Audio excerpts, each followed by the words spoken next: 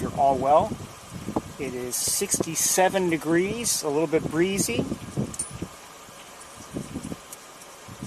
But I'd say overall kind of pleasant. What have I seen since I arrived? Other than some technical issues. I think I've got to replace the wire. Oh yeah, maybe it's time.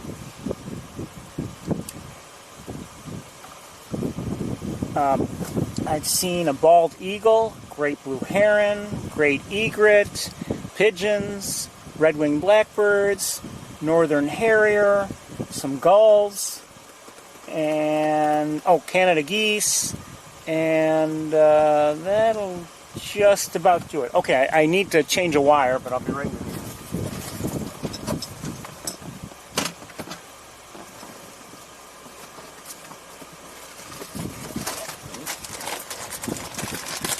I had a hard time making up my mind where to start today.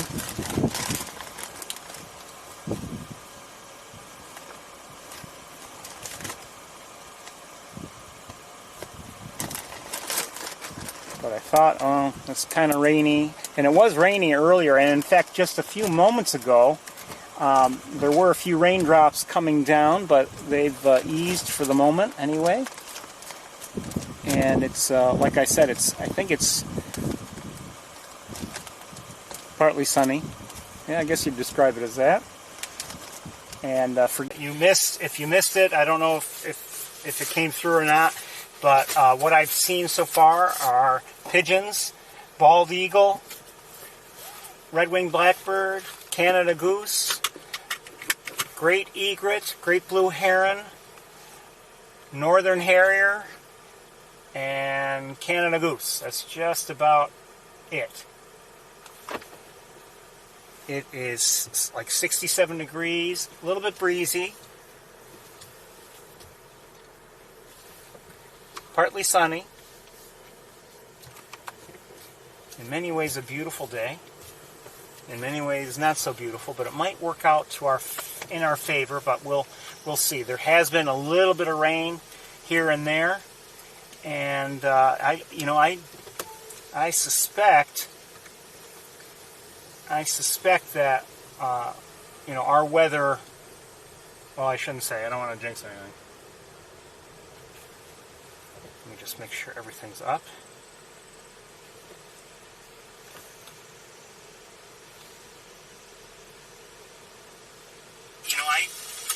I suspect. Quiet, Ferris.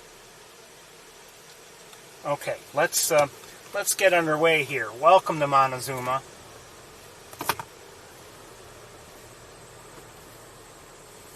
I think I was dealing with a faulty wire, and it was kind of bothering me last week, but things worked eventually, but I think that's what happened this week. It's been a quiet week for me overall in terms of bird watching. I haven't really seen much.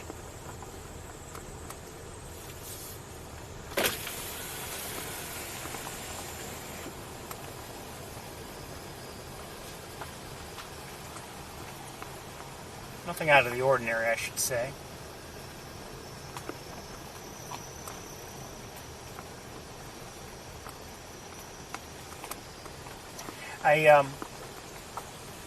I wasn't sure I was going to mention this, but maybe I will.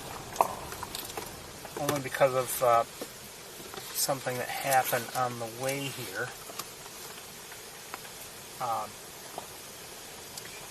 This Monday is the 9th of September, and it will mark 12 years of the tour. And I was thinking about maybe not mentioning any anniversary until next weekend. I'm the kind of person that,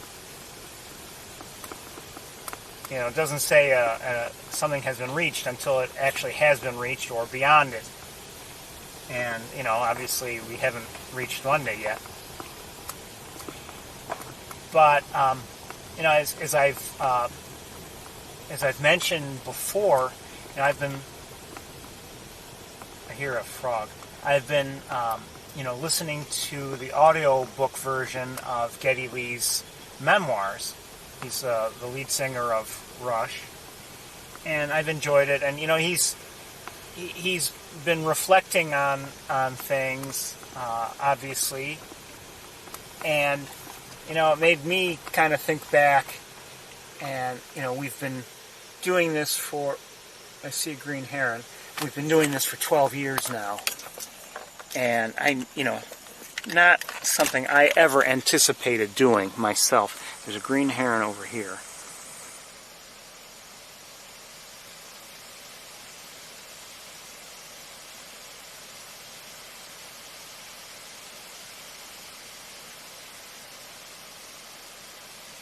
Anything else? Today is the Muck race, by the way. I'm not sure of what the rules are for that. I've never participated.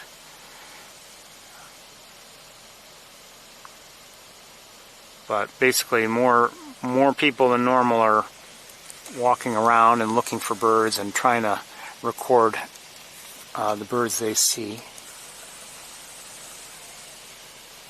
Groundhog.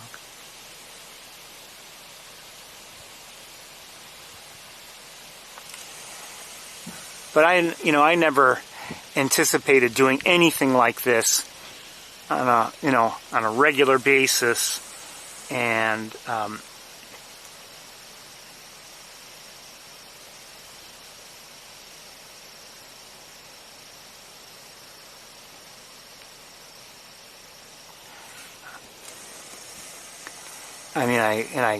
greatly enjoy it.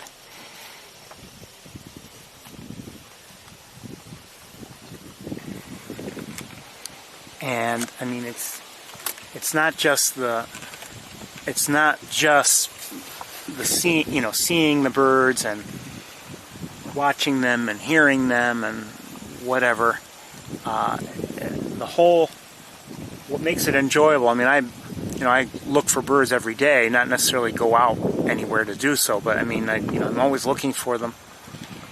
And did I just hear a catbird? But I think so. But to share the birds is a different experience altogether. And I really, as I said, truly enjoy it.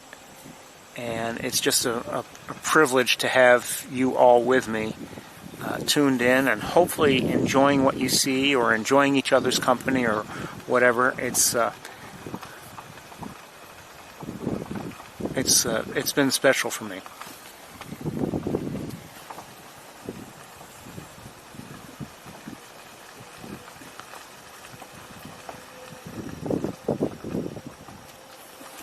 I see a gallinule, it looks like a young gallinule. One's in here.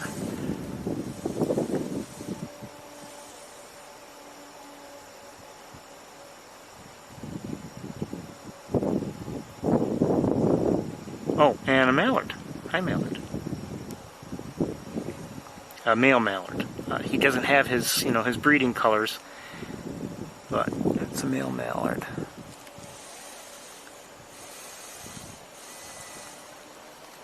Anybody else? Oh, something's moving once. Oh, uh-oh. Something was moving back there. I think I want to switch cameras quickly.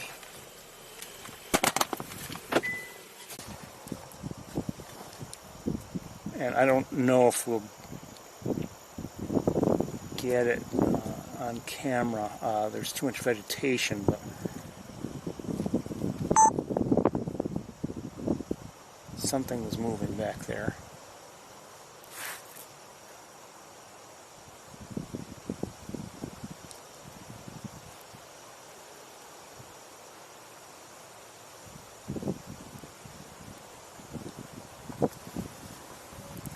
We have a very limited view from here. It's just there's a lot of vegetation around. I don't see anything moving now.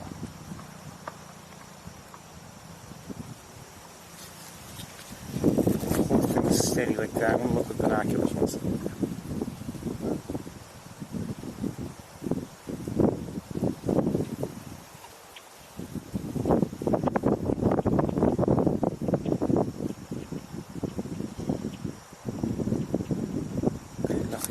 I guess.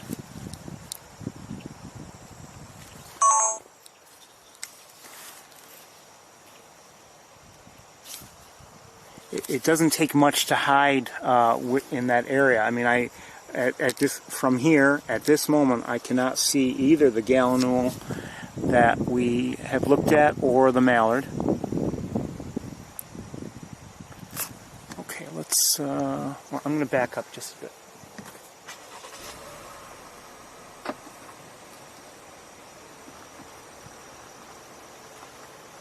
I can see the mallard now.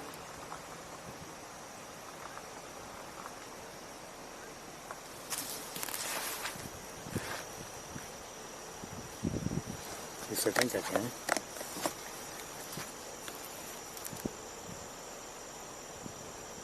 There's the mallard.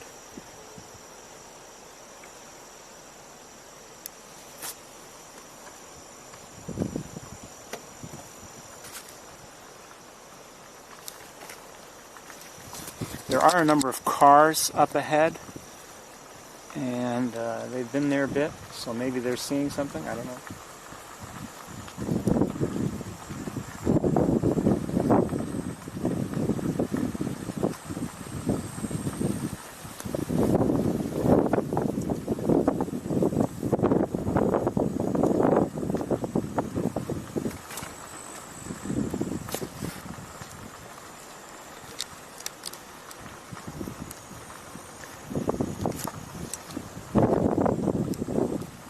I often tell the story how, of our first official tour,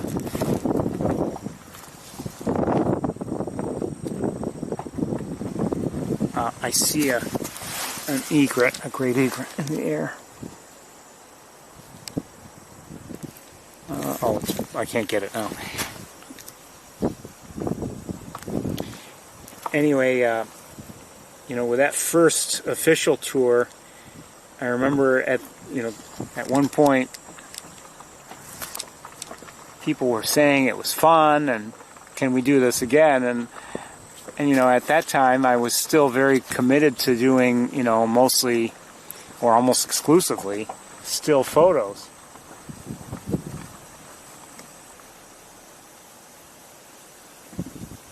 And I wondered how that was going to be possible to continue, and if we wanted to have another tour, how is this going to happen? Hold on one second.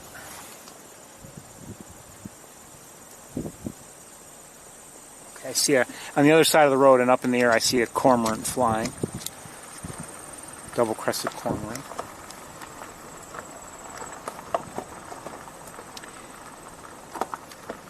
And I still maybe appreciate still photos, but I basically don't take still photos any longer.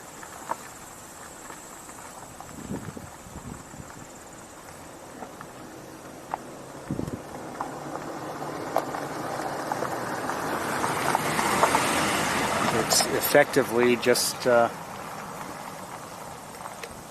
video. There's a federal wildlife officer vehicle that just went forward. Let's switch hands.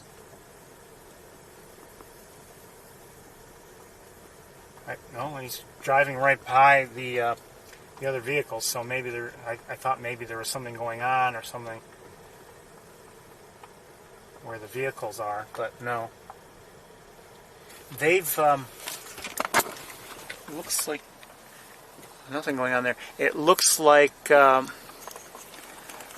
they've trimmed a lot of the vegetation there, and that could be helpful for us. If there's anything there to see.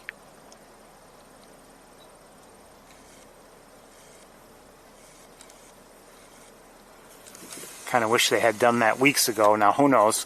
If they had done it weeks ago, maybe the birds that we were seeing there wouldn't have been there. Maybe they would have been afraid or something, but, well, well, hold on, what's that? It's a gull, I think.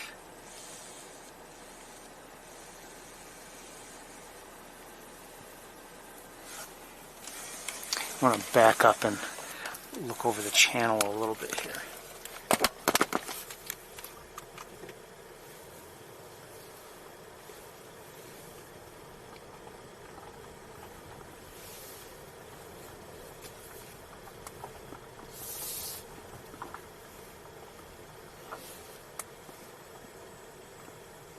there's a person out on the ground.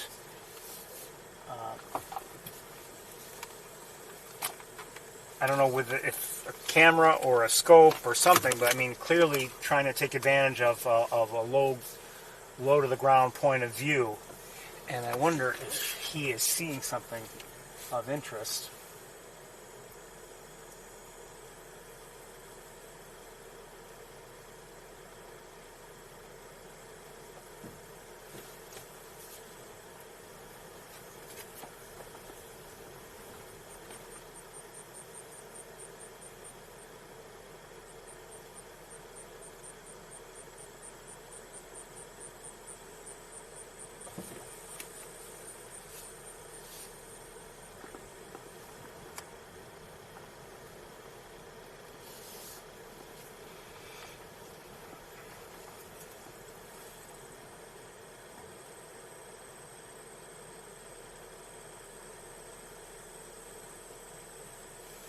I'm currently looking over here and hoping to see if there's anybody who's well camouflaged. So I'm trying to more slowly look. So that's why I've set you down, or I'm going to set you down again, and look with binoculars.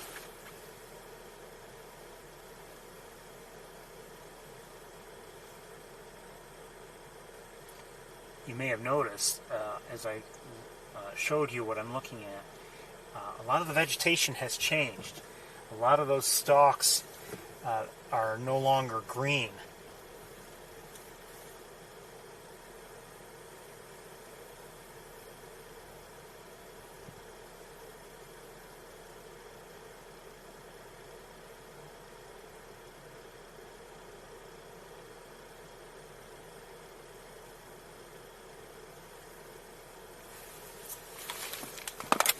I think I see a wood duck. Where'd it go?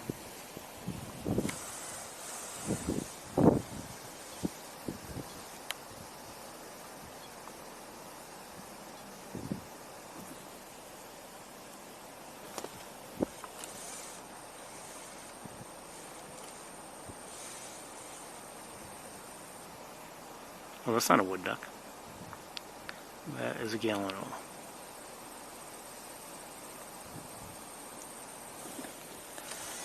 A young one.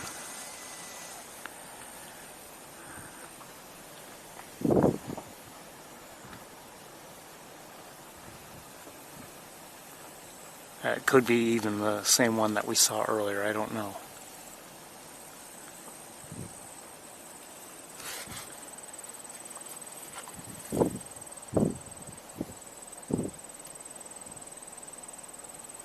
I see another gallinule up ahead over here.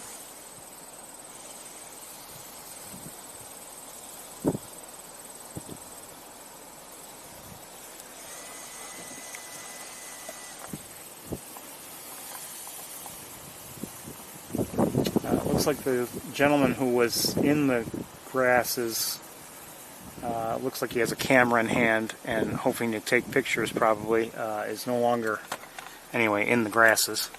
I'm going to set you down. I want to continue looking with binoculars.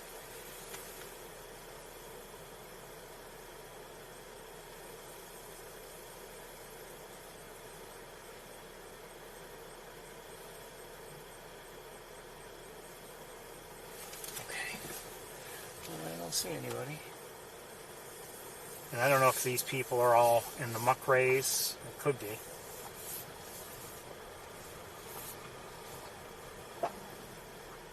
I see a turkey vulture in the air. Maybe two.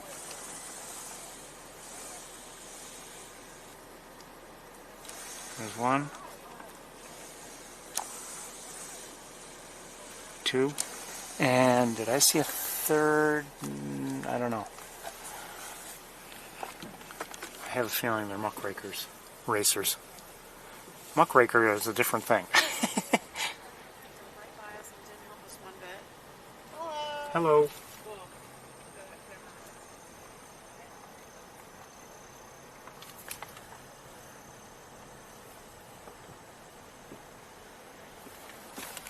And I do see, I believe that a great egret over here. Let's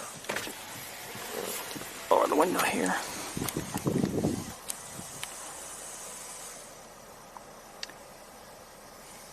And oh, northern shoveler, our first in a while.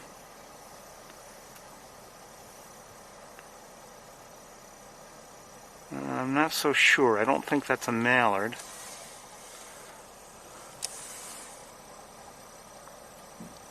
Got some shorebirds and some ducks here.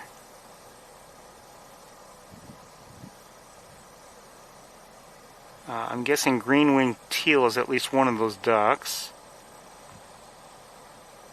And we're going to... oh. Wood duck.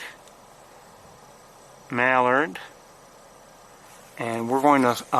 let's get set up and we'll switch cameras so we can have a slightly better look.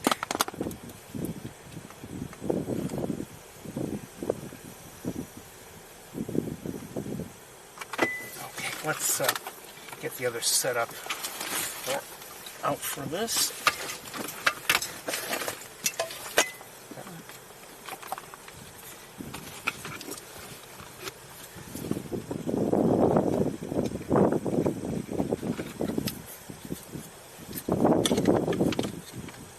Probably have to close the window, one of the windows, so that we don't have so much of a cross breeze going through.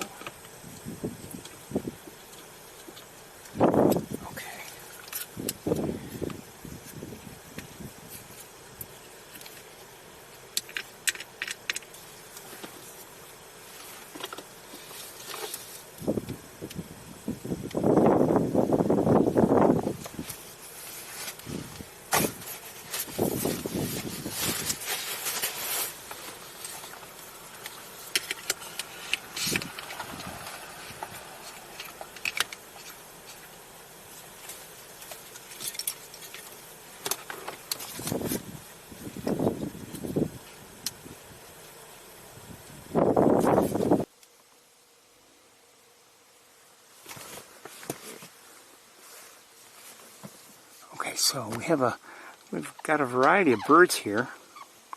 Some shorebirds, which probably are greater yellow, or well, yellow legs. I'm not sure if they're greater or lesser, to be honest with you.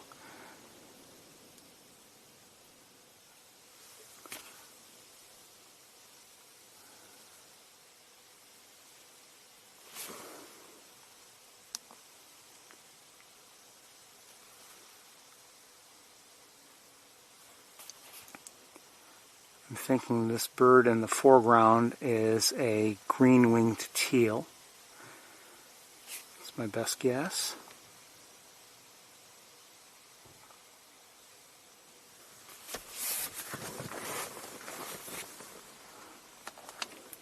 Look at the egret just for a bit. Great egret.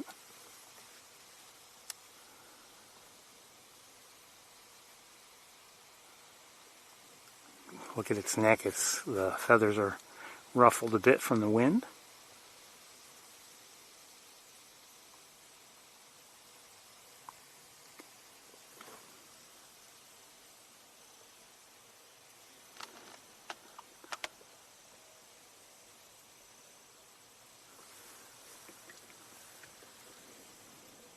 Hold on a second. There we go. I think. Okay.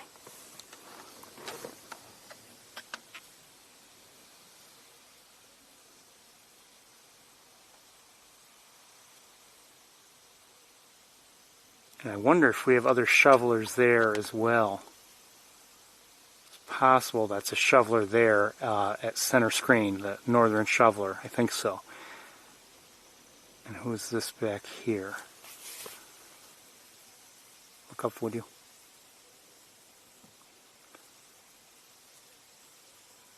Not a shoveler. That looks like, I guess it's a mallard. And near the egret, is that a mallard? Yeah, I believe so.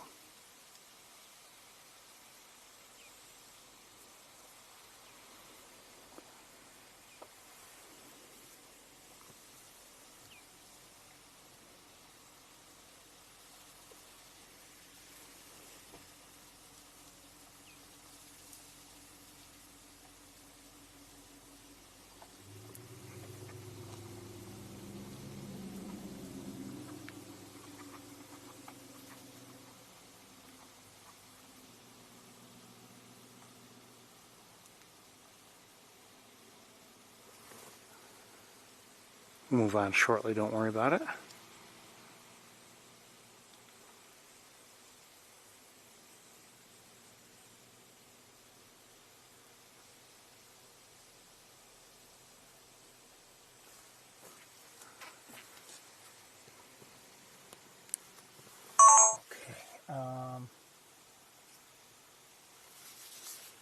Yeah, let's move ahead a little bit.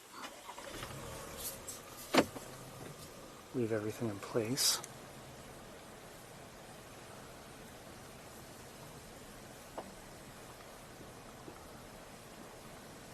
Don't know if I see anything else with the naked eye in this area, the Seneca Flats area.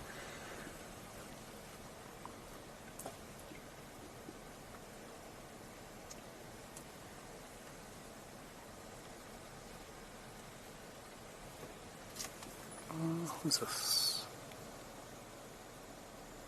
Well, that's the wood duck there.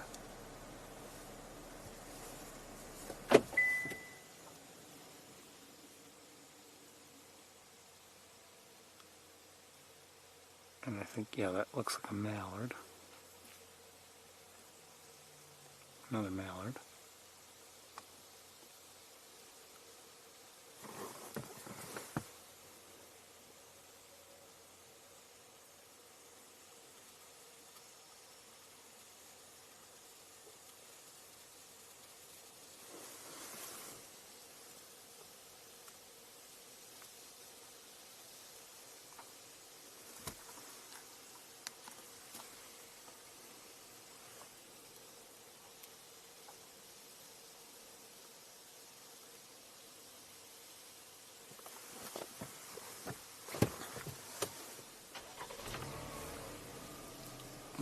The eagle, I'm sorry, the egret just, oh, there's a second egret that just came into view, but now both of them are out of view. They're kind of chasing after each other.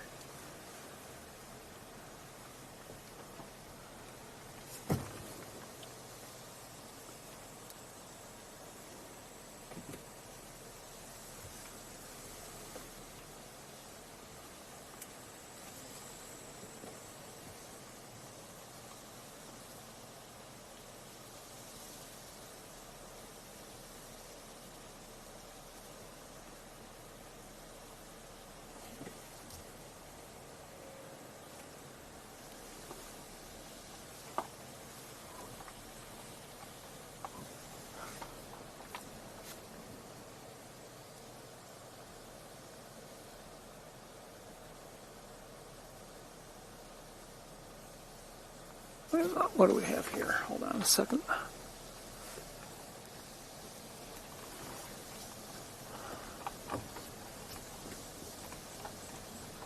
Oh, maybe well, we'll see. I may have moved too far forward. Hold on a second.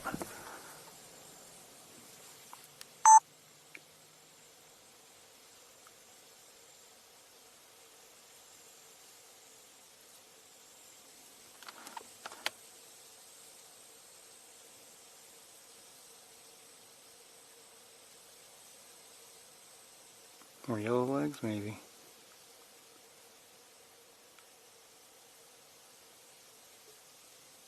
Definitely some more mallards.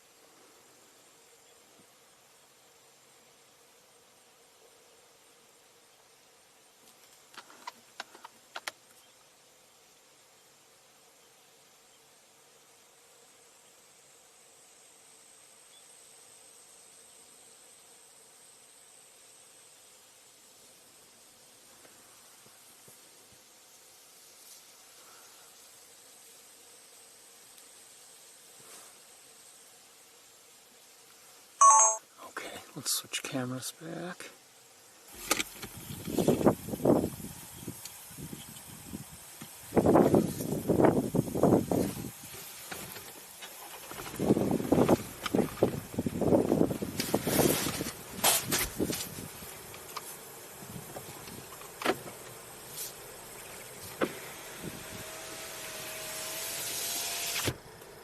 Here, a Canada goose.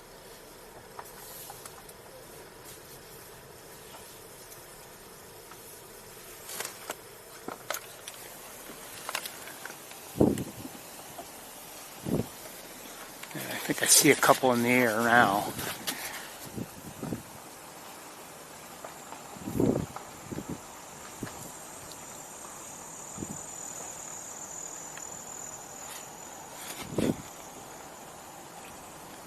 Kind of quiet so far.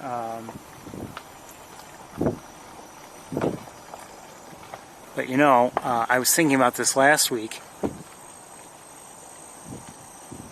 and you know, it used to be we would not come up here, really, not much, if at all, during the you know, during June and July. And really August, and we'd come back for the first time in a while, you know, in September. And I remember thinking after one such visit, first time of the coming season, that okay, it was okay for, you know, an early fall visit or a late summer visit. And you know, we haven't done that. We've been coming up here right along, but you know, we're here now at such a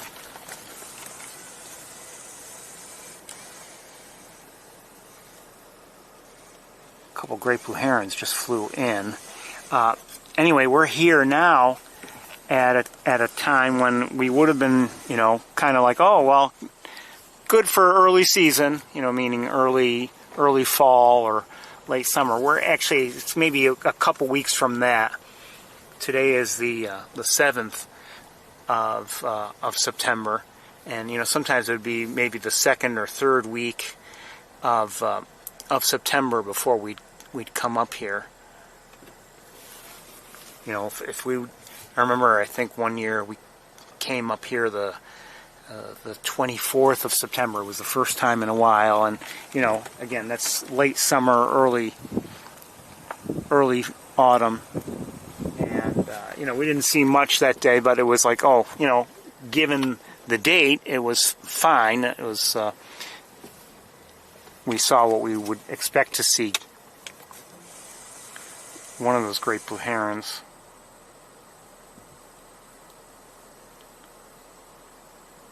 Is here. Looks like a young one, just by its coloration. I don't know if we could get a good look at it.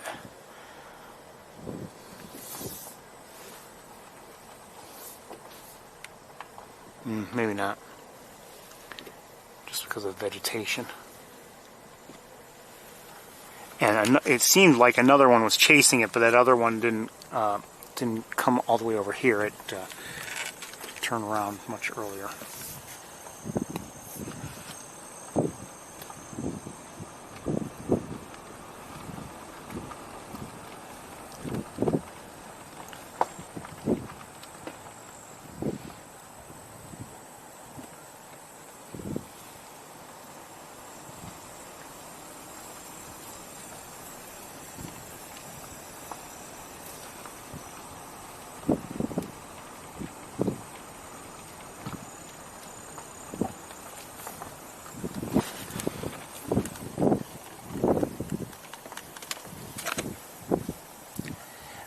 With the naked eye, I don't see much out here. Let me look with binoculars a bit.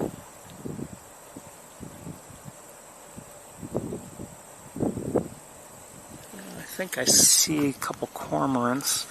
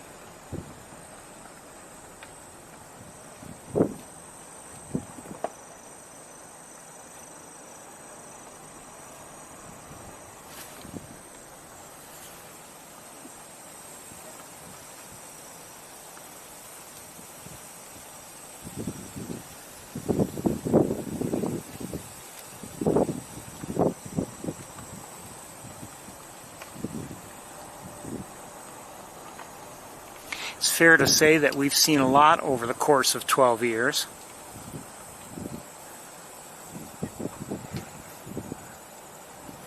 Oh, I've got some coots, I think. And this might be the best place from, not that we've got a clear, very clear line of sight, but it's probably going to be the best area from which we can see them. Let's take a look with the other camera.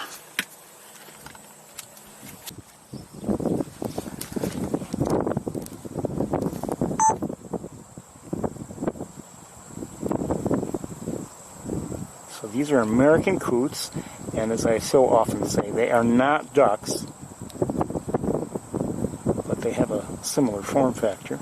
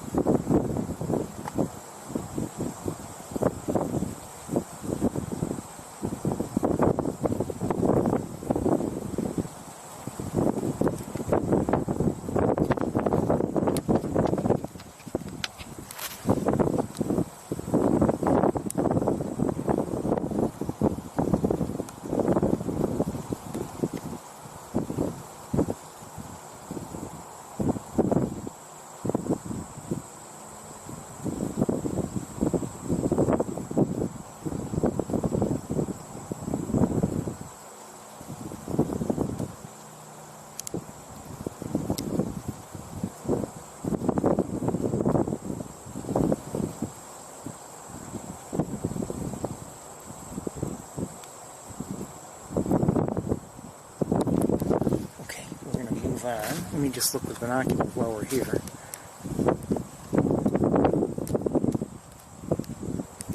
Seems like the coots are kind of moving on too.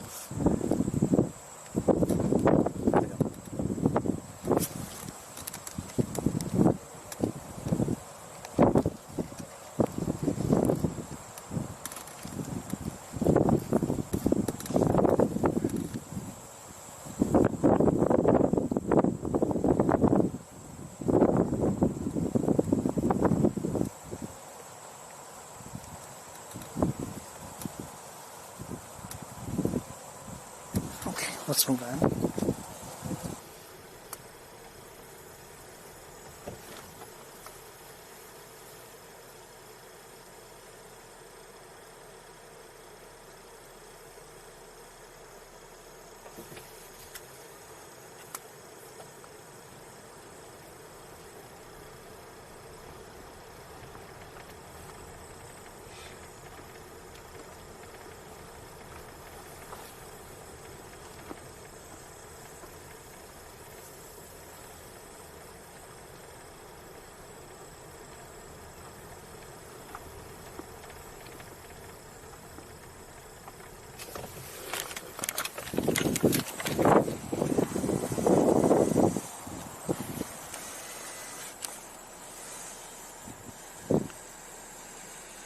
This is a double-crested cormorant.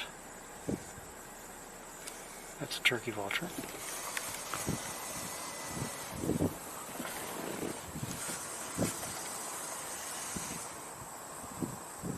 Another cormorant there on the ground, a couple of them.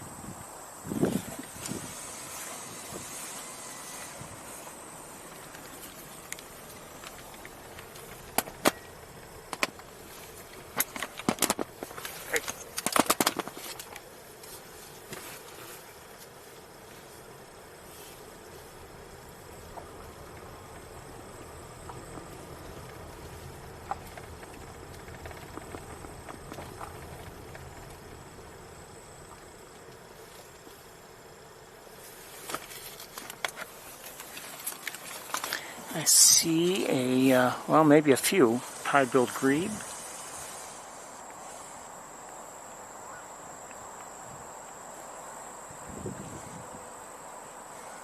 Well, maybe just the one.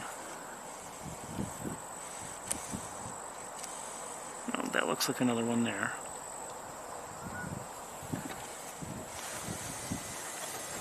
And I think, yeah, I just saw another one farther away diving.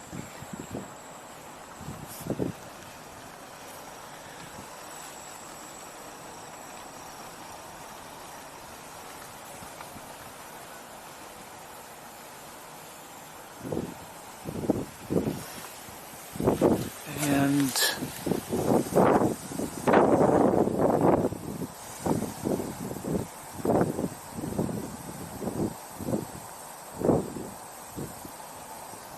oh, I think these might be gadwalls. Let's take a look 1 second.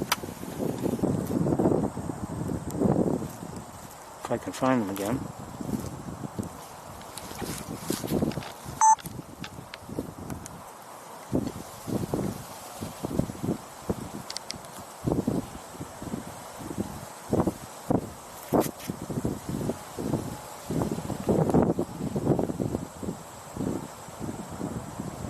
I believe gadwalls.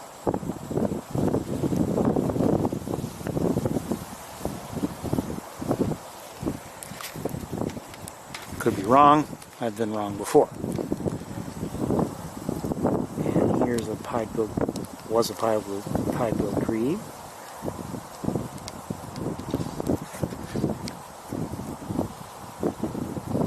Oh, and way out there, who's that?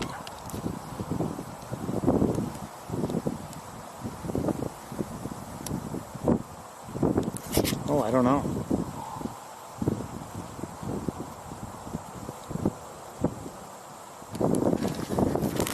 Hold on, I've got to try to hold it a little bit more steady.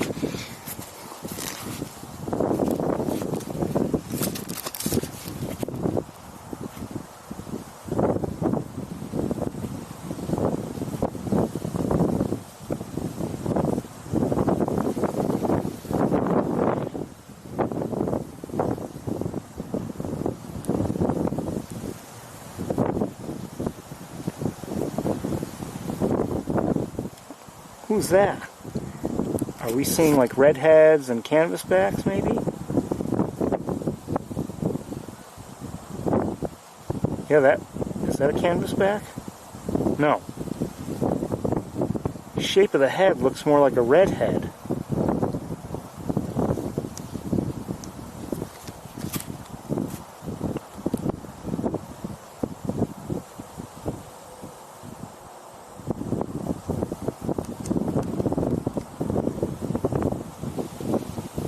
But I could be wrong.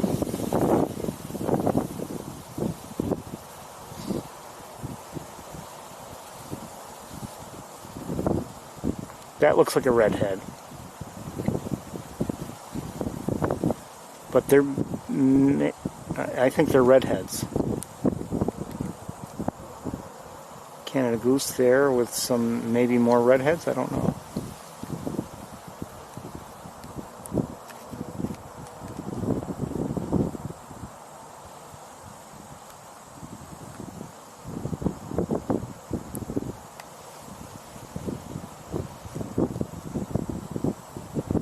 Glad we looked.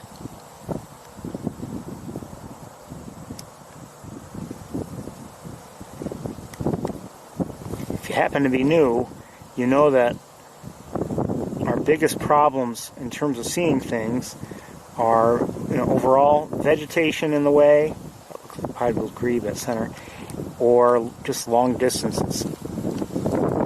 We also have other issues sometimes, whether it's the air not being very clear or heat shimmer.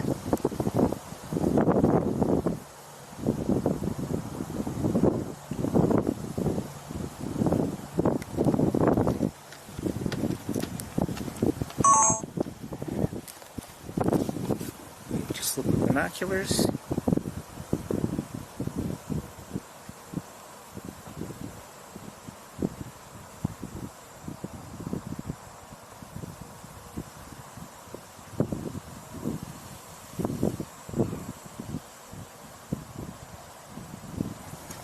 Let's switch cameras. Away for a vehicle to slowly pass me. Come on, let's go. Come on. Holding up the world.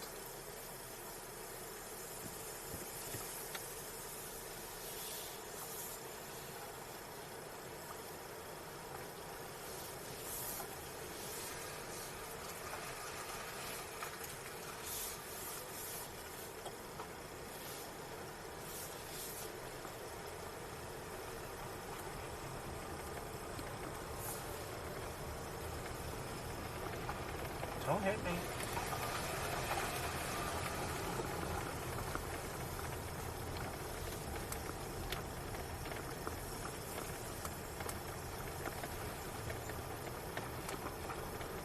A day like today with these breezes, I mean, sometimes the breezes can be helpful, but as you probably noticed, they're disturbing the water a bit, and it makes it that much more difficult to see, especially the smaller birds on the water. If the water's nice and smooth, then very often it can be actually relatively easy.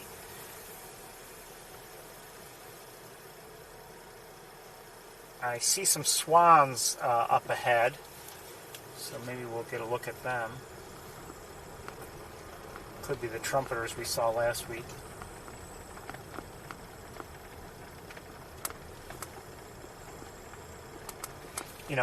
Anyway, as I was saying, sometimes if you have the water and it's nice and smooth, all you need to do is look along the surface and you see a break in that smoothness. Oh, there's a bird there or something poking through. When it's choppy, and this isn't very choppy, but the water is being roughed up by the wind, it makes it that much more difficult to find a smaller bird that may be not much larger than the ripples in the water.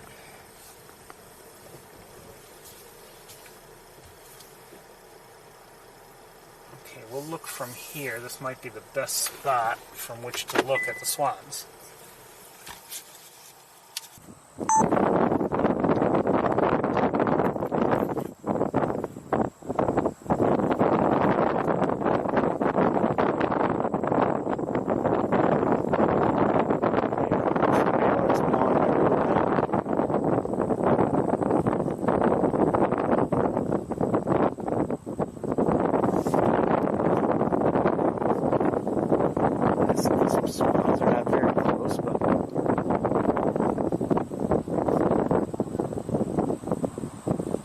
They are trumpeters.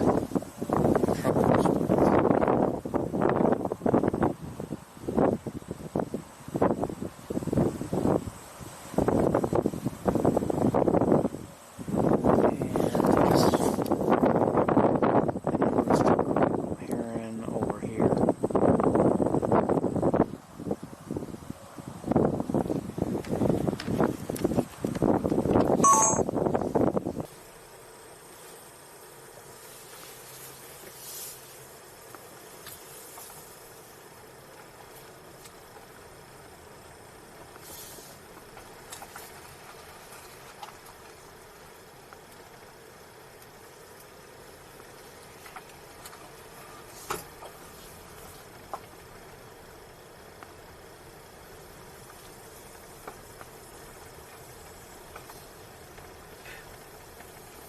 Now they could do the muck race differently. I don't think there's any set route that you're to take. I may be wrong about that, or in any set order.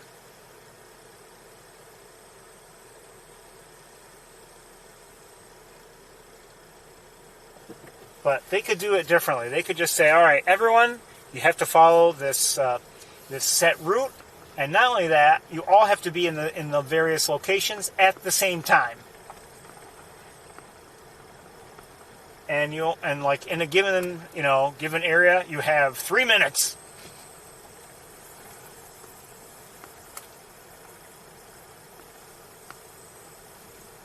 Now, I'm not advocating for that. I think that would And the only reason why I'm not advocating for that is just because it might potentially disturb the wildlife. But I think people should do that sort of thing with golf. I think the game of golf should be like, if there are 4 people on playing together, they should all play with the very same ball.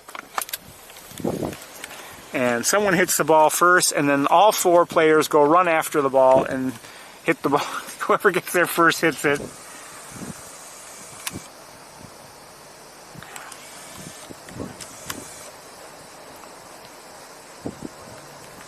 Oh, what do we have here? Coots, and that looks like a gallinule there, young gallinule. Let's take a look.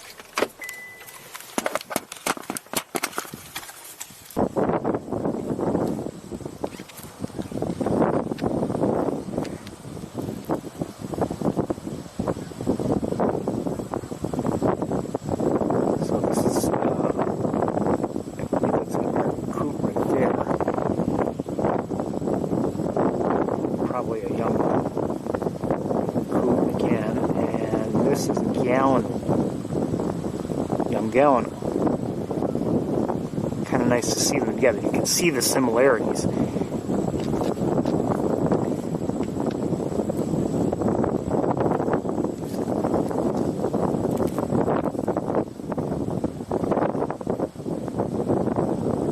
believe that's a gallinule back there. Could be wrong.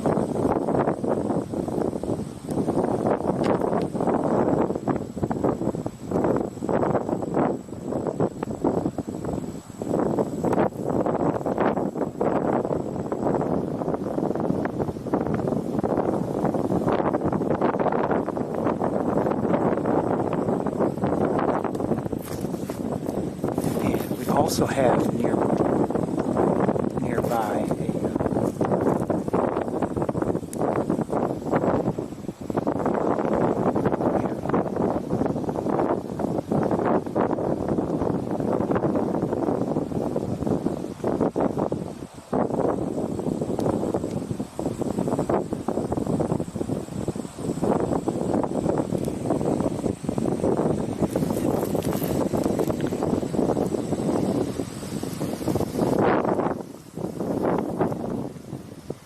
this, if it's not at adulthood, it's very close. This is an adult gallinule. Notice the reddish bill, yellow tip. This is a young gallinule.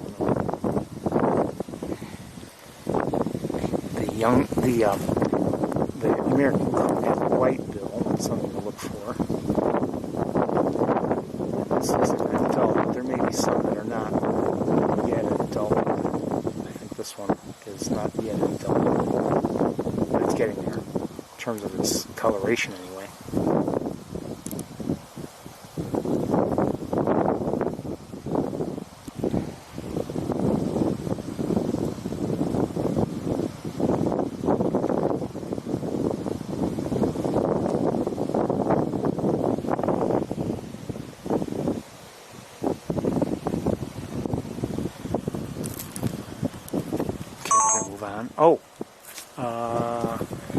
There's a, where'd it go? I think it just dove. Well, I don't know if we'll be able to see it or not. I think there's a cormorant nearby.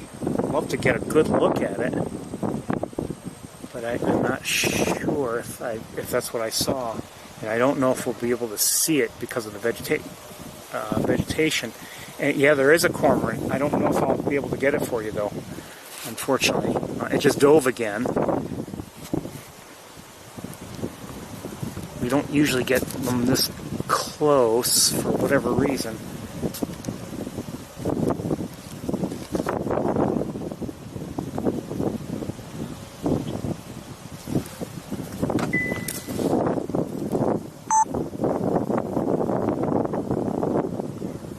That's a double-crested cormorant. We'll see if we can get it again. Oh, is there another one? Or is it just one? Might be just one, I don't know, but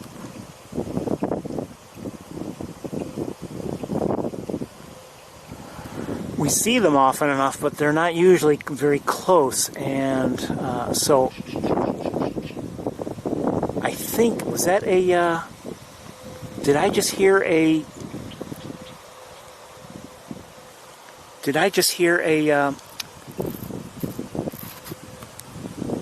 least bittern?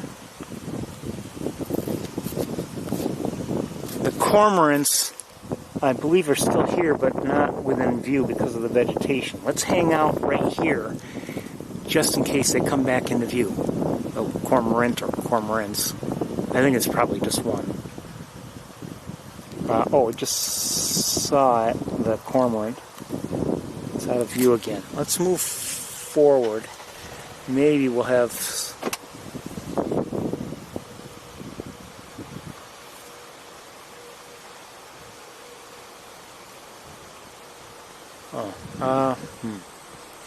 Vegetation is the problem here.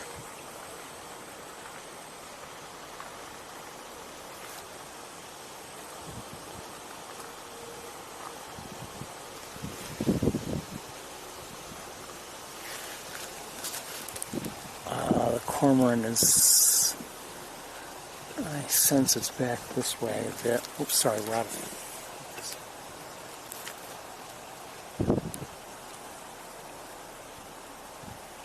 Hold on. Okay.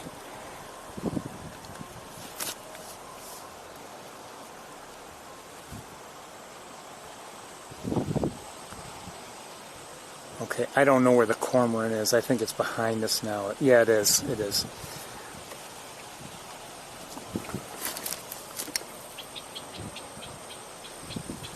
Yeah, it is. Okay, we're gonna let it go, I guess. Anyway, I heard something, and I wonder if that was the sound of a... you know, there might be two cormorants. I think there are.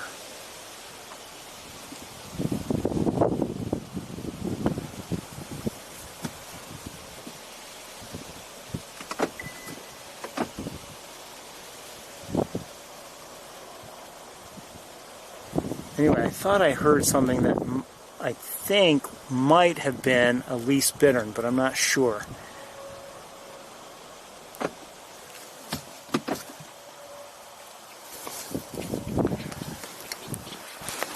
Wouldn't mind seeing a least bittern. We haven't seen one in a bit.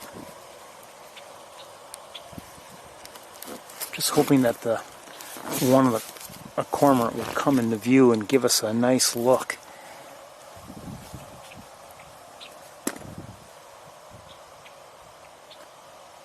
While we're waiting, I'm just looking at the grasses to see if anybody is hiding.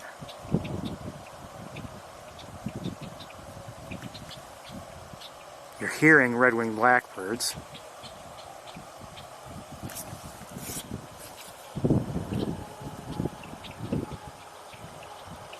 And the cormorants, I'm not even sure where they are. I don't think they're being cooperative at the moment.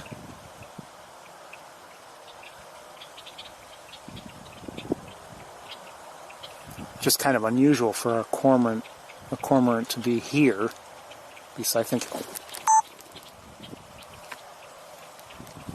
Where are you? Shoot.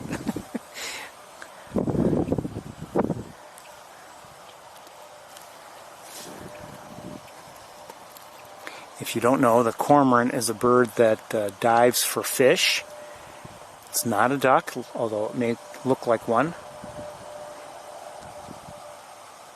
It's behind us again.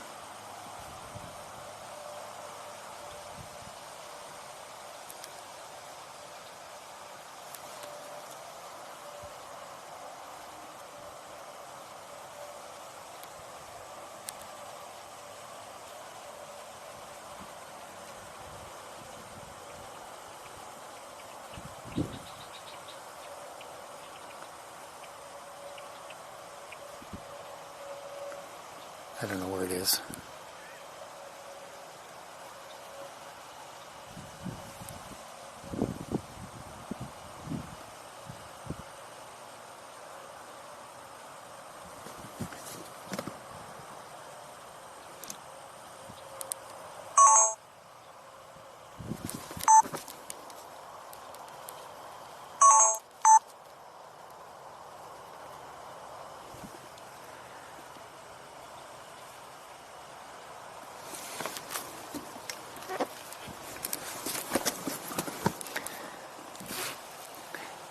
I suppose I could, if I wanted to get out of the car, but it might help me, but I don't want to frighten anything either. This is not really a designated area for getting out of the car, although there are a bunch of people out of their vehicles now.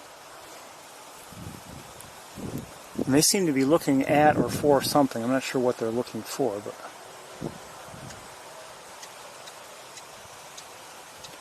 Okay, we're going to move on.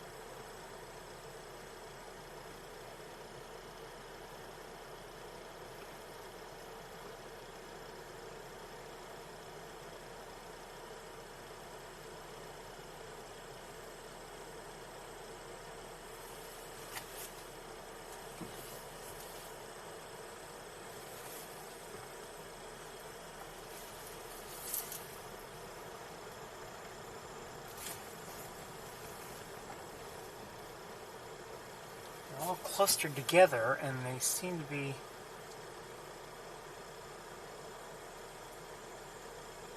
I wonder what they're seeing, if anything. I don't know.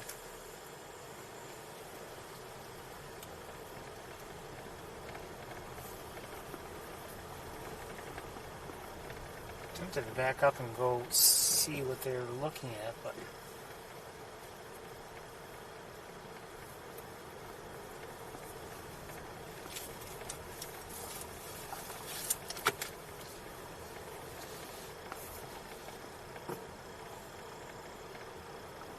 again, I heard that sound that made me think, I think it's how they describe a Elise Bitterns vocalization, or at least one of their vocalizations.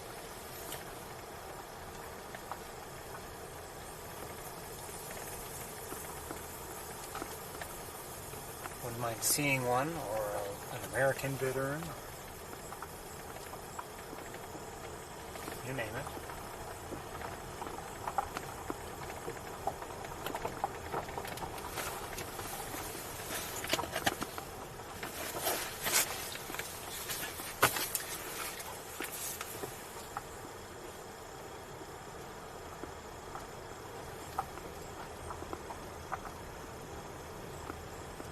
You know, I wonder if they're on the muck race or not, because if they are, it doesn't seem like they're really in a hurry.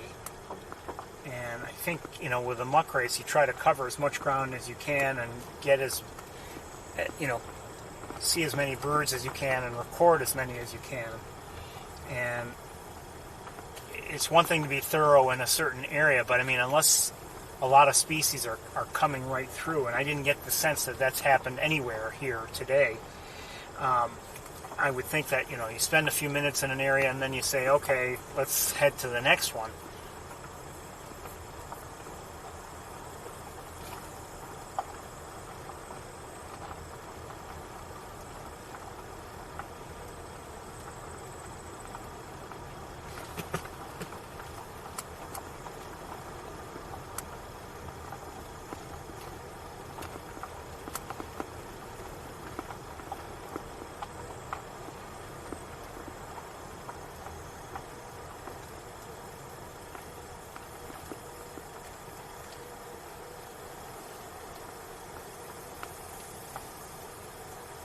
I mean, an area, let's say, like like East Road looking down on the Knox Marcellus Marsh, you know, there could be many birds there to see, but maybe you just go through the area and you note and record as many as you can, and then when you're essentially done looking through, you say, okay, we've got to move on.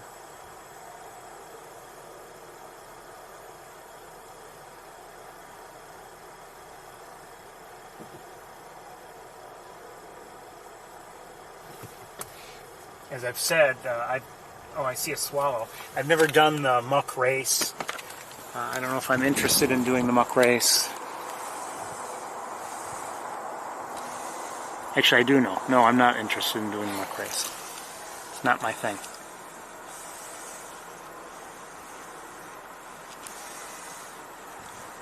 It looks like a few swallows are up and about. I'm not sure what kind they are.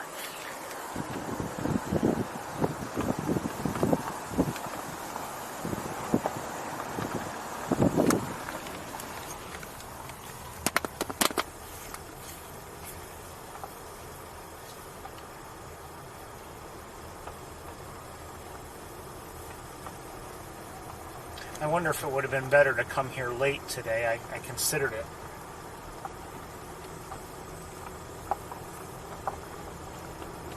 Kept looking at the weather and everything, and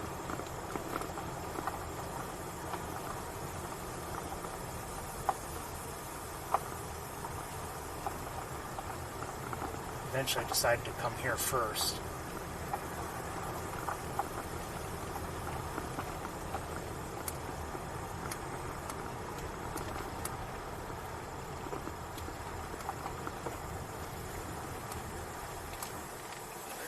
Great egret.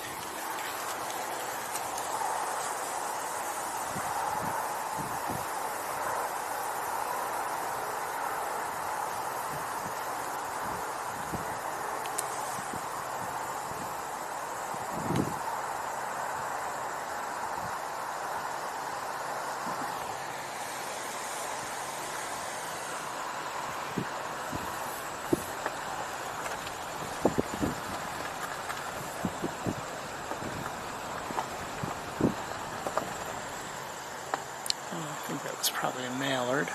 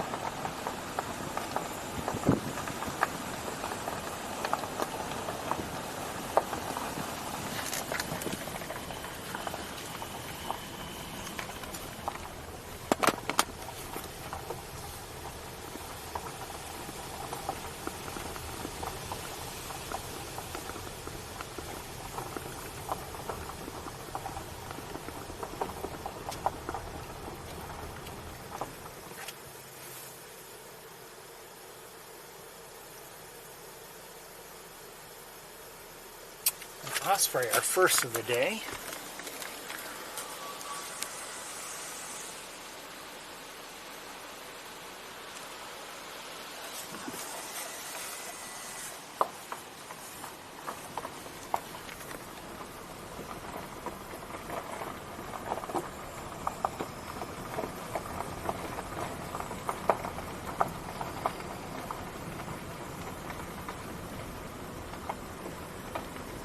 I see a few very small drops of water on the windshield. And up ahead, there are Canada geese. Some ducks also, by the looks of things. I'm not sure what they are.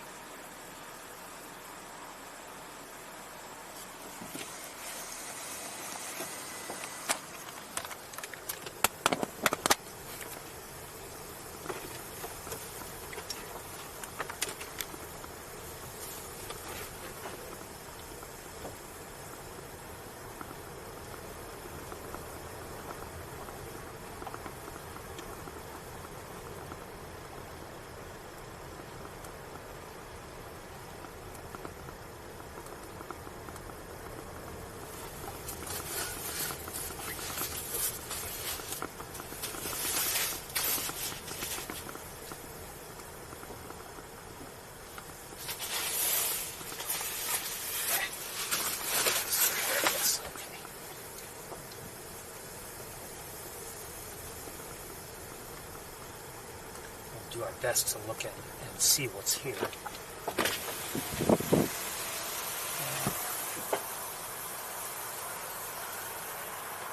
Well, there may be more here than I realized. Okay, give me a minute.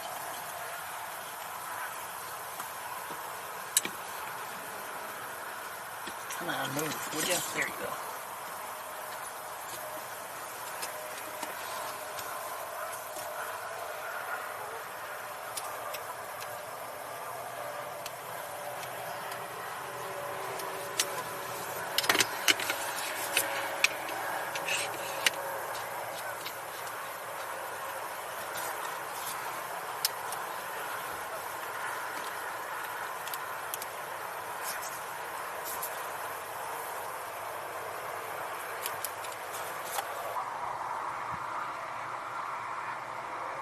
So northern shovelers are now starting to show up.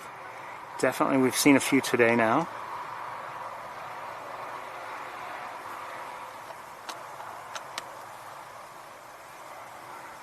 That's a mallard there on the right, but there are smaller ducks on the left. What are they?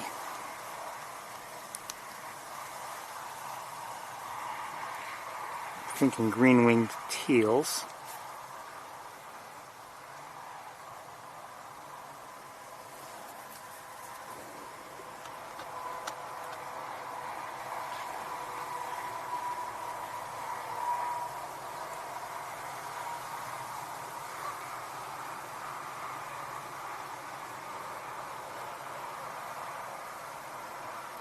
See some shorebirds back there.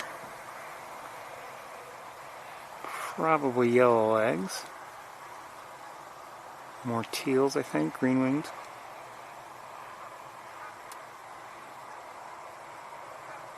Good to see the relative sizes here.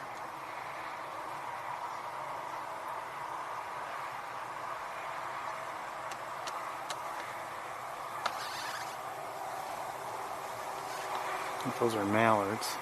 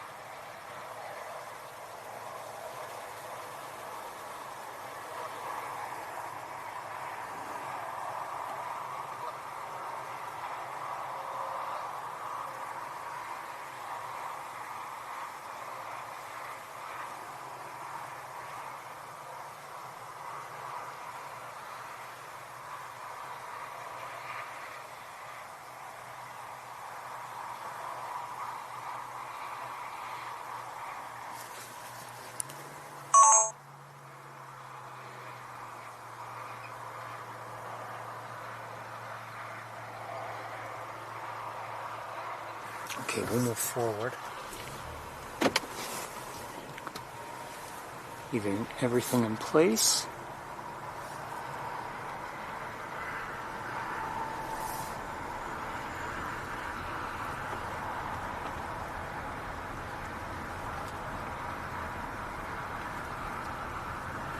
Hey, get out of my car, fly.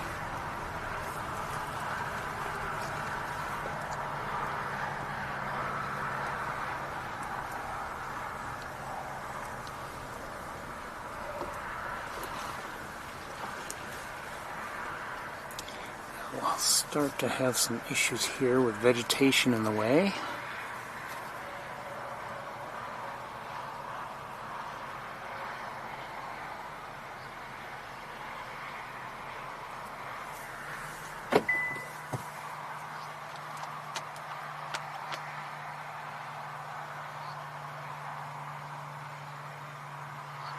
These, I think we've got some blue-winged teals here. These are blue-winged teals.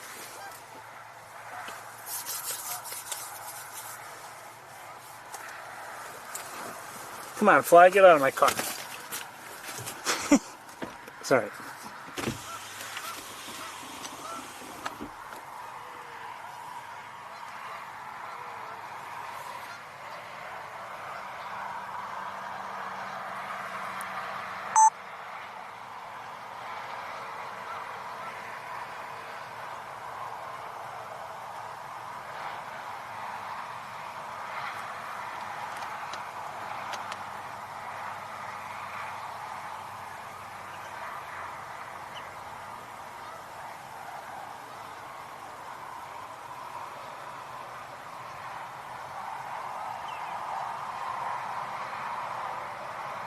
Those might be green-winged right there.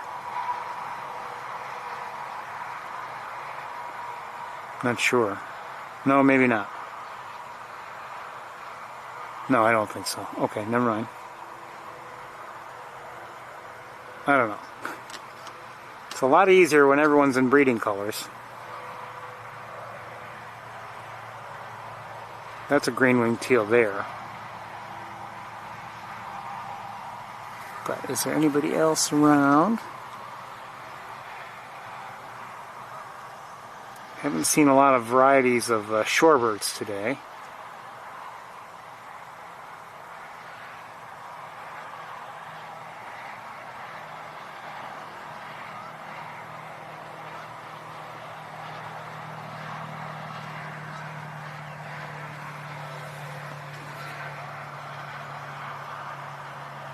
Okay, we're going to move on.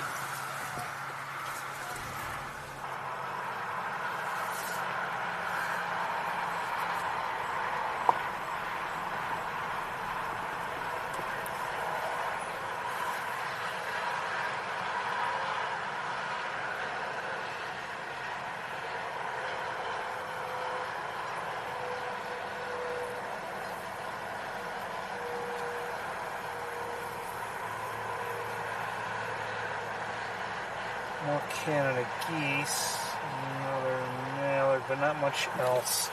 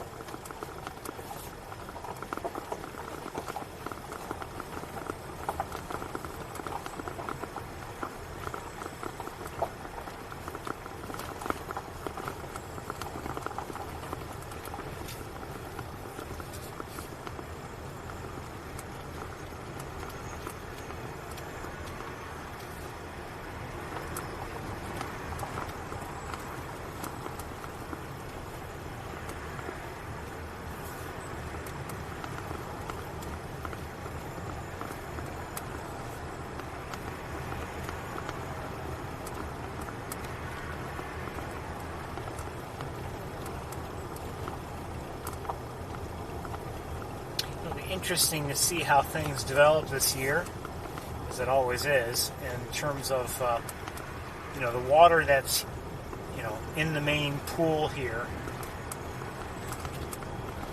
and will it be drawing large numbers of waterfowl? Won't it? Who knows? In the autumn, as they migrate through.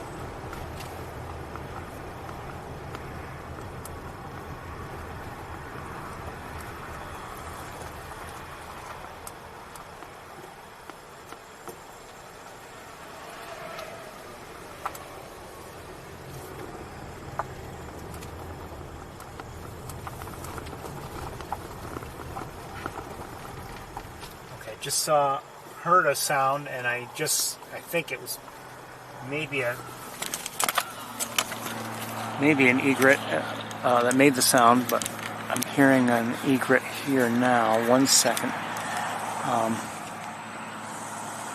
It's right over here, and so relatively close. A lot of vegetation between us.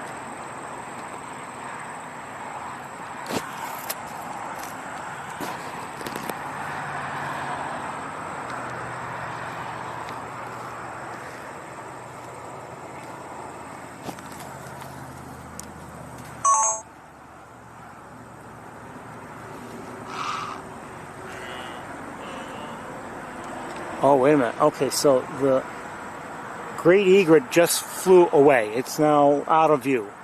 And I heard something else, so I'm wondering, there's another bird here, and that may have been a great egret, but I'm not sure. I'm sorry, a great blue heron, but I'm not sure on who made that other sound. But definitely another bird nearby.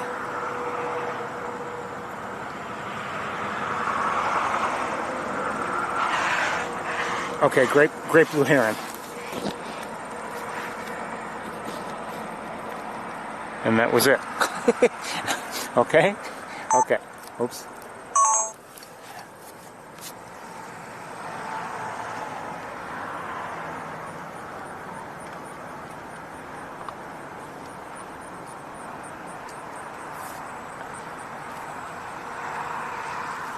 Now I see a great egret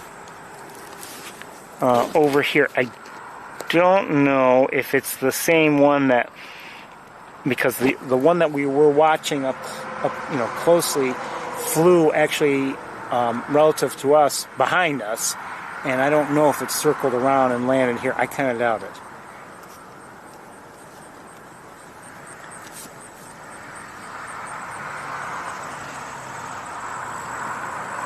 There we go. Hold on a second. I can't see.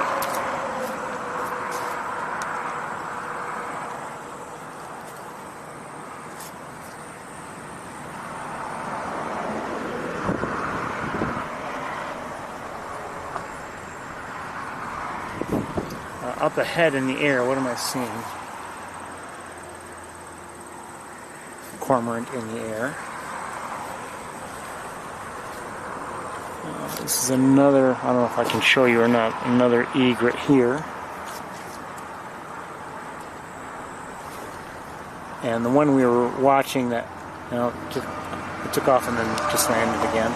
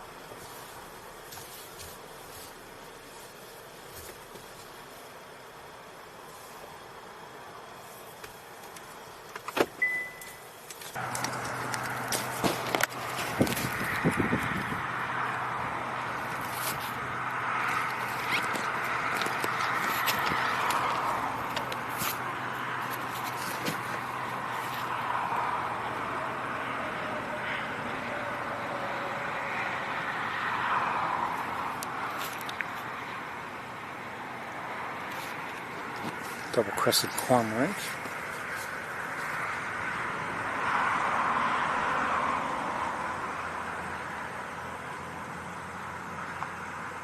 And there is a gull nearby on the water. Not sure what it is, but...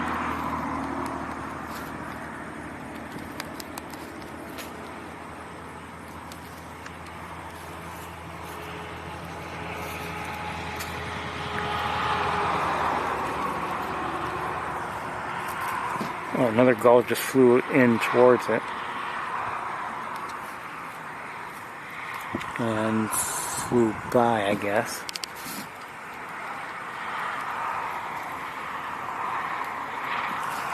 Okay.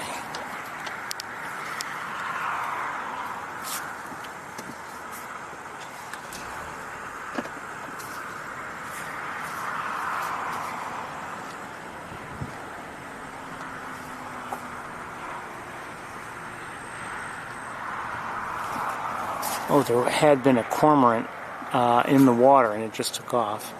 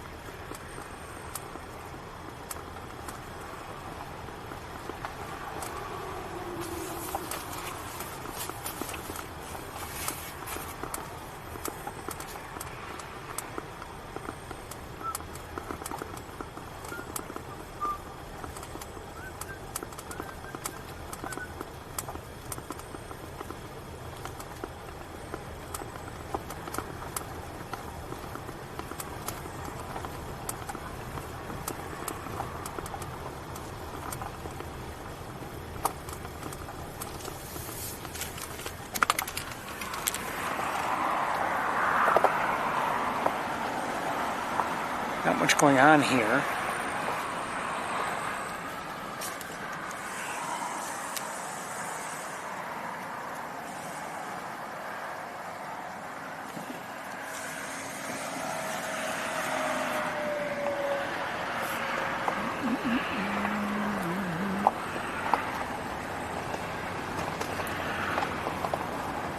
Because of the muck race, you know, if we wanted to, we could walk down towards the marsh, from East Road.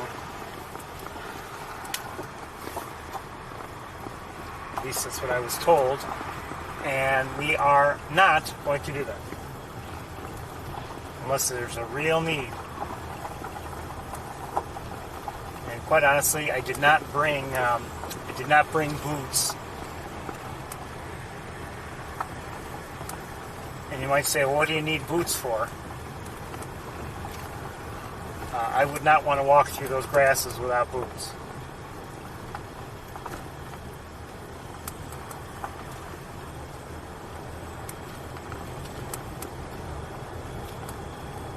Have to worry about things like ticks and other insects that might bite.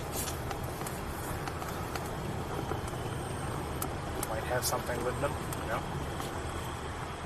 So I would hesitate.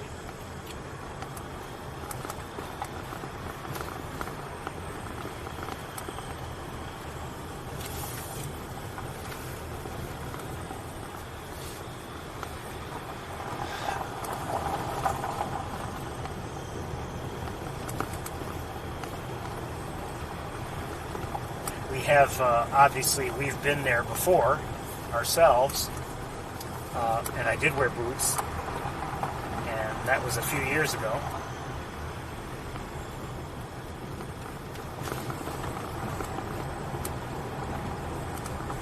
It was at the time of the muck race, but there was no muck race that year.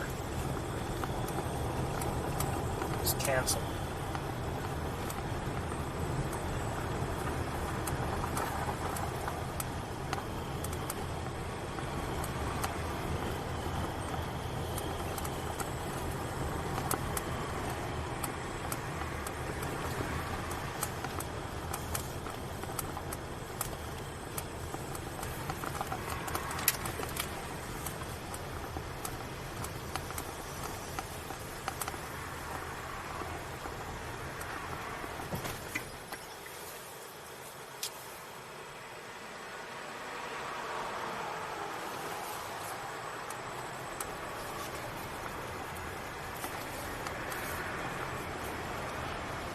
I wasn't happy for those, who might normally enjoy participating in it, in the muck race that year.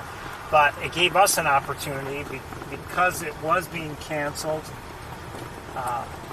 We ended up walking there and a couple different areas we ordinarily would not visit with Dave Nutter, who is an experienced bird watcher. And it was a pleasure to see, benefit from his experience for one, and also to visit those areas we wouldn't ordinarily visit. That is it for Wildlife Drive, everybody.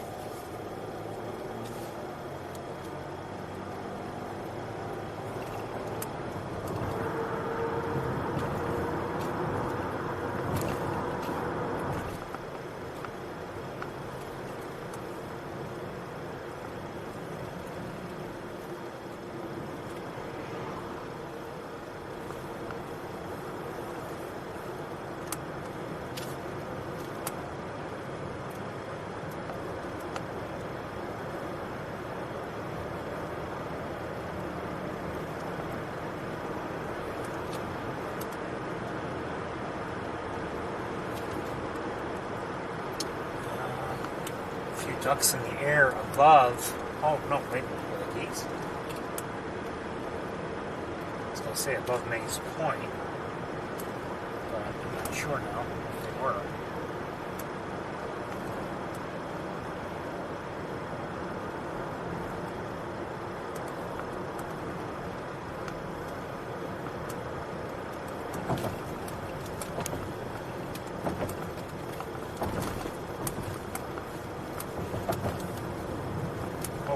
Down below on our right, I just saw a great egret and a great blue heron, and to our left in the trees, I saw some cormorants.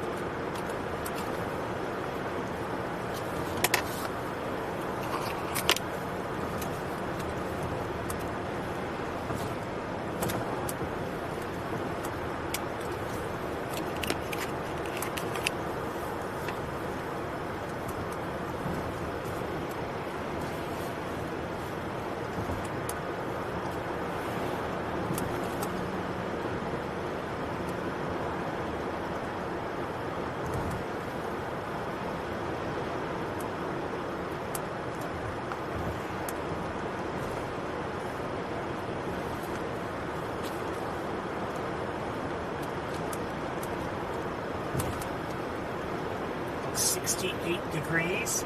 I'd say it's partly sunny, I guess.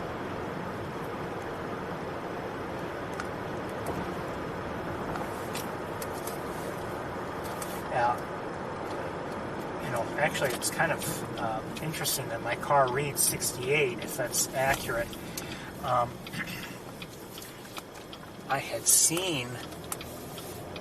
thought I had seen a forecast with a high of like 59.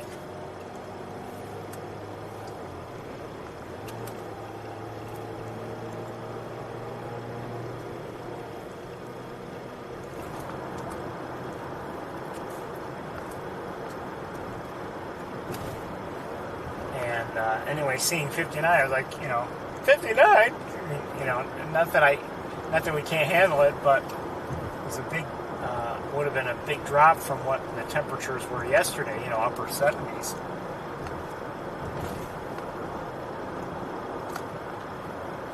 But so far it's been a little warmer, although I just see it's now 67. But that road we were on is often a little bit warmer anyway.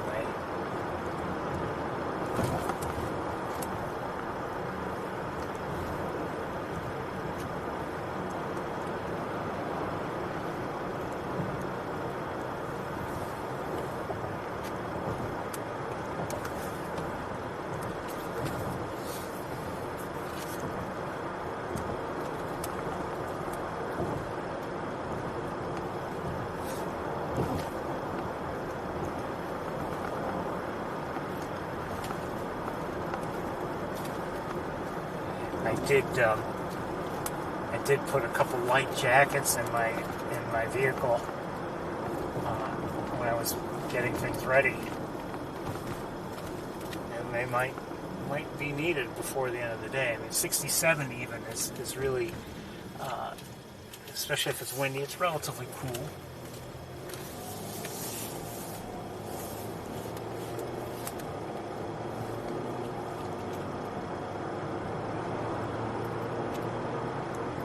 As I've said before, taking a regular walk, just, walking for the sake of walking or whatever is fine. And, sometimes,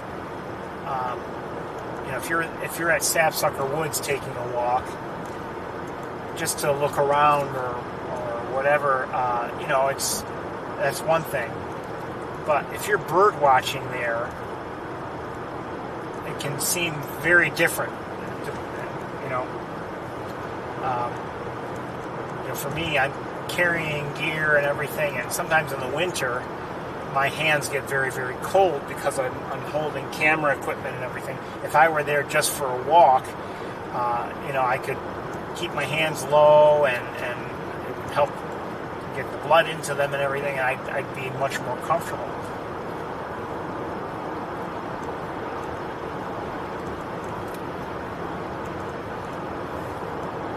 Same thing also if it's, I don't know, let's say it's 35 degrees, and, it's cold, but, I mean, on a relative basis in the winter, if it's January and it's 35 degrees, you think, wow, that's not so bad, it's a relatively mild day. If you're standing there at Sapsucker, let's say you're looking out over an area and you're standing and not moving much, you might soon feel that, wow, it's pretty cold here.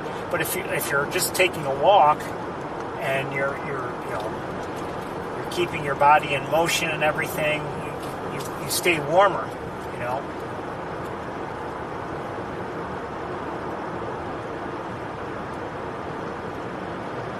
By the same token, in the summertime, now granted, I carry around some stuff in the summertime, so that makes things feel warmer, but my pace is usually not that of someone who's taking a brisk walk. We'll walk, at a decent pace sometimes, but we often stop because we're looking at birds or we're trying to look for birds. And, so in terms of exercise, it's not necessarily, good aerobic exercise, good cardio. It's just a simple, slow, easy walk on that basis.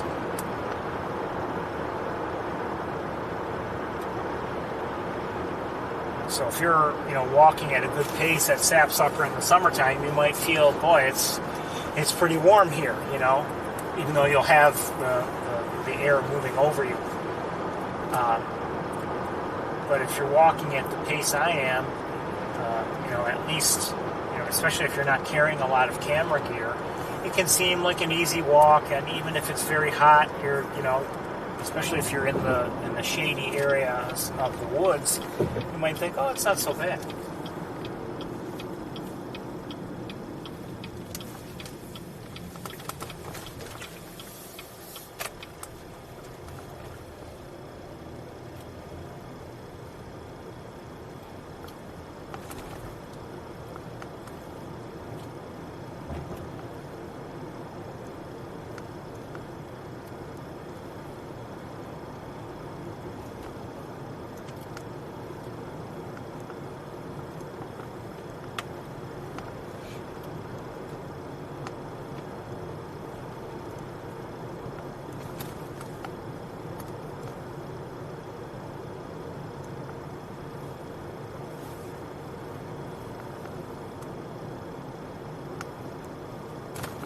So if you haven't figured it out, we are heading to Dyne Spoor Road. If we don't see much, we're not going to spend much time here.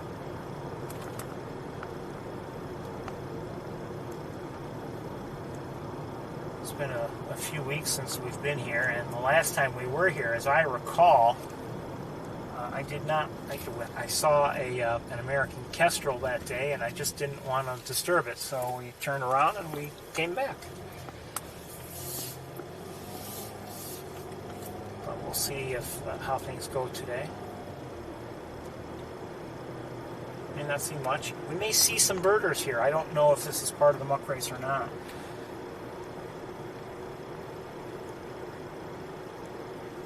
We often see, somebody looking for birds, but I mean, my point is, if it's part of the race, we may see more than we usually would.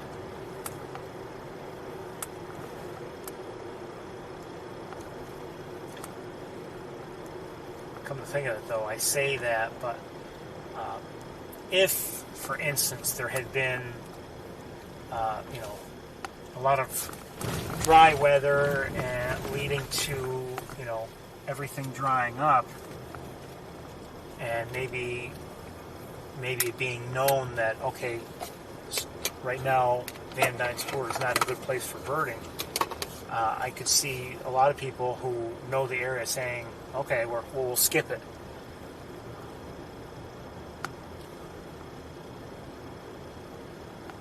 Just because of, I guess the time factor.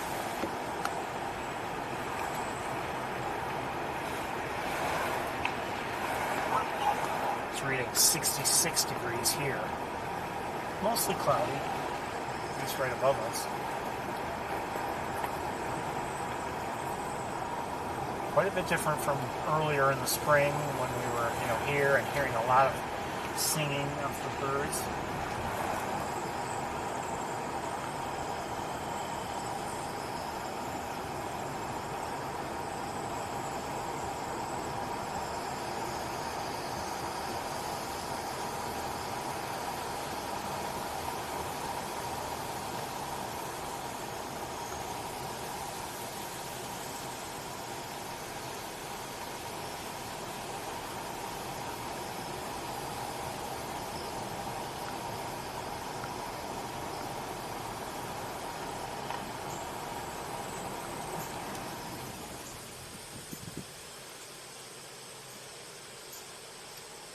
I think I'm hearing a northern cardinal's chip note.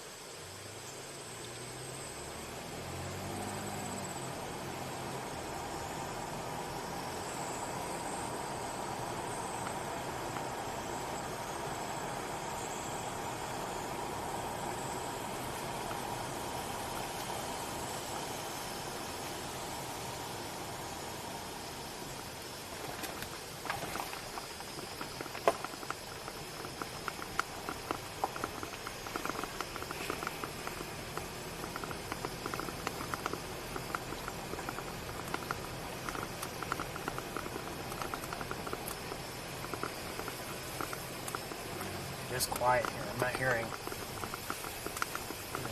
anything.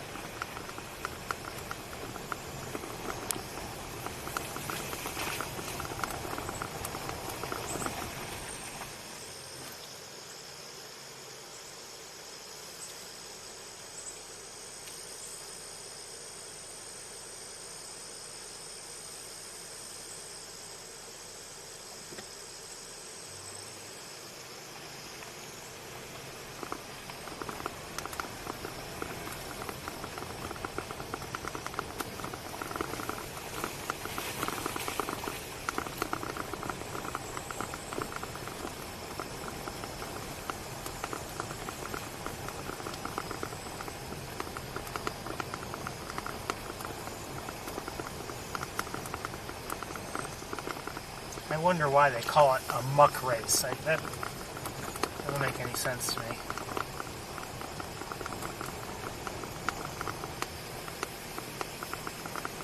I would change the name of it, but sometimes you change the name after something's been in place for so long, and you lose a lot of people who think that whatever it is has disappeared.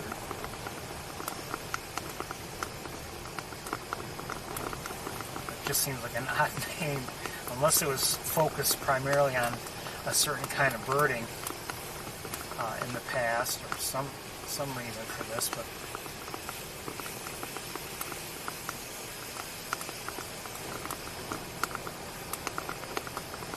65 degrees. I might see a car up ahead. I'm not sure. Yes. Just one. I mean, it's not like I see a few cars or anything.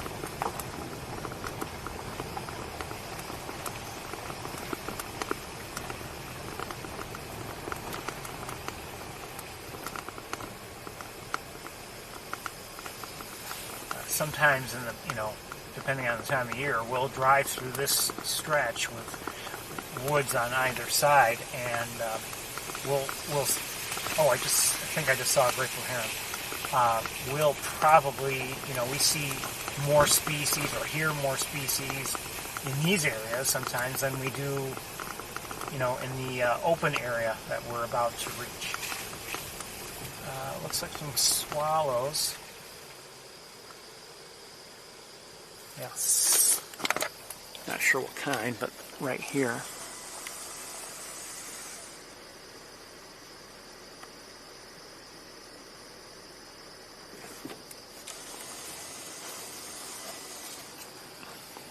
Maybe a couple cars up it. Yes, a couple cars. One heading this way, the other heading the opposite direction.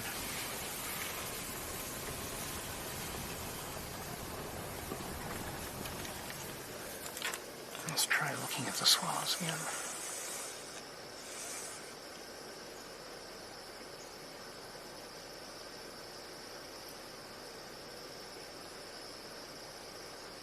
Still not sure what they are.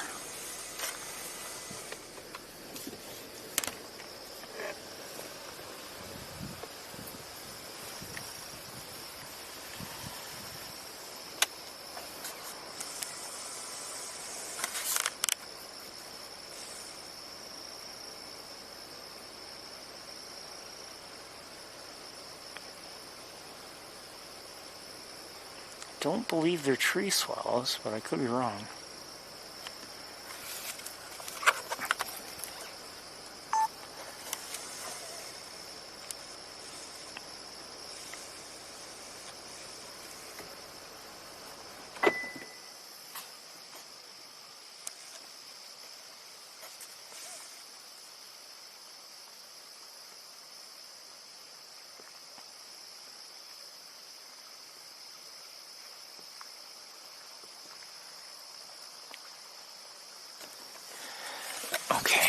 Let's get going here.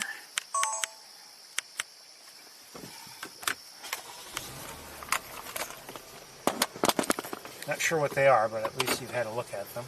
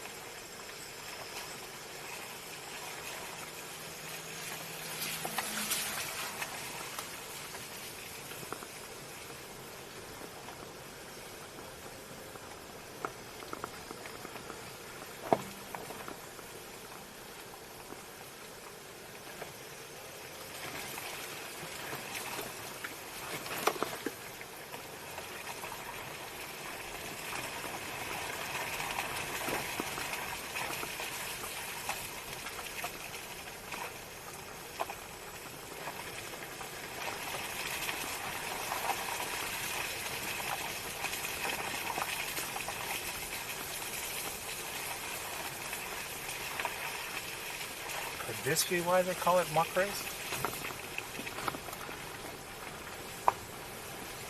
I doubt it, but anyway, it's muddy here. And quite honestly, because there are so many potholes, it's not surprising. Wait a second here.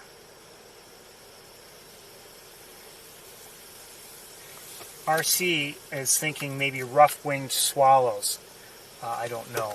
Quite honestly, I don't know enough about the various swallows to say one way or another. But I did not believe that they were tree swallows. They just didn't look like them to me.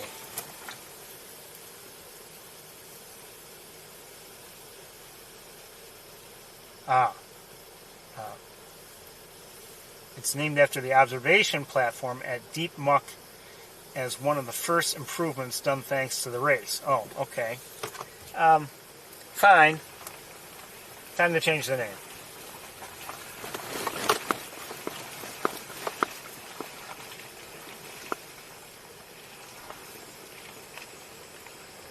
Uh-oh. Is that a mosquito?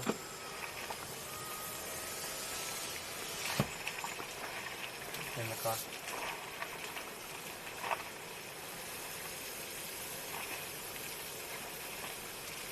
No, it's something else.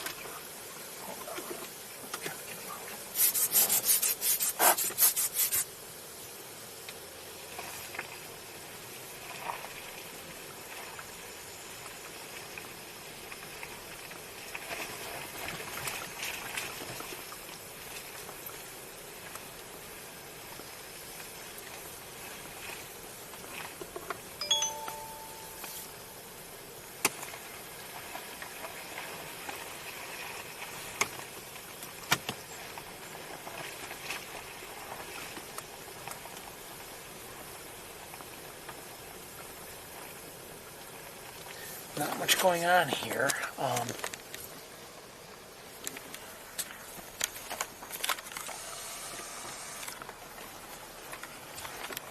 Not that I see anyway.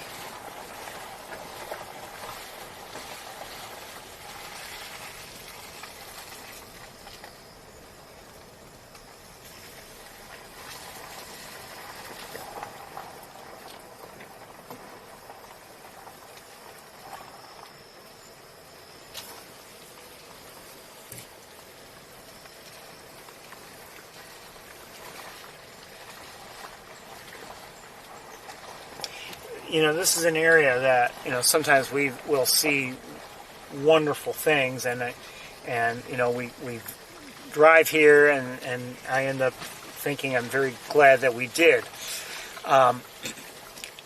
But we've come here on a number of occasions and seen very little, and, you know, other than the satisfaction of knowing what was or was not around, you know, sometimes we've gone away with really nothing.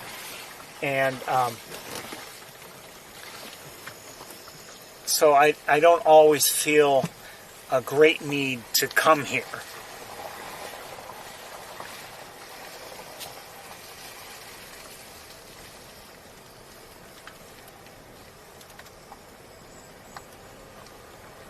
other areas like, Sapsucker Woods, for instance. I'm not saying we always see a lot there, but usually there's something.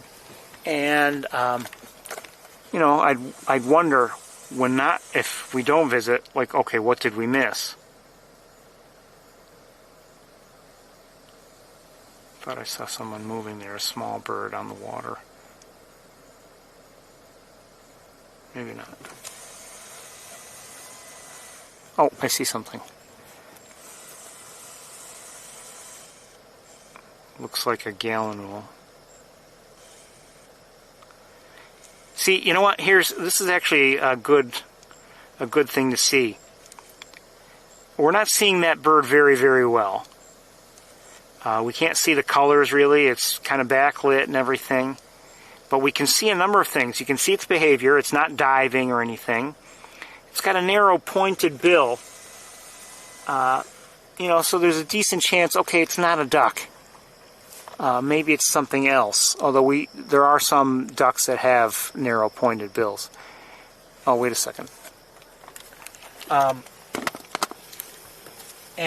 So it's just a good illustration, and now I'm looking at them a little bit better with binoculars, and they are common gallinules. There are 3 of them there, young ones. But it's a good illustration of the fact that you're not always going to have everything available to you in a given sighting in terms of quality. Frog just jumped across the road several hops and reached the other side. Good. You're not always going to have everything you would desire to make an identification determination. And sometimes you just have to, you got to take what you get and do your best.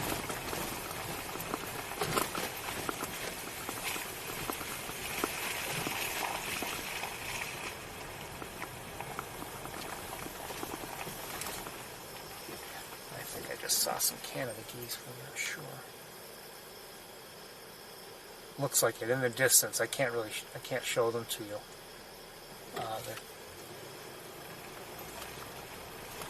Got vegetation blocking the view now.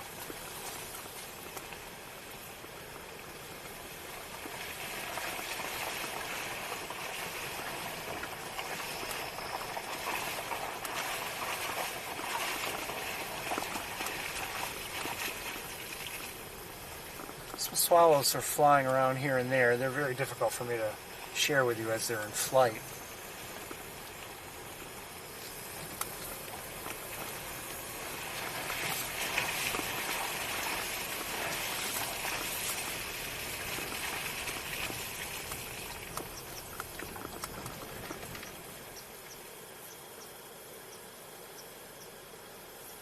I'm hearing something. I'm not sure what it is. There's another vehicle behind me. Looks like it's headed this way, and we still have that other vehicle ahead of us that's heading in our same direction.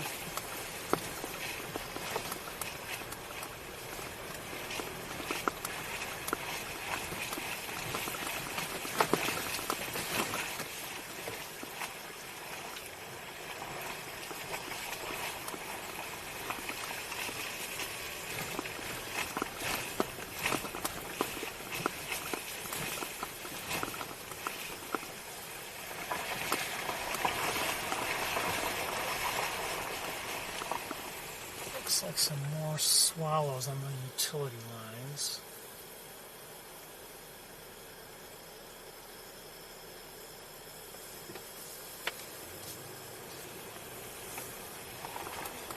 Same swallow species? I don't know.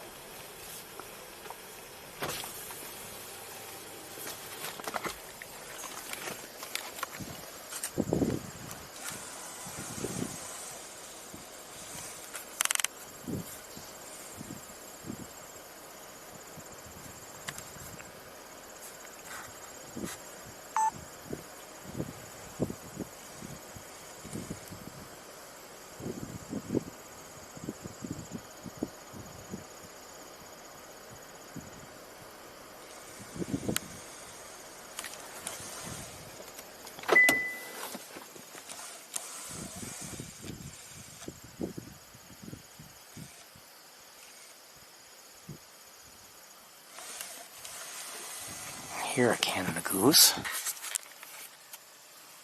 Well, actually, there are two vehicles ahead. The blue one and a red one I hadn't seen.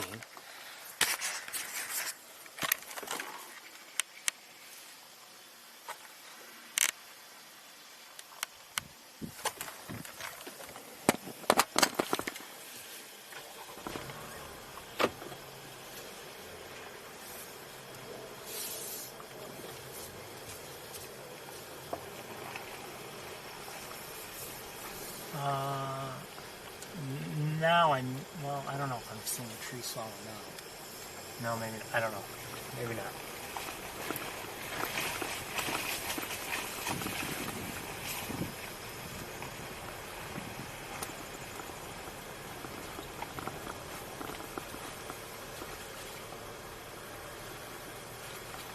Looks like there is less water than there had been the last time we were here.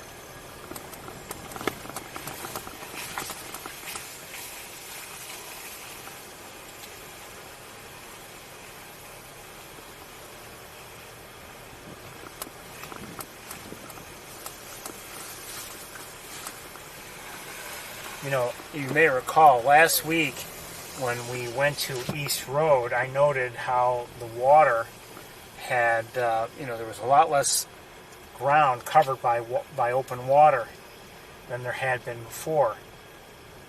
And it looked like it was filling up quickly, almost before my eyes, with the rain that started falling before we left. It just seemed it. Now, maybe I'm wrong, and it was just an optical illusion because the rain was falling.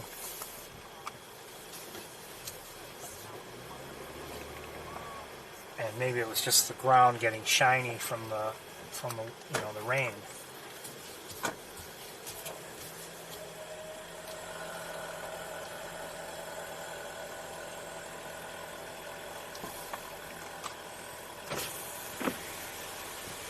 Let's take a bit of a look. I don't think we're going to be here long.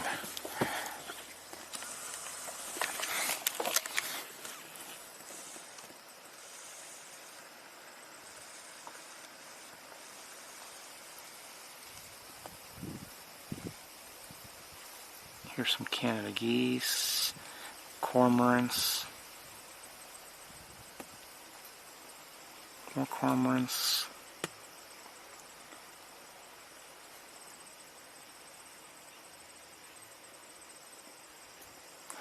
Ducks of some sort.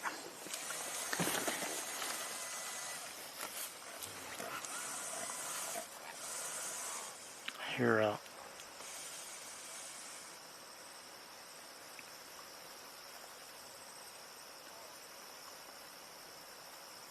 there's a great blue heron there. Thought I heard another one somewhere.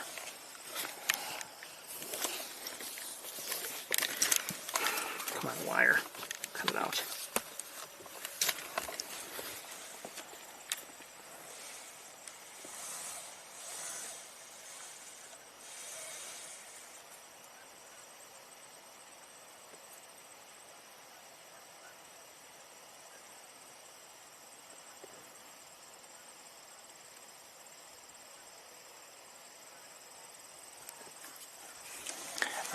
We'll try taking a few looks with the other camera, see if we can see any better, but I don't know.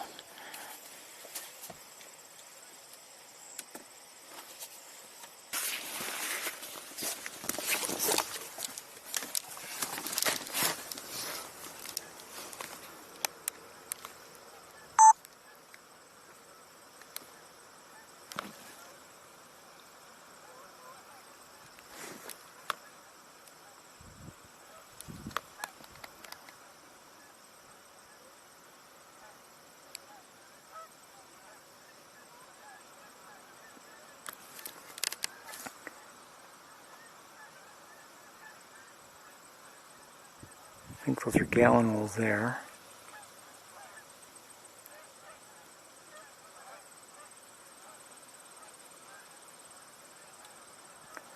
Not sure what kind of duck that is.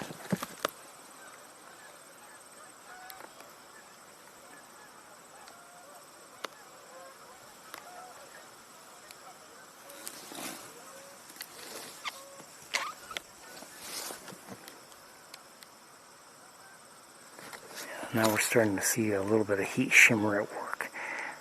These are tough conditions to see.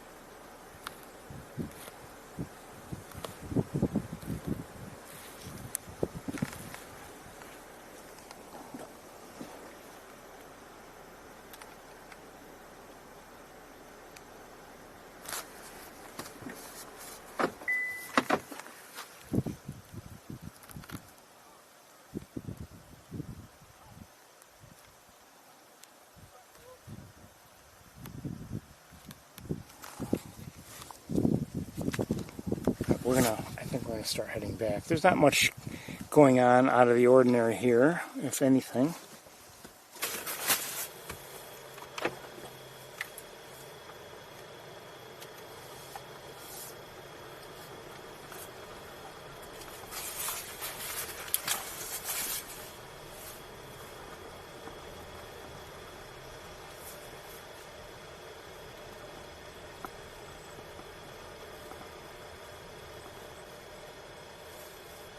I wonder, the people in this vehicle here, what are they here for? Is that Wade? I think it is. I wonder if they're seeing something special. Good afternoon. How's it going? Good. You still mad at us? A little bit. Are you looking for the glossy ibis? Is there one here? Yes. Have you seen it? Yes. Do you see it now? No. I'm looking at you. And I gotta say, a glossy ibis looks a lot better than I do. But Okay, you look up the road, see where that van is going right now? mm-hmm. See that pole with the big vine on it, right ahead of it? Yes.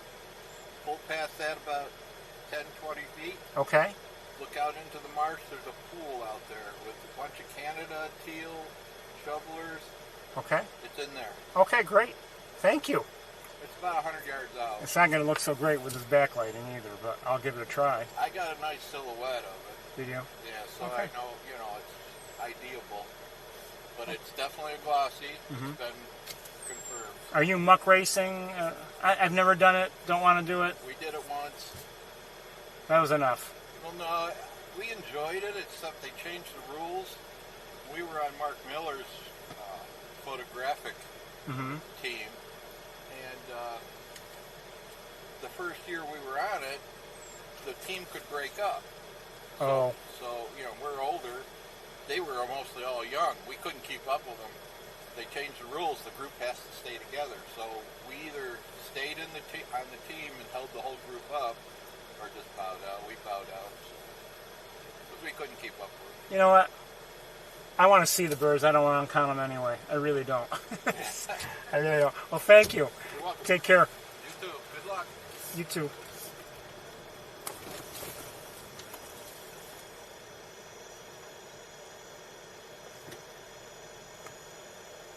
So I hadn't realized that there's a glossy ibis here, and we'll give it a shot. We'll see if we can find it. I'm hoping I know which pole he's referring to. I think so. There's one that has a lot of vines on it, and it's obvious.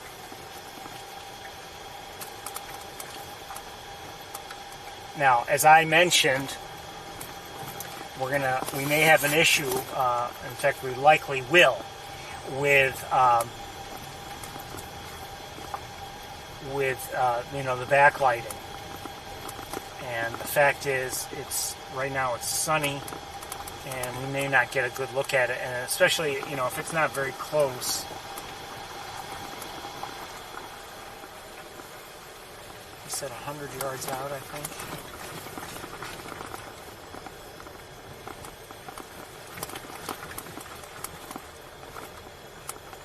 We saw a glossy ibis a couple of weeks ago. Didn't see it as well as I would have liked. And I have a feeling this will be even worse conditions.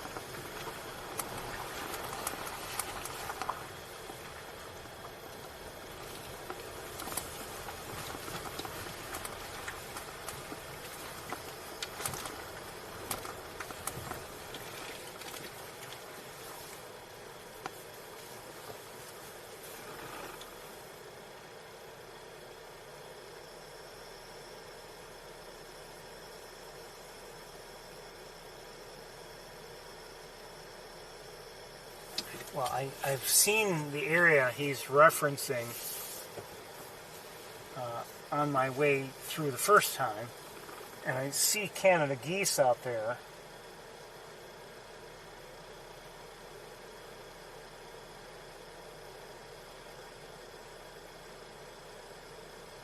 But no ibis. And actually I can't even see the Canada geese very well, but they're...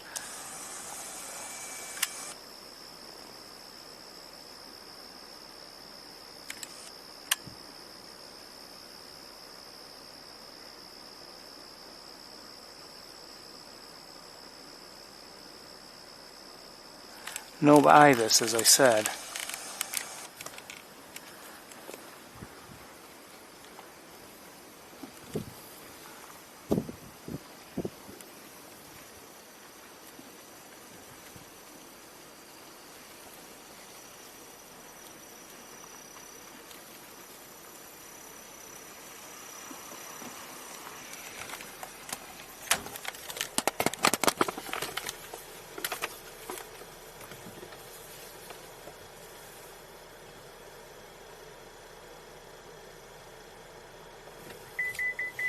Now you beep?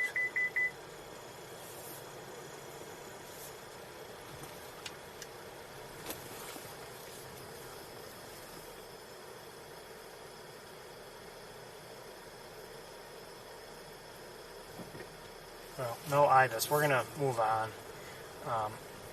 Even if we had been able to see it out there, we wouldn't have seen it well, I don't believe. And actually it's clouding over now, but I mean, the distance still would have been relatively long.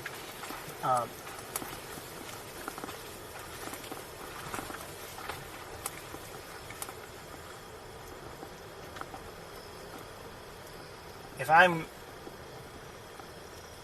I'm out bird watching, and I'm speaking only for myself, but if I'm out just to record the number of species I see, well, that, maybe I'd wait and hopefully see it, so I could just record it. But that's not my purpose.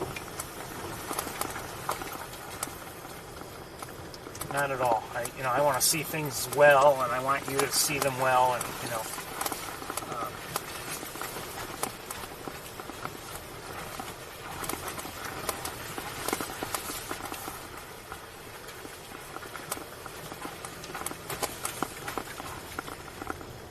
don't get me wrong, the more species we see well, the merrier. Wait, what do I see in here? Hold on.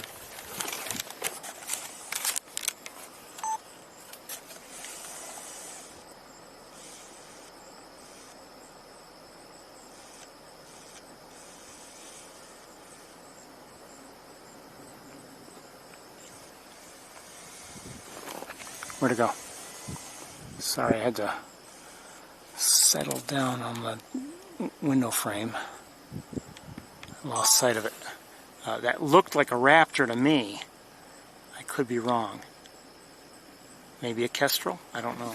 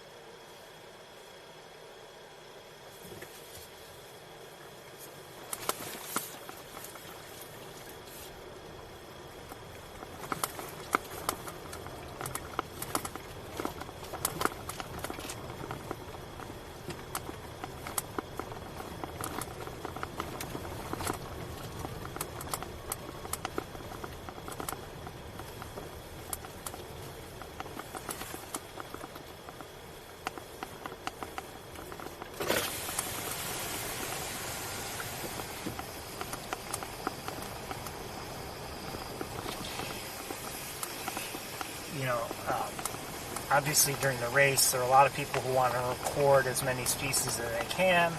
And, you know, I think there are probably people on a regular bird watching basis who go out and they just want to be able to say they saw X number of species.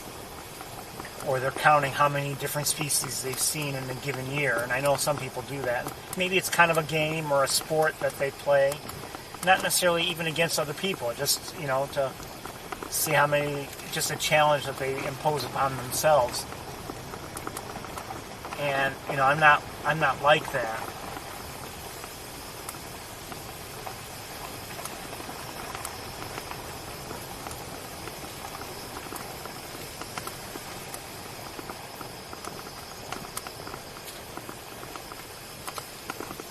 What I'm, you know, my purpose is I want as many great looks at a species as I can get. And even if it's a species that I see every day, if I can get a good look at it, something special in some way, I'm happy. Sure, I'll take something. I'll certainly accept a sighting of a species that maybe I rarely see or have never seen before, or it's rare to the area. That's fine also. But as I've mentioned in the past, I'm not, I don't do this just so I can check things off of a list. I hear a blue jay.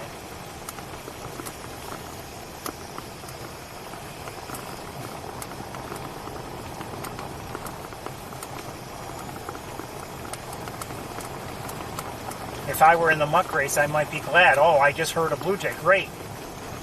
Right now, in terms of that blue jay discovery, I didn't get any photos out of it. It was at, in the distance. I heard it. Would have liked to have seen it better,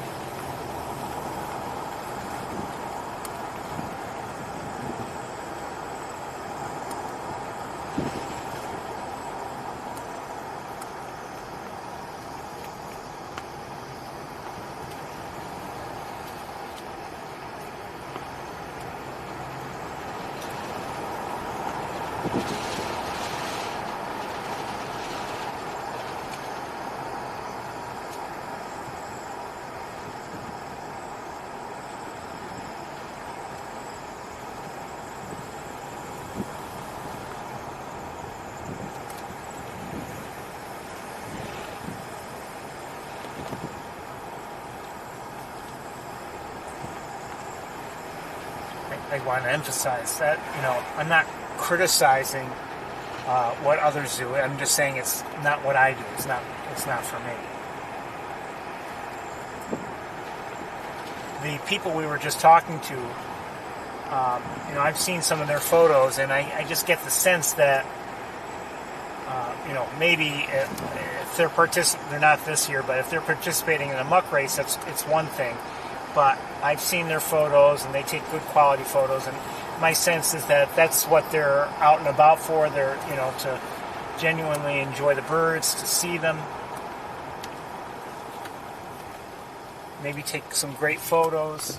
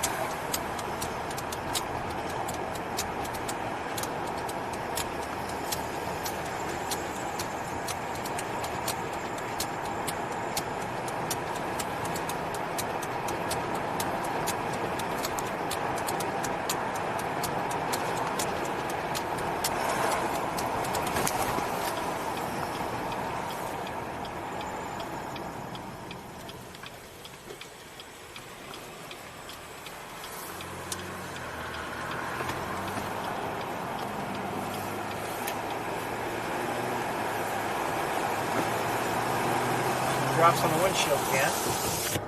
Nothing major.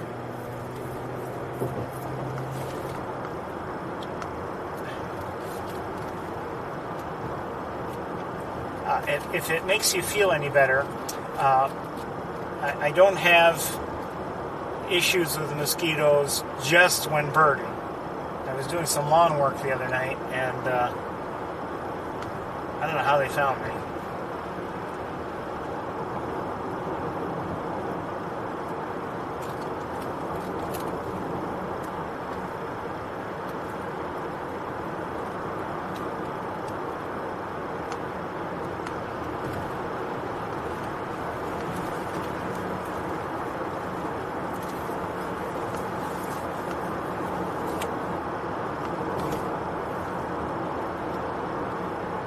Even I hadn't known I would be there. But I wasn't going to do the lawn work, and then all of a sudden I found myself doing it. And a few minutes after I started, or a little while after I started, there they were.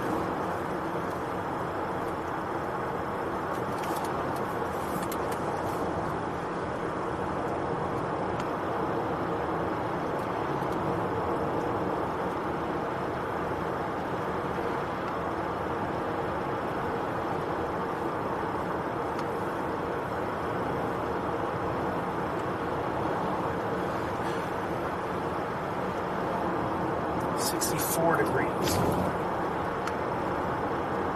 So temperatures are dropping. By the time we get back to Ithaca, I'm guessing it will be in the upper 50s. Unless the drop is just because of something, some little system passing through. I don't know.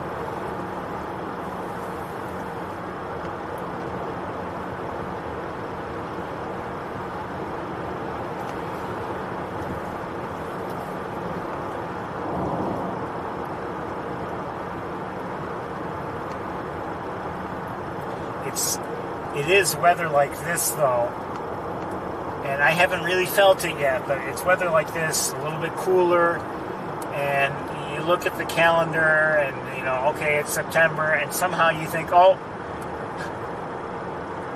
it's winter, and, you know, it's obviously not the case. Not only do we have autumn between us and winter, but, I mean, we might even have some very nice, mild, warm even autumn days. So, you know, who knows?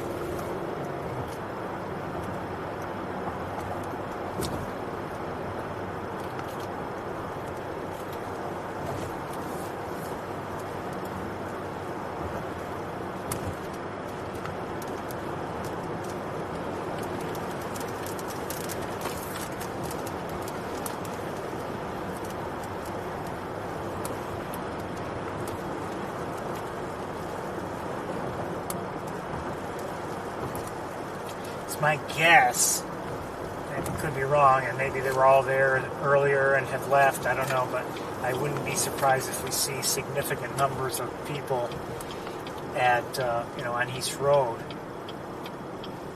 Oh, you know, yeah, well, I mean, if people may be walking down there to the marsh, but you never know. I see what looked like a couple larger birds of some. Well, they're out of view now. Okay, they were in the air.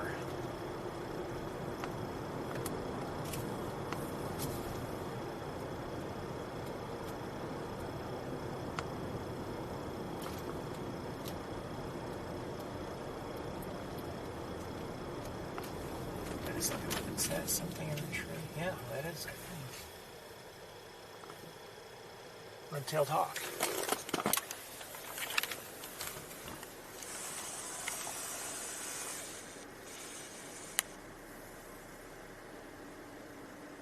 Okay, let's see if we can maybe get a better view. 1 second.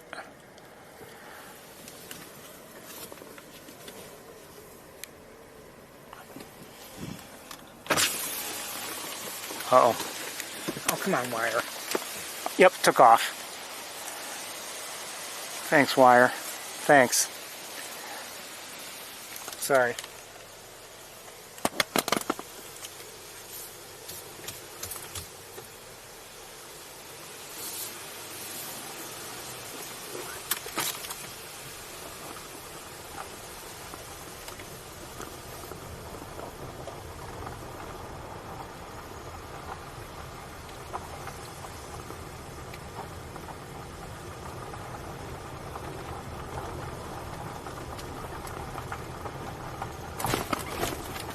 You see at least 2 vehicles up ahead.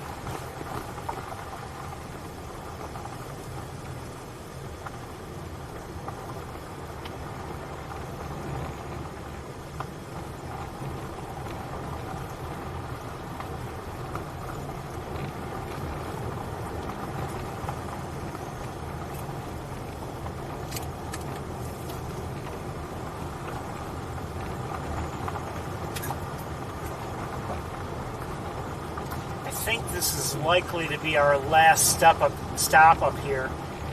before we take a break. Make it at least 3, 4, 5. Oh yeah, there are a number of vehicles here.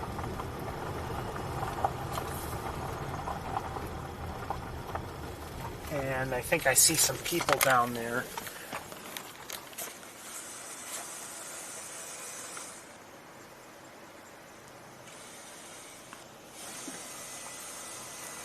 And as for vehicles, 4, I think there's a red vehicle that you can't see. 5, 6, 7, 8, 9. So like 9 vehicles. So far more than we would normally see.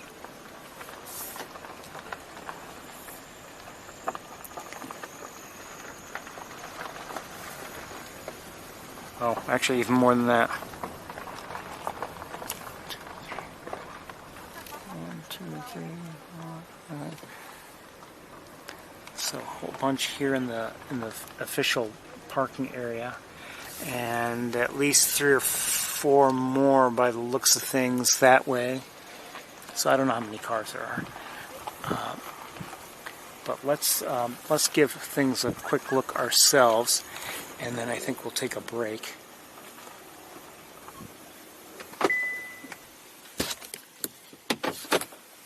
I locked the door, so that thing doesn't poke me.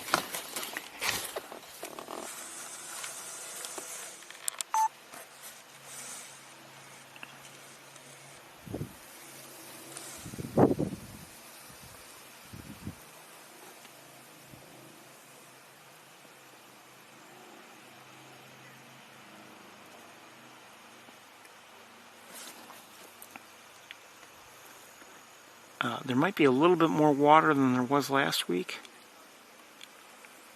but it's shallow everywhere. That looks like a great egret.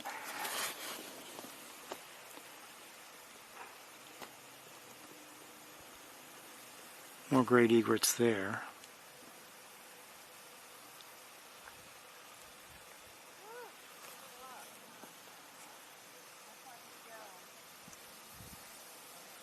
Sandhill cranes there. Oh, quite a few. Wow, quite a few. Hold on a second.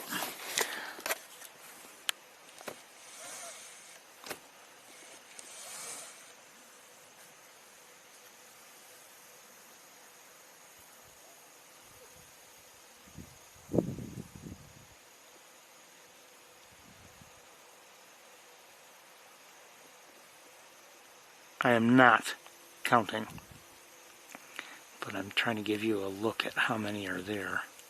And there may be some like hidden behind vegetation there.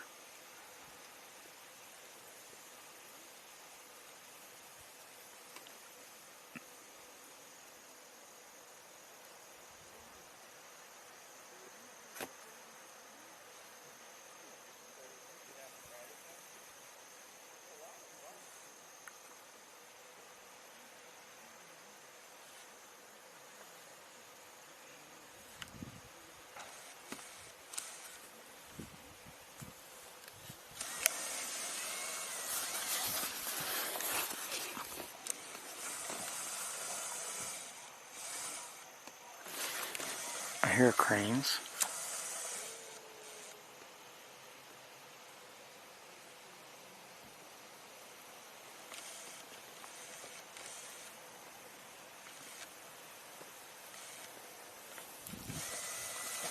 I didn't see like any flights or takeoffs or anything like that.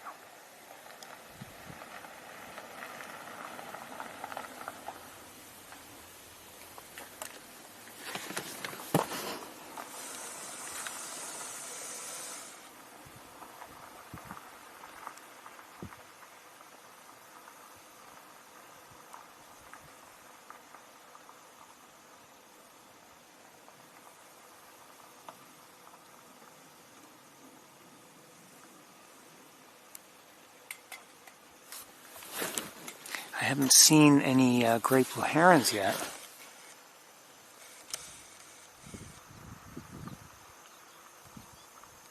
hear American goldfinches.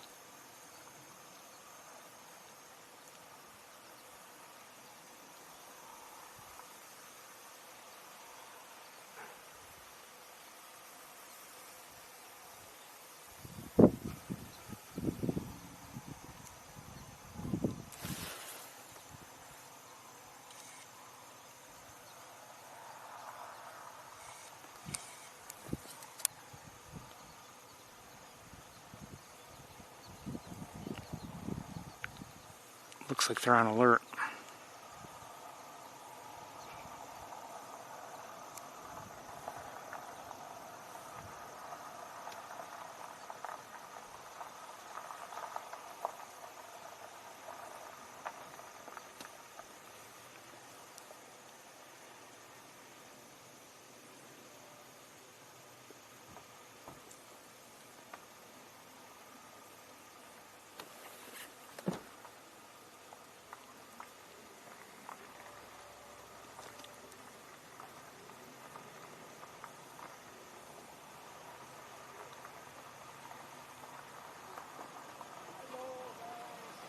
Okay, everybody, you know,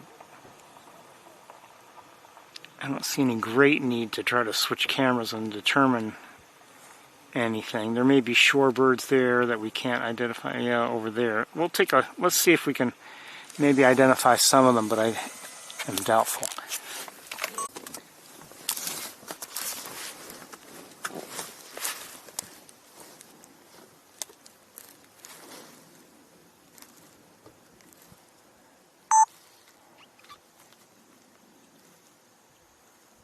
Where were they?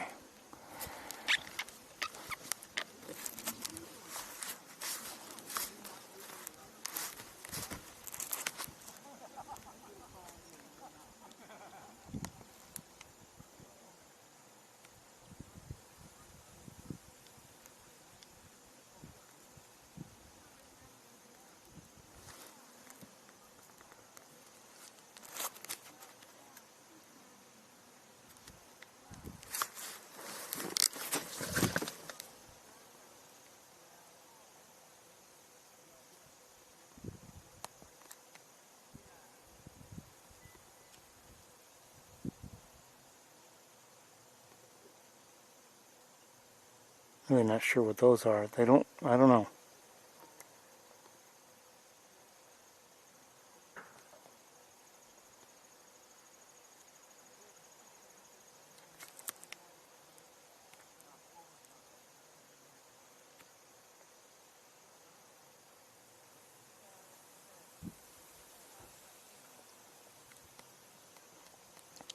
Might be greater yellow legs, but it could be something different. Who knows?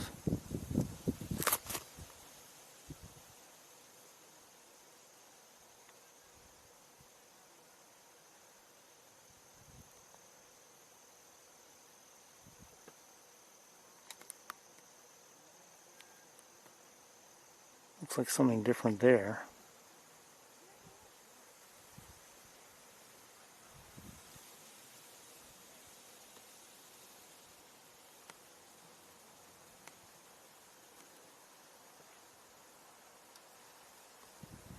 By the way, speaking of something different, I should have mentioned it earlier,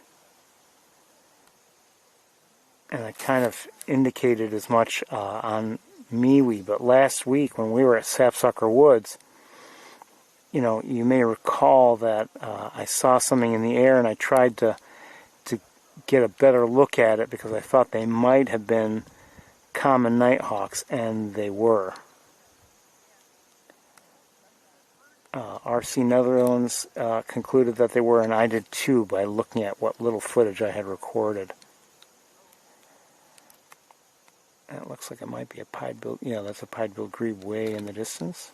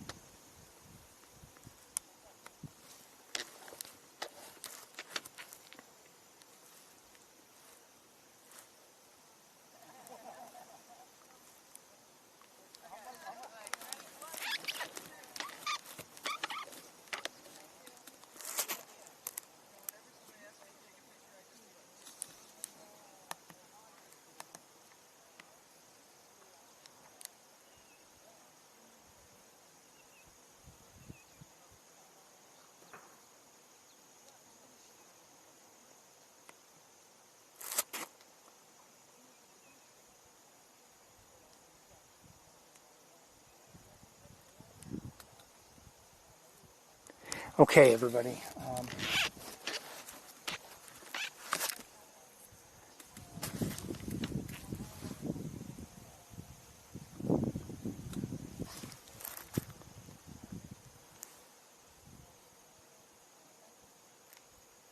Let's say I think we'll be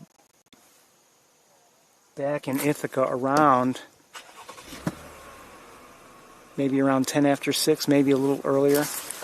Everybody?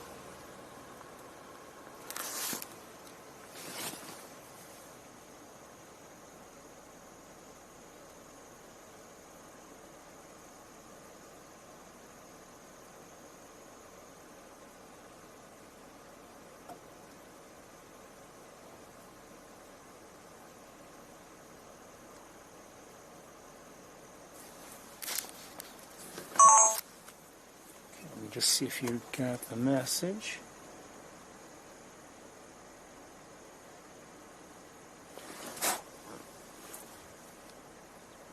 Oh, come on, fly, get out of the car. No, around 10 after 6 maybe. I think by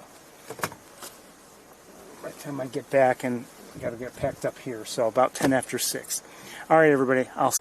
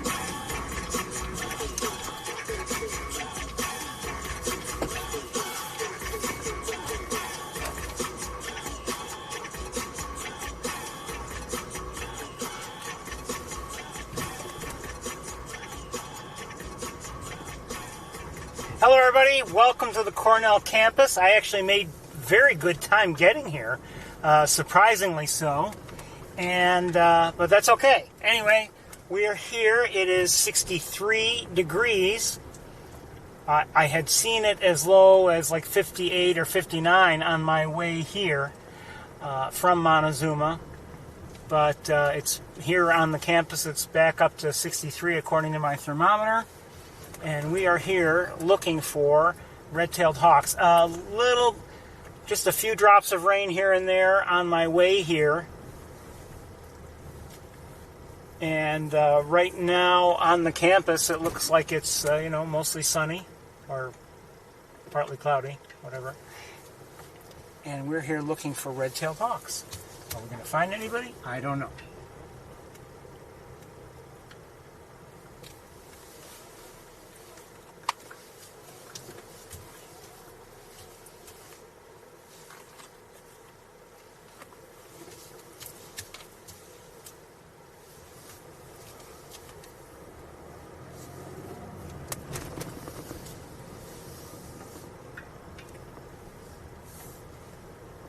I don't know.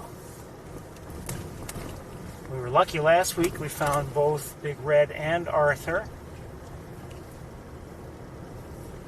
But no sign of anybody yet today. Somehow, and maybe it's because it is a little bit cooler, but I mean, it's not like it's not as if it's 10 below zero. It just seems like there are fewer people out and about today.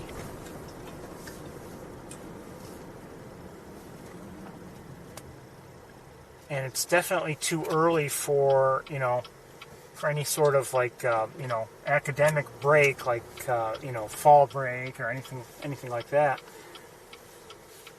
We just started the semester.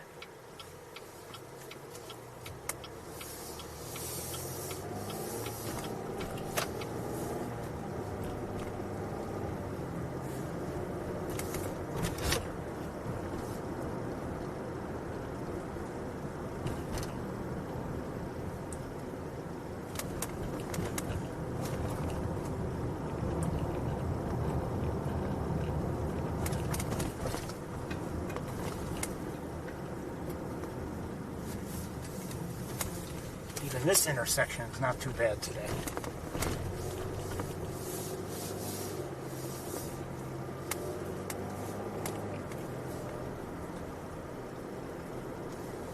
So anyway, my plan is to look around the campus a bit. Hopefully we'll find our hawks.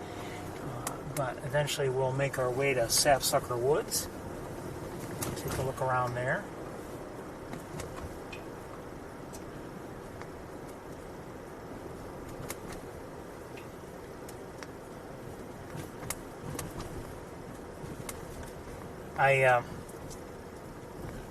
If we had stayed just a few more minutes, and I didn't even take any photos or anything, but if we had stayed in Montezuma just a few more minutes, you would have been treated to some rainbows. The rain came in, but the sun was also shining at the same time, and above the Knox Marcellus Marsh, there was a big rainbow, pretty vibrantly colored.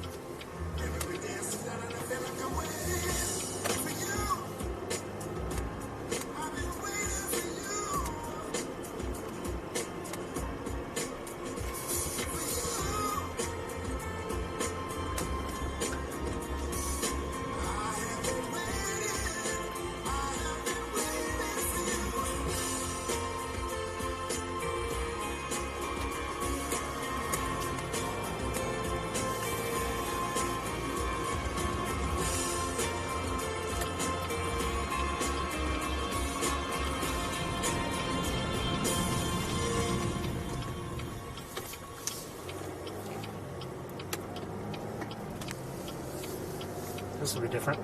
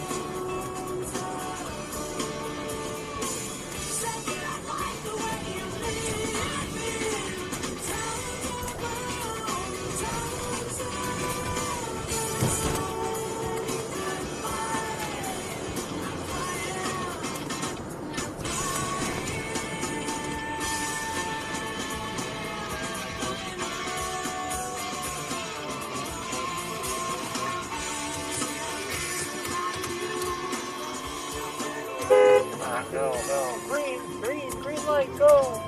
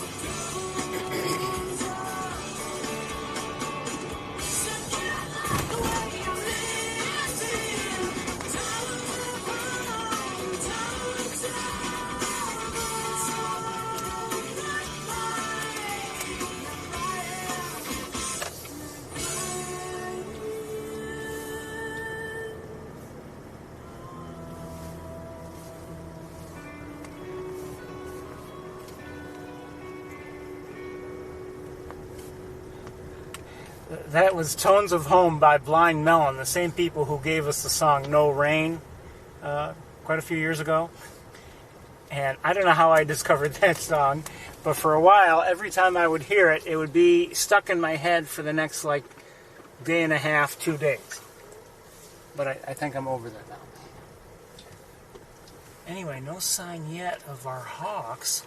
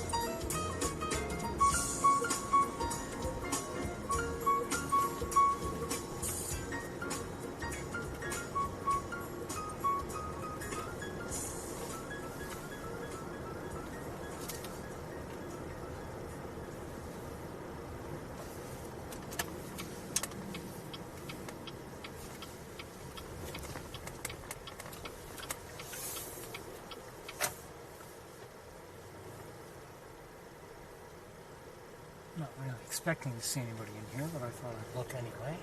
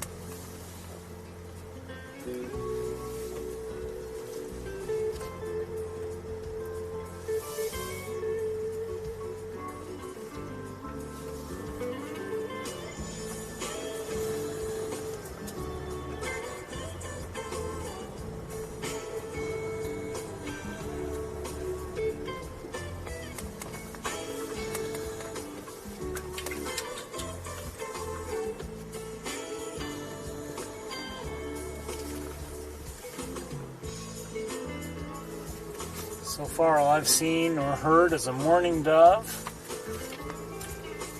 a black-capped chickadee, and some starlings, or maybe just one starling.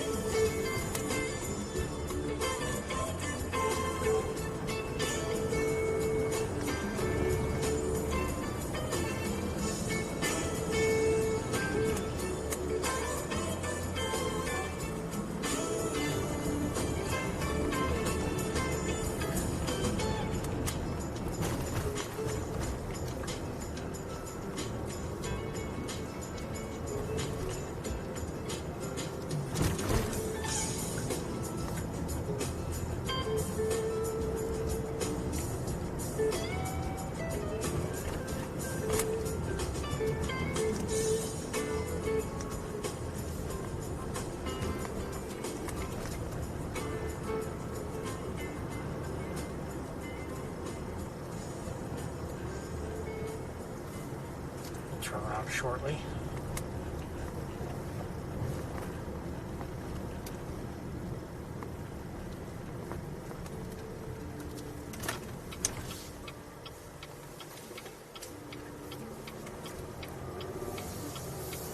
We don't want to hear this.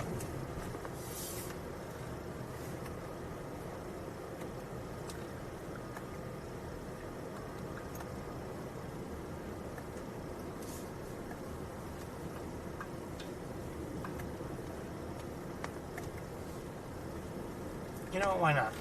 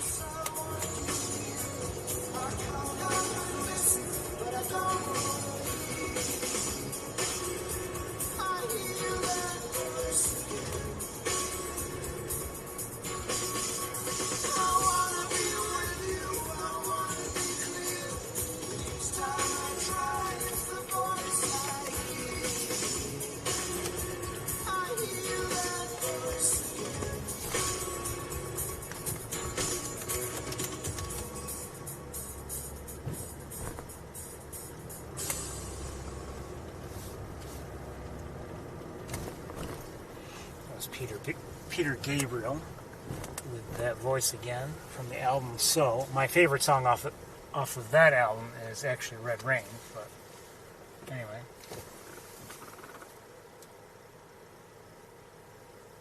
A couple more morning doves. We are probably going to have to give up our search pretty soon if we want to see sapsucker.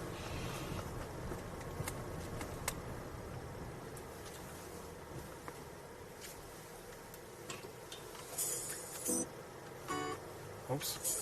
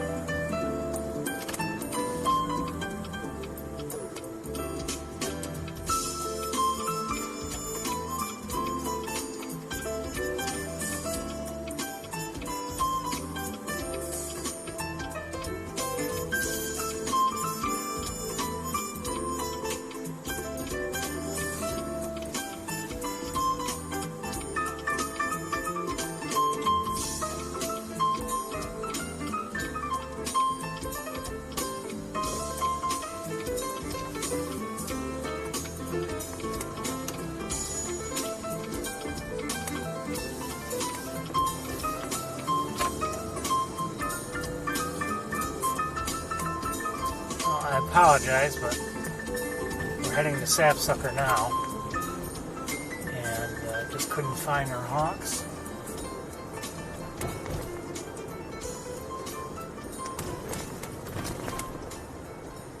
Hope they're well.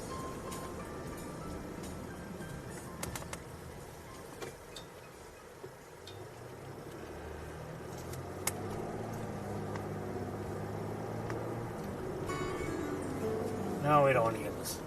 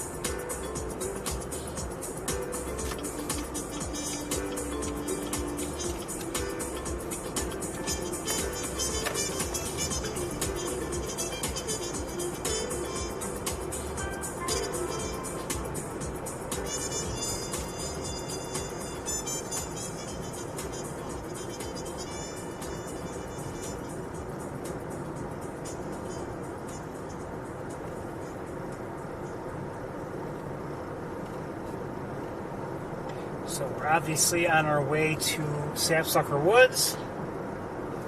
Would have liked to have found our hawks, but it wasn't to be today.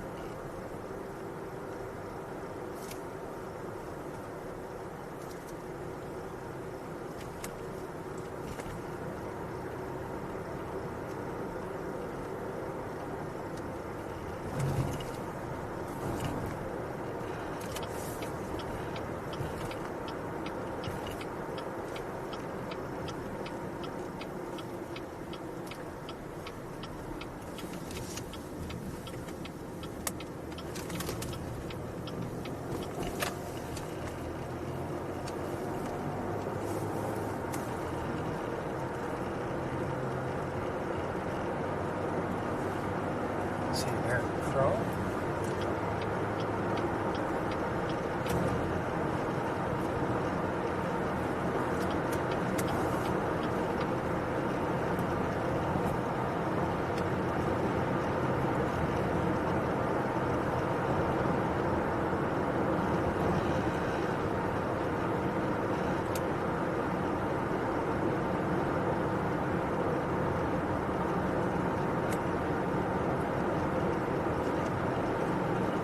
Trying to find a good song to play, but we don't have much time before we reach Sapsucker.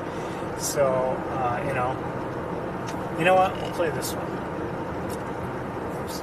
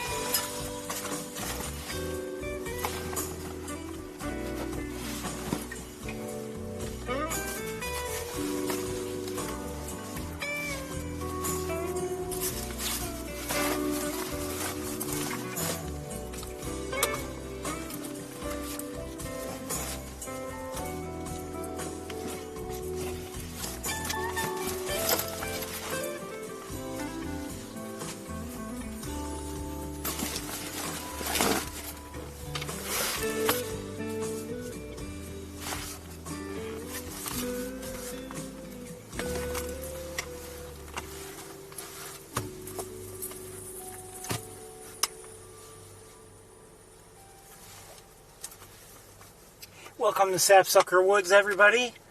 I figured that was an appropriate song. We're kind of celebrating our 12-year anniversary, a little bit early, and but that song was called "Coming Home" by Niels. And quite honestly, if there's any place that's one of the tour homes, this is it. Sapsucker Woods. I would say the campus is kind of a home for us also. You know, we've been coming here for 12 years, and you know, it's been my pride and pleasure to share Sapsucker with you in a way that, you know, the Nest cameras and other cameras could not.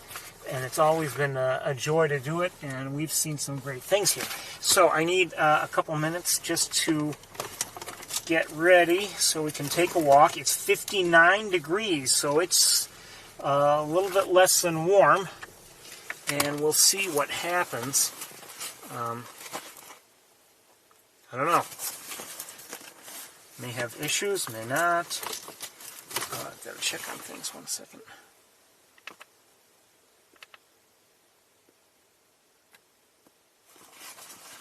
Oh, that's nice. That'll help. I don't know how that got disconnected.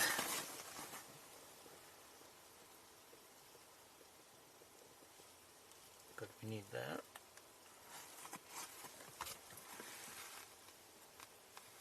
Okay.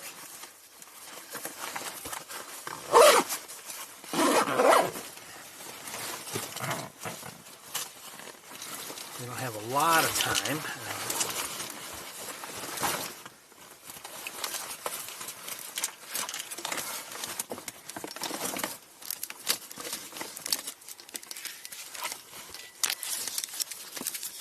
How these things get caught up on these things.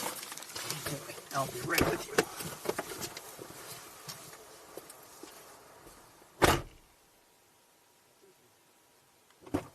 Finally, I see something. I see some starlings.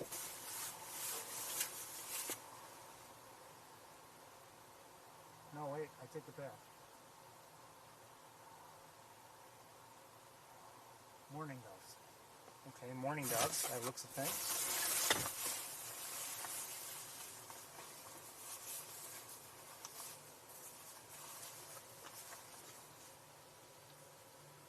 Here an American goldfinch. I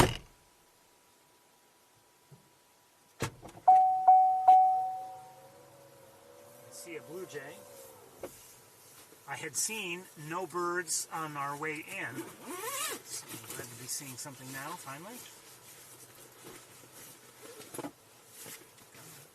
There you go. Thank you.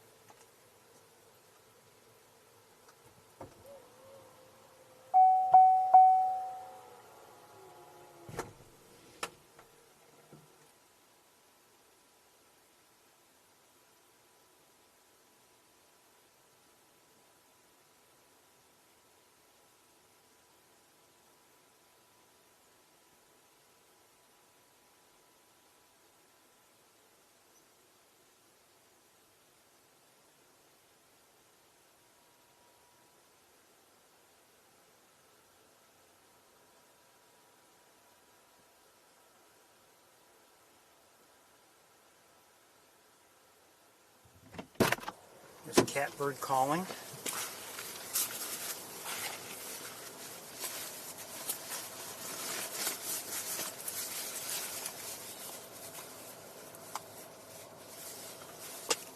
Ooh.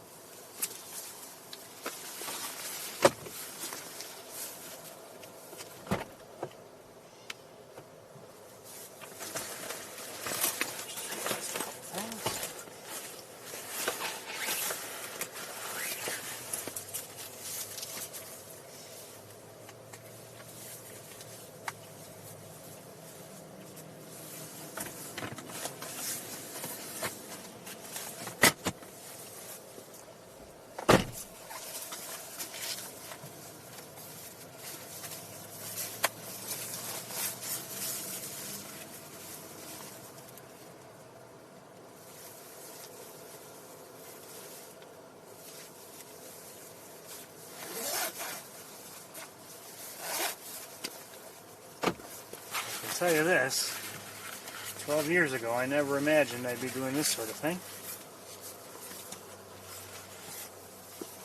Oh, I just saw a bunch of smaller birds in the distance, maybe starlings, likely, but possibly red-winged blackbirds. But they're out of view now.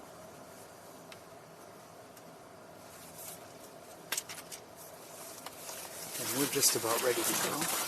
Let's see if it takes a few minutes.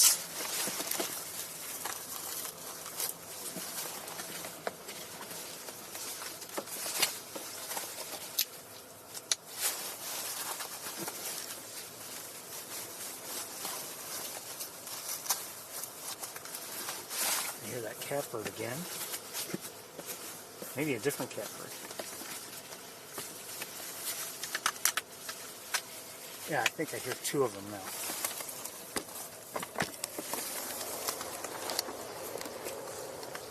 Maybe.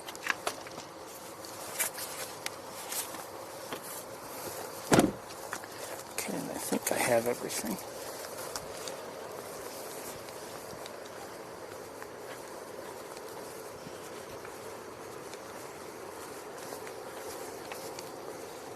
I can hear that catbird.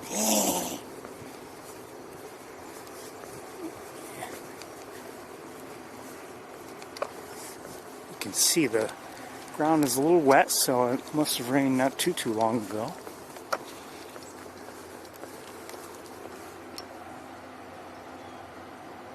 May have just heard a chickadee.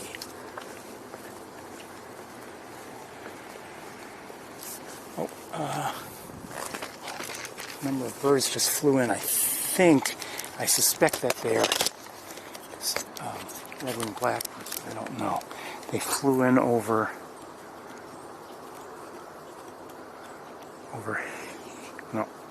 here and landed in the grasses, but I don't see them now.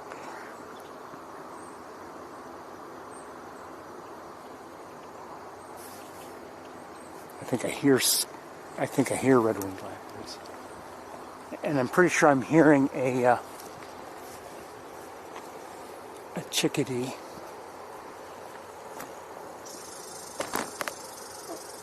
Okay, that sound you just heard, almost like a rattle, that was a red squirrel.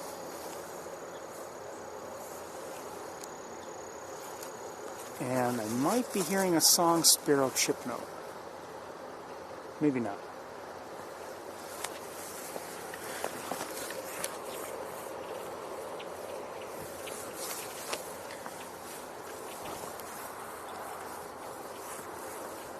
Okay, it seems like those are red-winged blackbirds. And I am hearing a song sparrow chip note.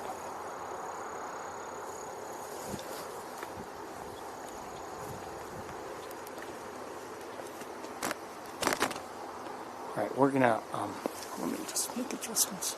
We're gonna, I think, head to the pond. Oh, there they A few just came in and landed over here.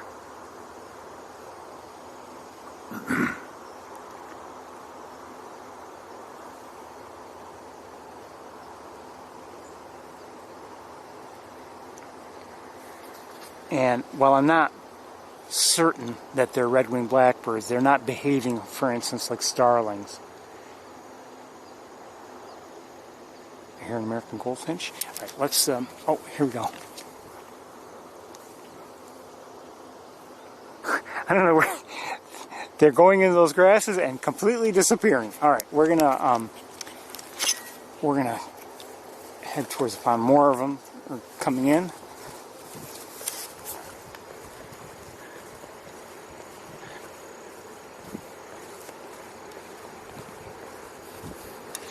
When I put the jackets in my car, when I was getting everything packed up, even though there's no one else around, I put a sour look on my face. I was like, oh, here we go, you know. It was nice, you know, over the summer not having to deal with jackets and things like that. I mean, it's not a big deal, but it's just one more thing to worry about, you know, when getting ready for the tour. What jackets to bring and everything.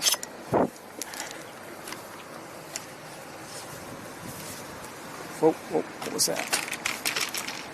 That was not good. 1 second. That was not good.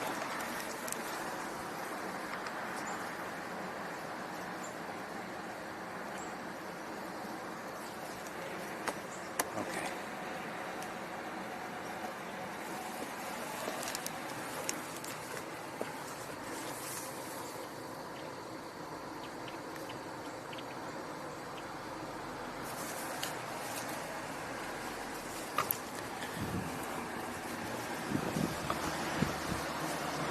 I heard something sliding, and it was the scope sliding off of the tripod, and that would not have been good.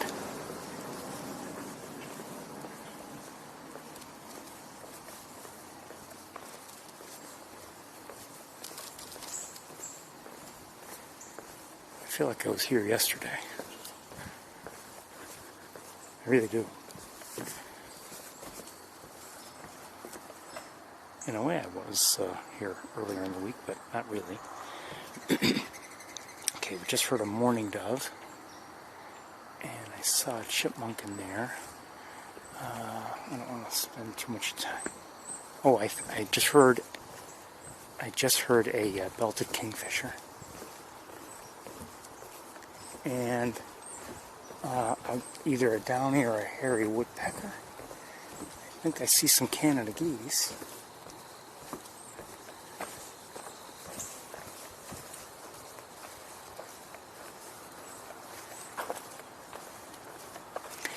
I was on, there was an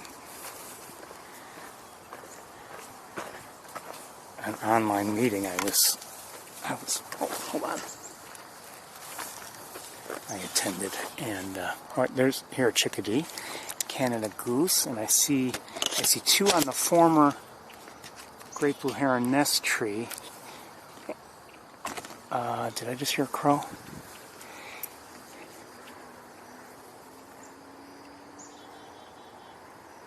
And I see two more over here. I hear a red-bellied woodpecker. Hold on, I've got to make an adjustment again. This thing is not tightening down properly.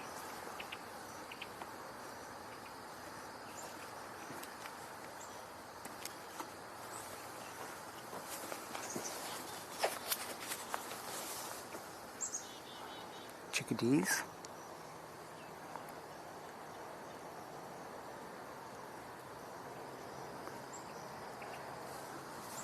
So while you're looking at the Canada geese, I'm going to look around.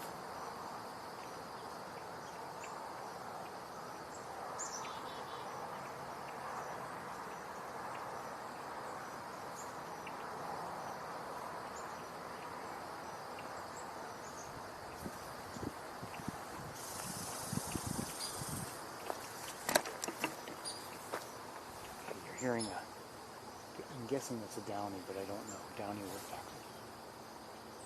Could be a hairy woodpecker.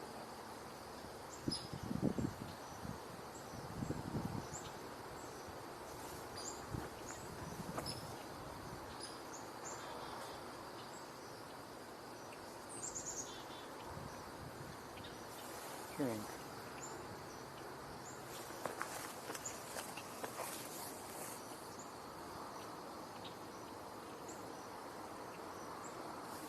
I believe that was a chickadee.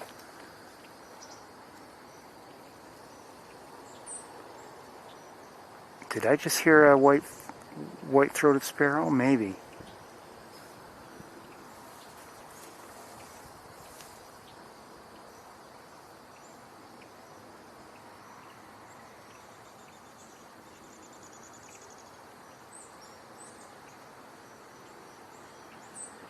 Blue jay.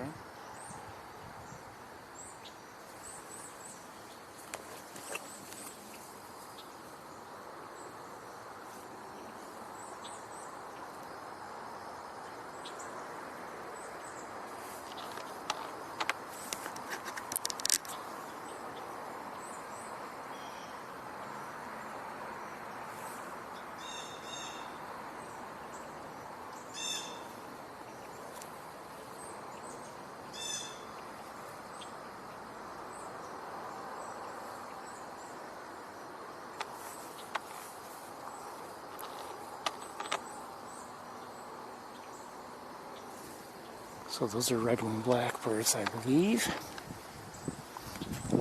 And I think we should get to the trails sooner rather than later. No green herons in sight, unfortunately.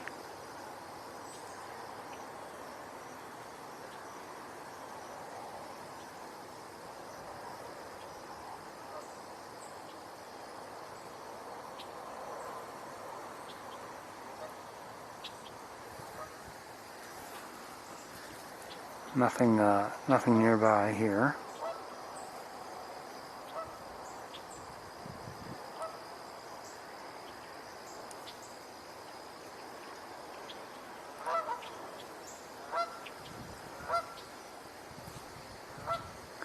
The geese are calling for some reason.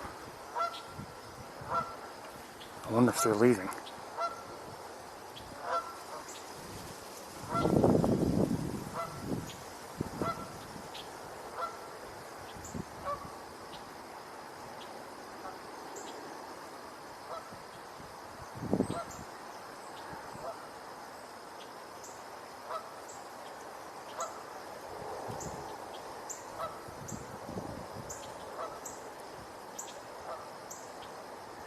I hear a northern cardinal, chip note.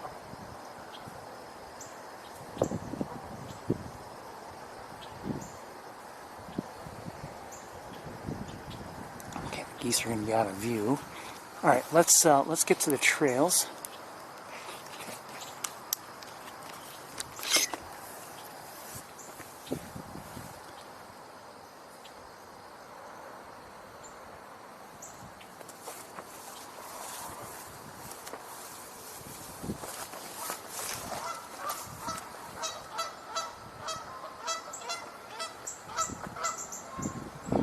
I hear other geese coming in by the sound of it.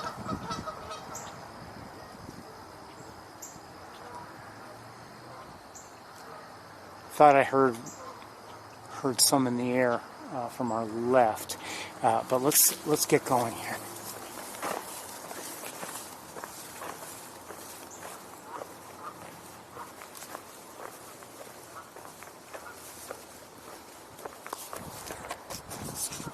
You know what, I better put my light gloves on. 1 second.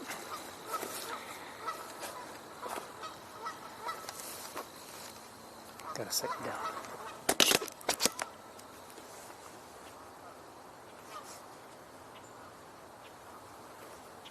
Probably too thin to make a difference, but that's what I got.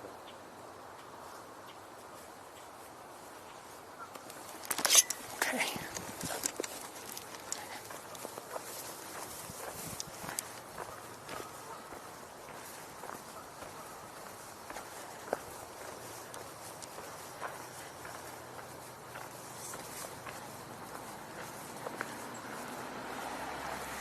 As I said, 59 degrees is not, freezing by any means, but for my hands, that's a cold temperature. Especially when I'm carrying stuff like I am.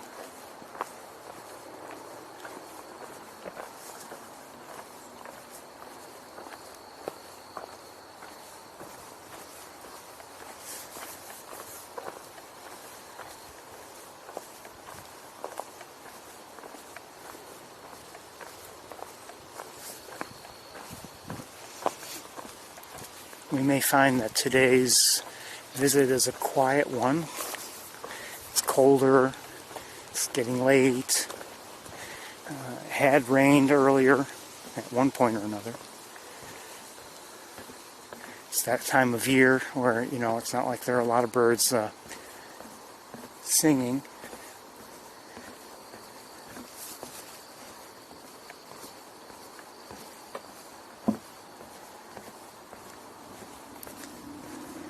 Ones that are here are pretty much down to business, finding food, building up reserves, maybe getting ready to leave, maybe getting ready for, the colder weather ahead. Did I just see something? Maybe not. No, maybe not.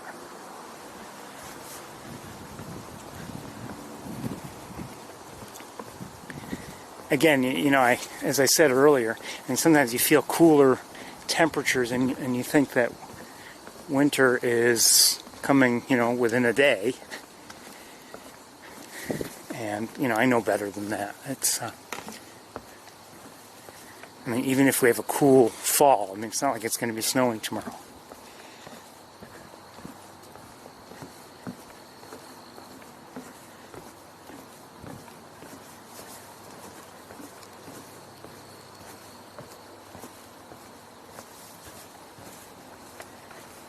In fact, actually, as I was making my way back from Montezuma, you know, before we left, it almost looked like, oh, everything is fading and it's getting, you know, we're not looking at much green anymore. Not that the leaves had fallen, but just like things were like yellowing up a bit. And then in one stretch, shortly after I was underway, it was very, very green. It looked like, you know, midsummer. Hello. How are you? Okay, how are you?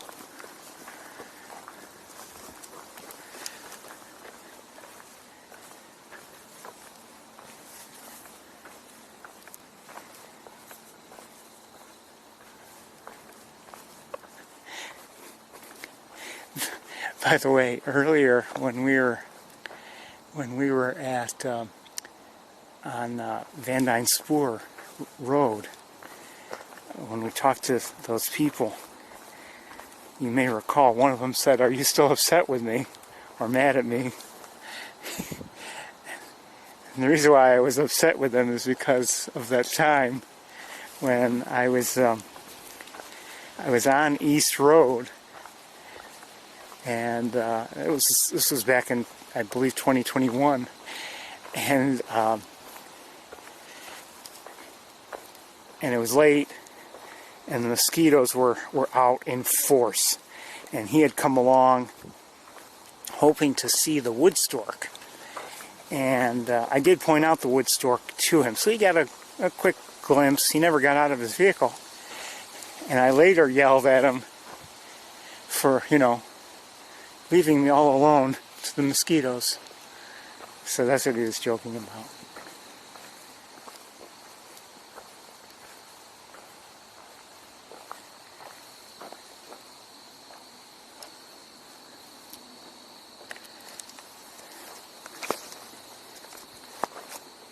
As I've said to you, on East Road, it seems like, you know, I've been there a few times late in the day, you know, to see maybe rare species.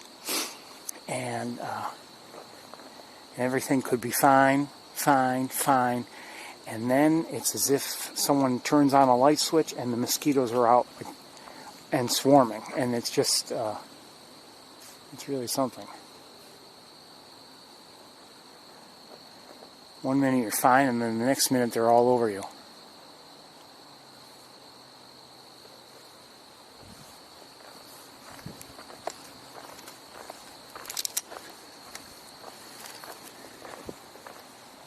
I can't remember. I think one night I struggled to get everything back in the car. You know, I was trying to get everything packed up there and in the car without, you know, and dealing with the mosquitoes all the while. And I believe I came home with like 4 or 5 of them in my car with me.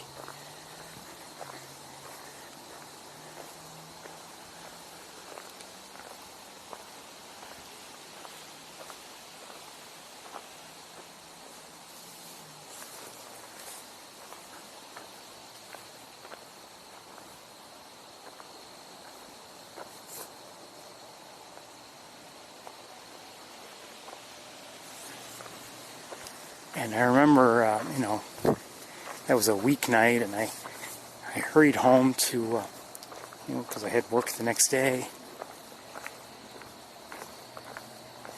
And, you know, you hope to get home, get the car unloaded, have dinner, get to bed as quickly as you can, you know. But could I do that? No.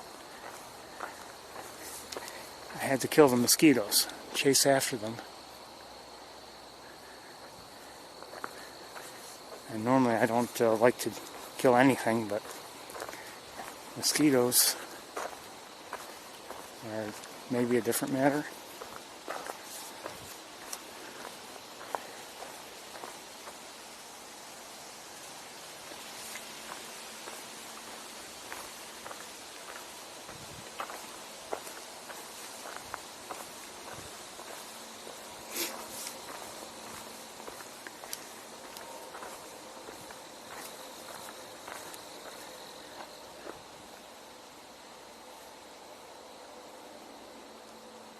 Very quiet.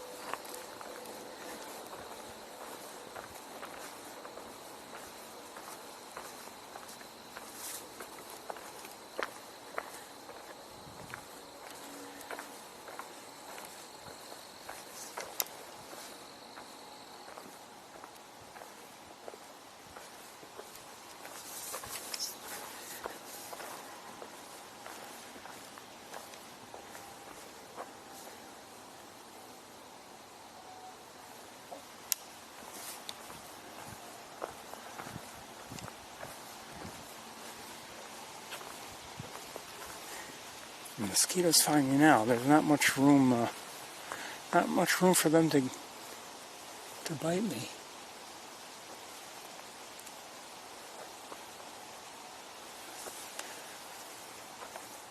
Wearing gloves, a jacket.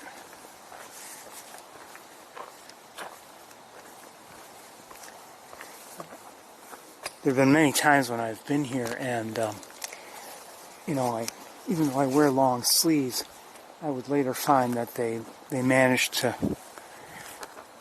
bite me. They'll land on the sleeve, and if the sleeve is right against my skin, they can actually, believe it or not, bite through the sleeve. When I'm wearing a jacket, that's a different story, and they just, there's too much material for them to go through. But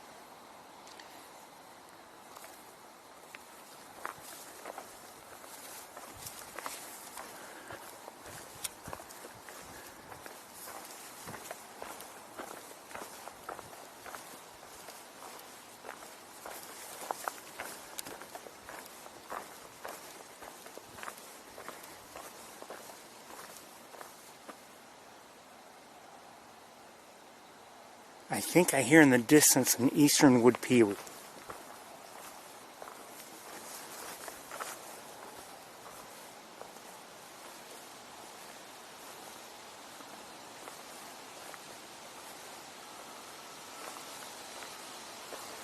There's a little bit of wind, so the wind noise, as it goes through the trees, the wind is making it harder to hear. There's also some road noise.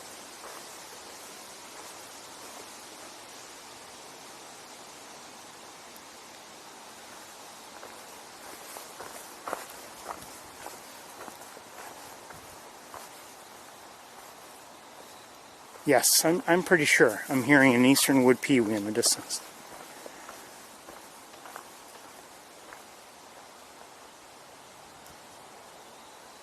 Yes. Let me lighten it up a bit.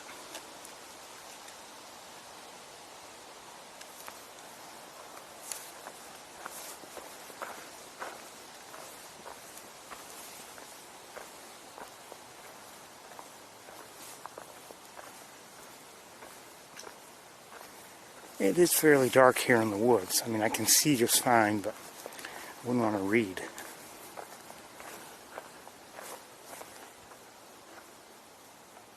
I wouldn't want to read a book here.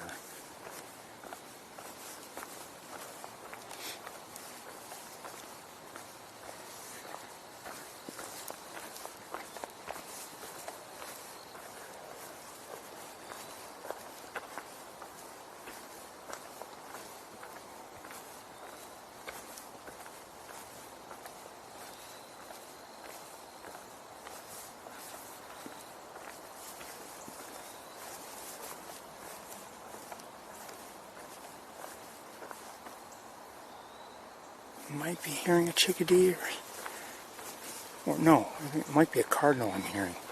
I believe so. Surprised to hear it here, but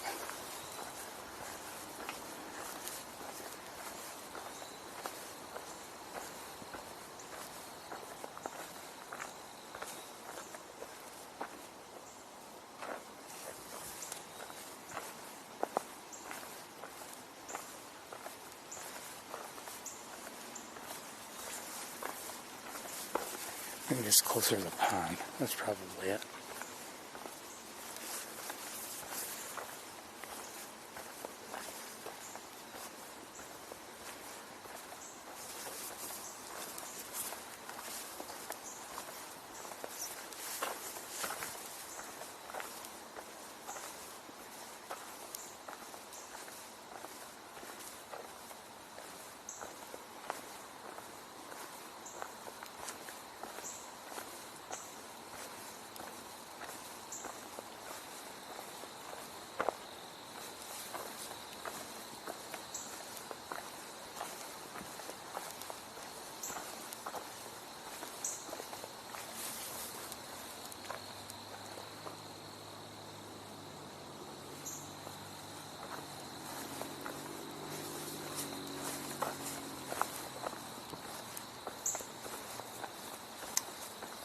That's a northern cardinal's chip note you're hearing.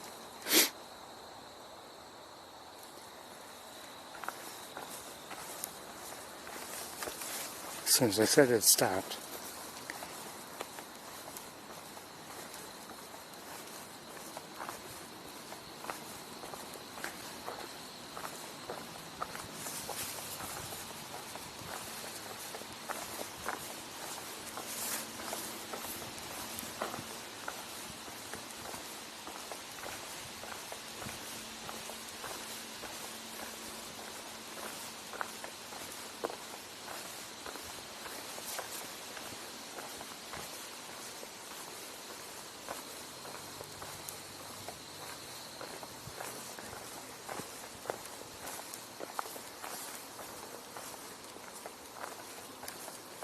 Come to the point when coming into this spot here, it's almost not worth it.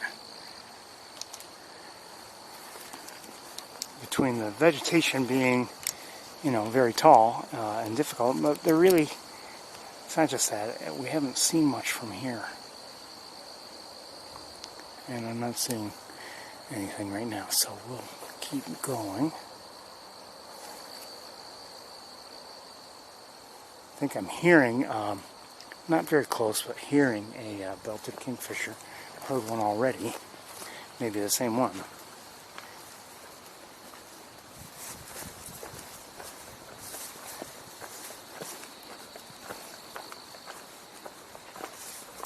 So far, rather a disappointing walk here today. It was nice to see the Canada geese, but, and not just because, okay, we can check off, oh, we saw some geese, but it's just kind of nice to see them swimming on the smooth water. But we haven't seen much else.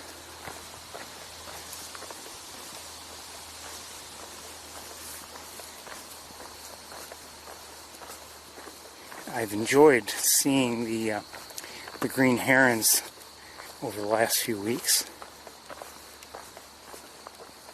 Sometimes we've had better looks than others, but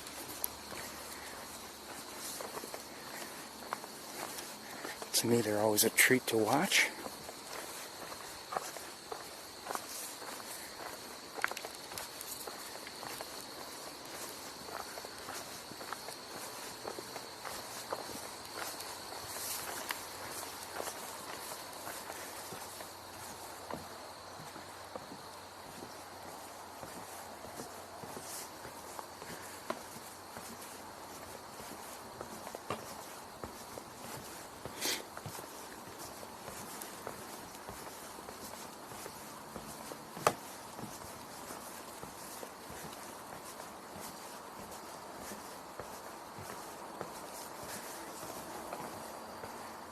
Okay, are we going to see much here? I don't know. Hold on a second, we've got a treat. We've got a little bit of a treat, I think.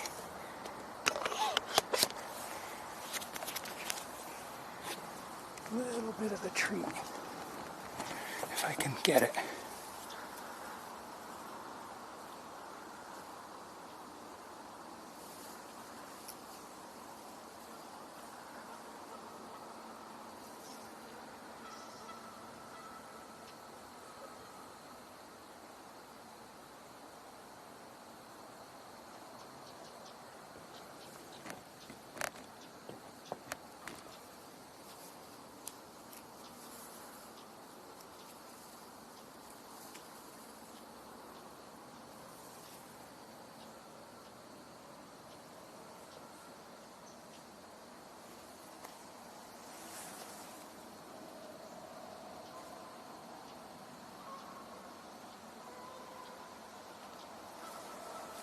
Okay, can't really see it now.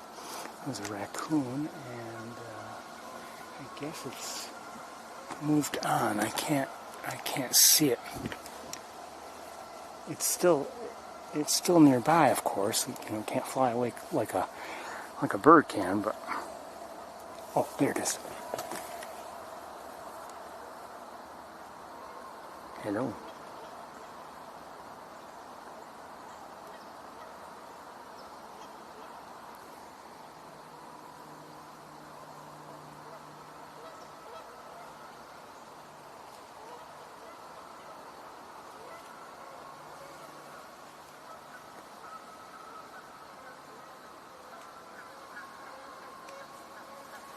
I've got to make adjustments to my tripod 1 second.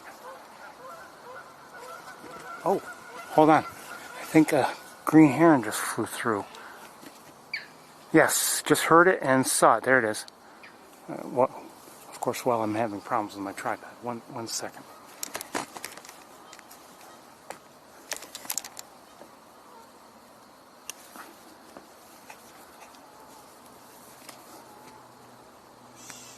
Okay, gray catbird. I see it, and can I get it for you? I don't know. Where are you? There you are.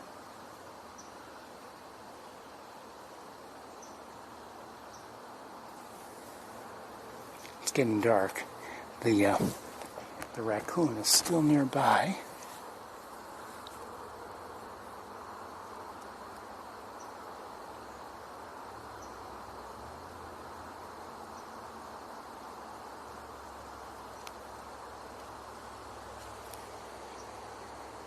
And birds are, here's I believe the same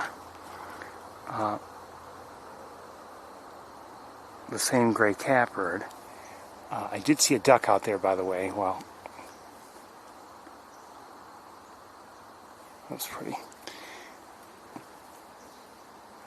And I'll keep an eye out for the raccoon. But in the meantime,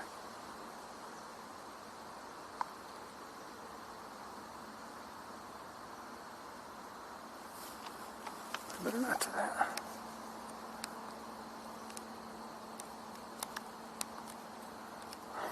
Come on, fingers, come on.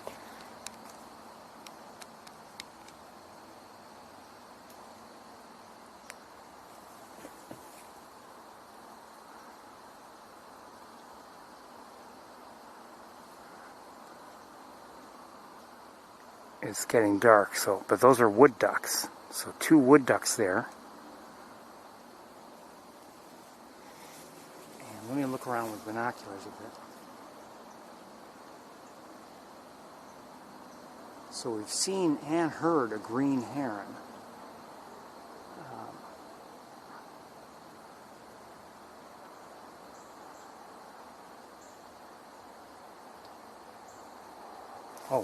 There may be, I think there might be another duck or 2. Yeah, right.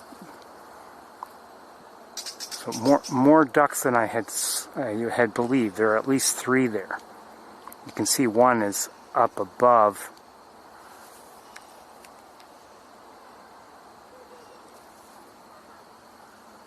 Got people coming along by the sound of it.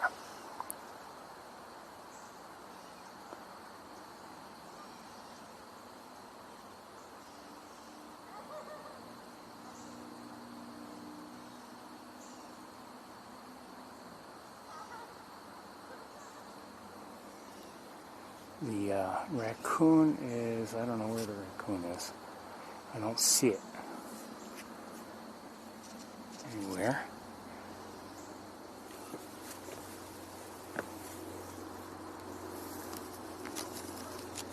Some ducks just flew away. I don't know. Oh. I just saw some other ducks. Were they the wood ducks? I bet they were.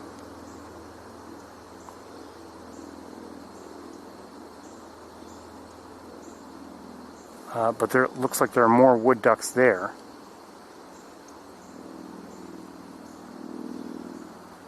Two of them, from our perspective, underneath the fallen tree. But I believe they're actually back a foot or two.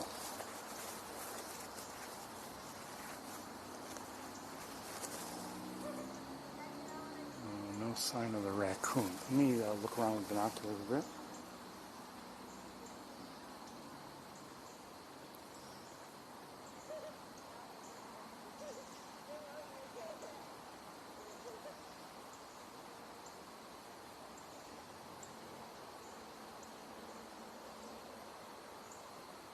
No great blue herons in sight today.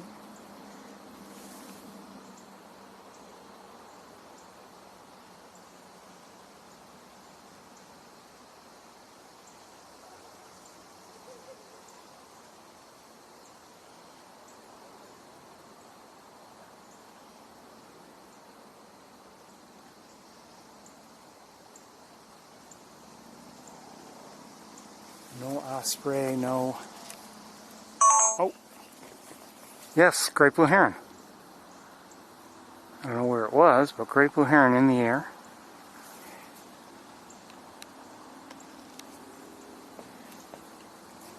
So, only fleeting glimpses at herons, a great blue just now, and a few moments ago, a couple minutes ago, the green heron we saw very quickly.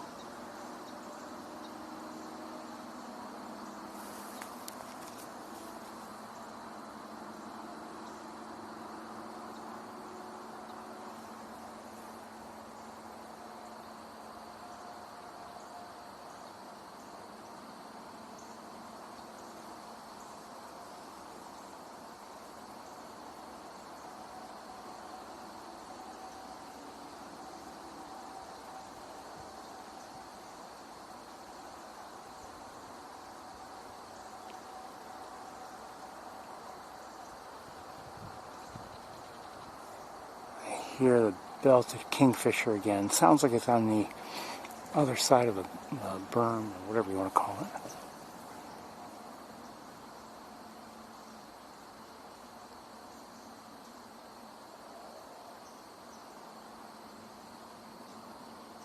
Those wood ducks are still there.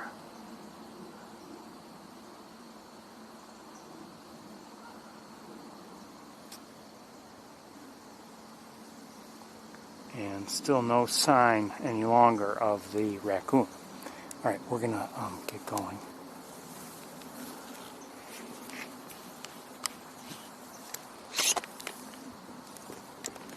Since it is dark.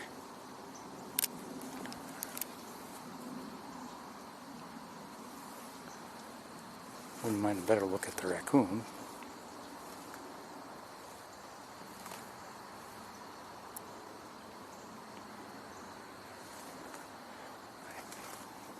Sure it's nearby.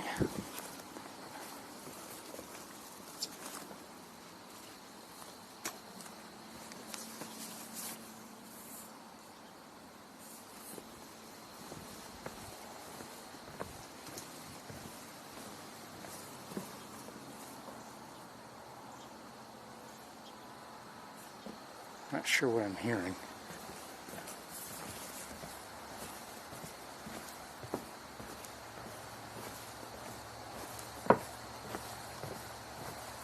Might be a chip note of a song sparrow, but I think I was hearing, might have been hearing something else too.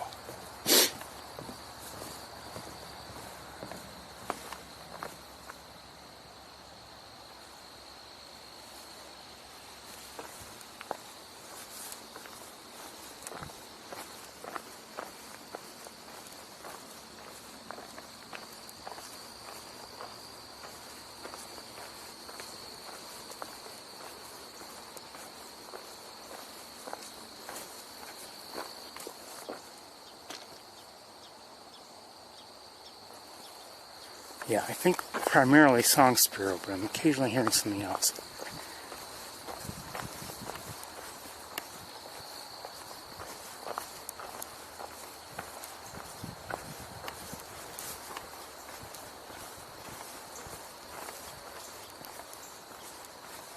Cardinal also.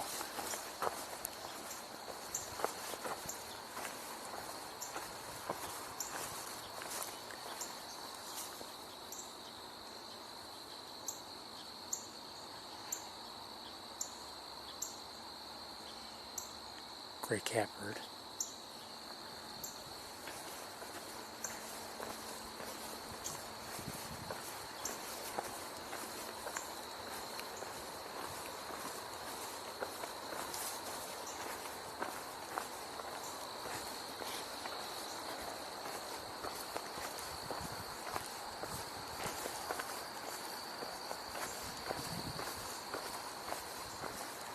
Sorry if this has disappointed you. I mean, we didn't find our hawks on the campus, and we've only seen so much here today.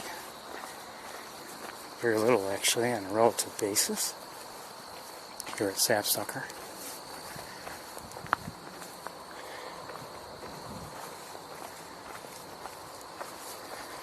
Sometimes that's just the way it is.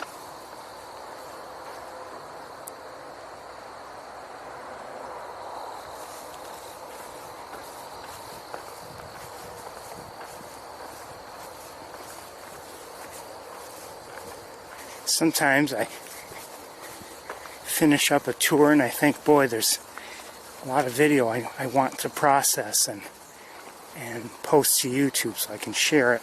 And then there are other days when it's like, well, we saw some nice things, but nothing out of the ordinary, nothing that would make me think, okay, this has to be posted.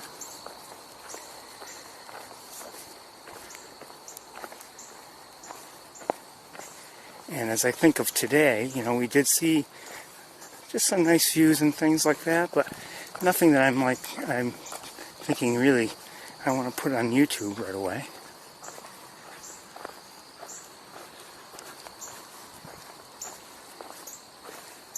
It was a rabbit.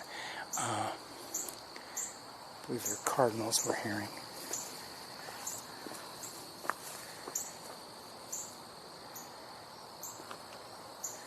And oh, wait a second, what do I have here? I think we've got a beaver here. No. Is that a turtle? It is. Well, it was. It's under, just went under the surface.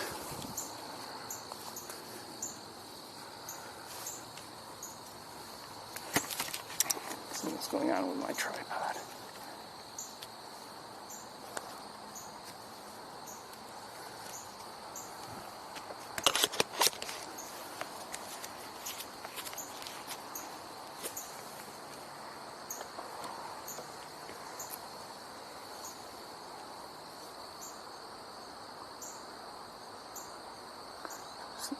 Seems like they're back, or at least, I don't know if it's the same geese, but they're back on the fallen former nest tree.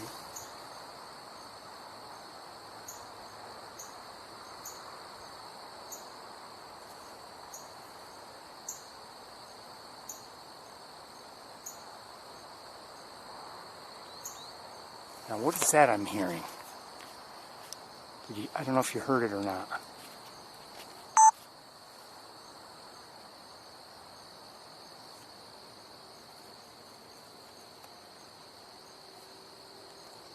It sounded like a small bird, and it would beep, beep, beep.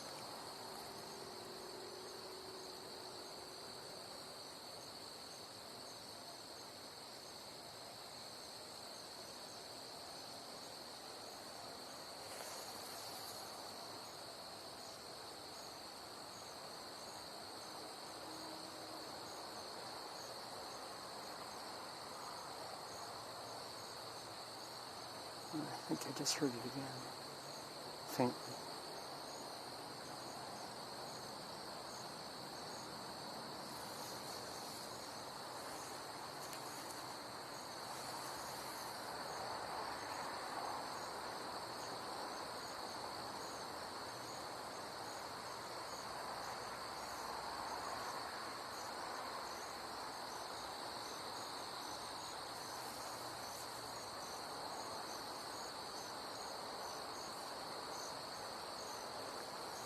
I'm not hearing it now.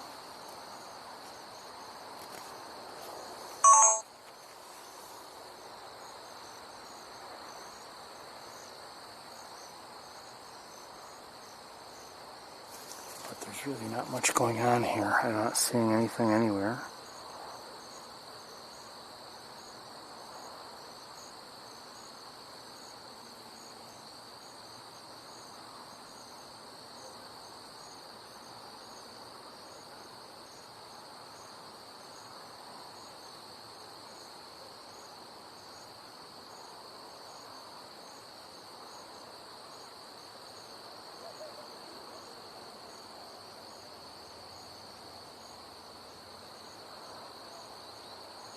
I heard it again.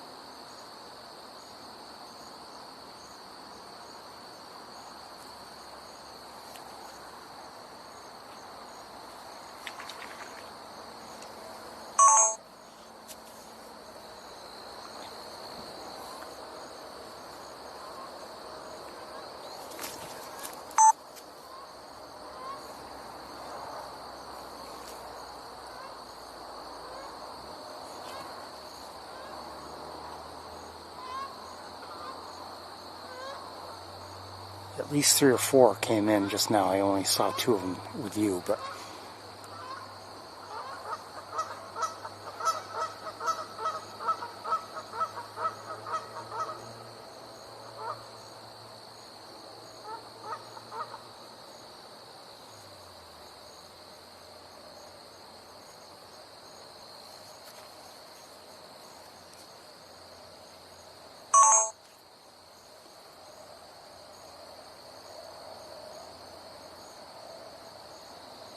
now something was nearby and it splashed just before the geese came in. I don't know what it was.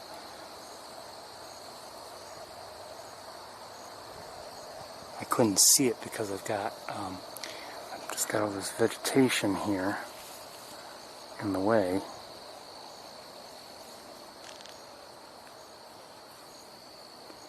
Maybe more geese will come in, I don't know.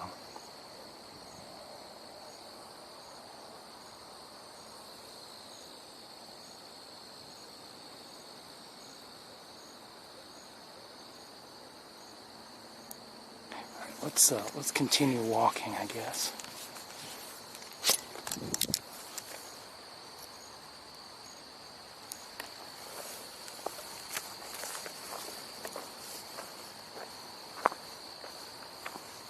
I hear that again. I just heard it. It sounds like a small bird. Just barely heard it this time, but heard it. It's actually hard to hear over any sound, including my walk. There it is again. Including, of course, me talking, but also the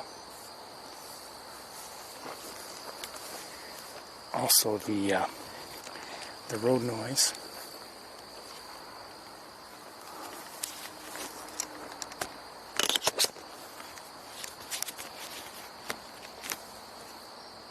Did you hear it? I just heard it.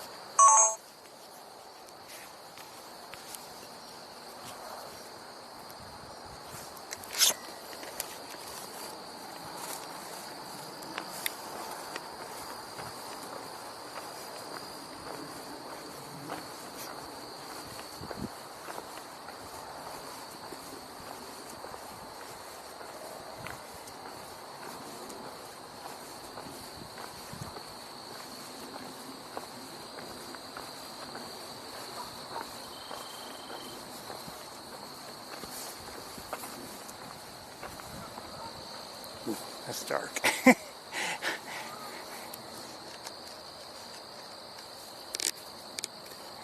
Alright, that's as light as I can get it for you.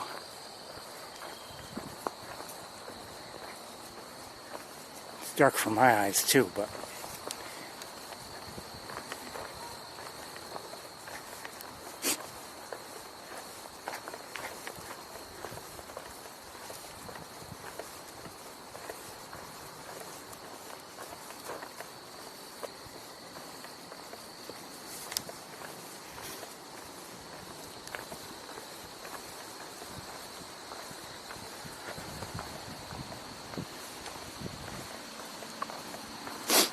looking at the camera screen, it's a lot lighter than it is in reality.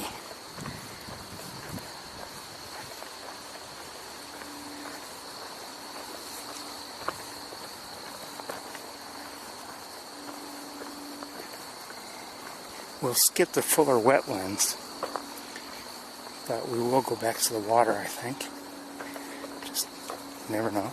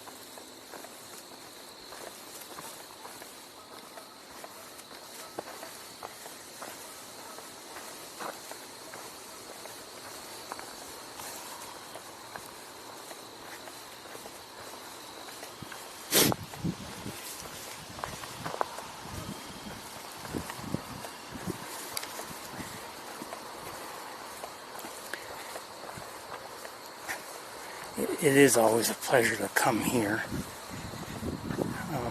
At least for me it is.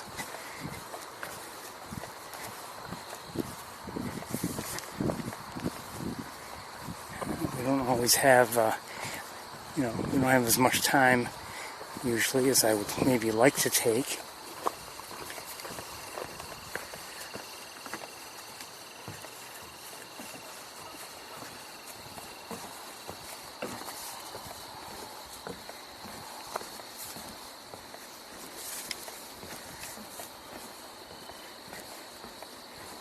Can be very nice to walk on the trails here on a nice September day. If the weather's nice, it can be just a beautiful walk. So, if you're unfamiliar, I'd suggest, giving it a try. We'll go through this way. If you're looking for a place to walk and, observe nature. If you just want to take a walk, well, go find a track somewhere.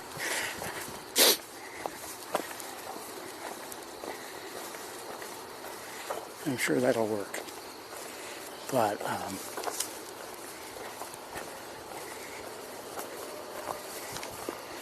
there have been many times when we've been here and maybe we even haven't seen many birds, but we've seen some beautiful scenery.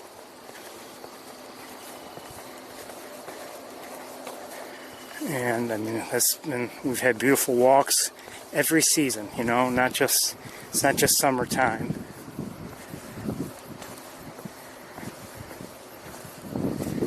I think of some of the walks we've had in winter here over the years. We've been here, did I hear a robin?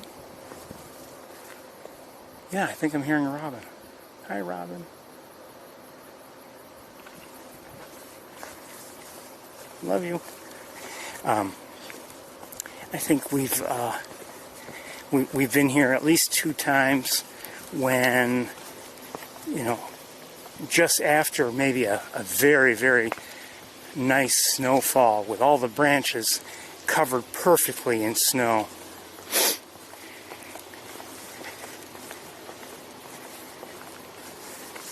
We've been here in the spring when it's, you know, maybe a pretty day and you know, much of the vegetation has started to green up and everything is looking young and rejuvenated and you know, beautiful.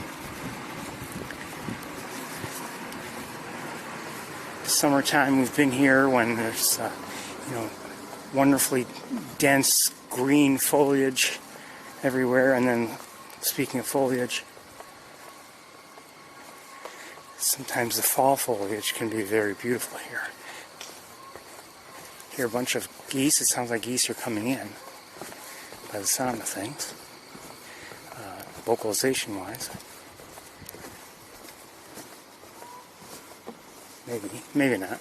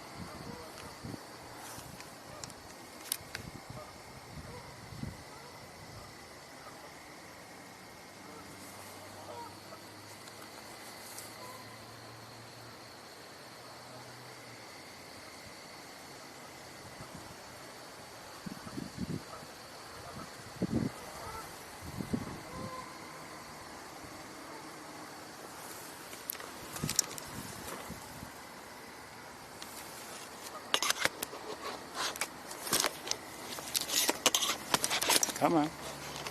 Get on there. There we go.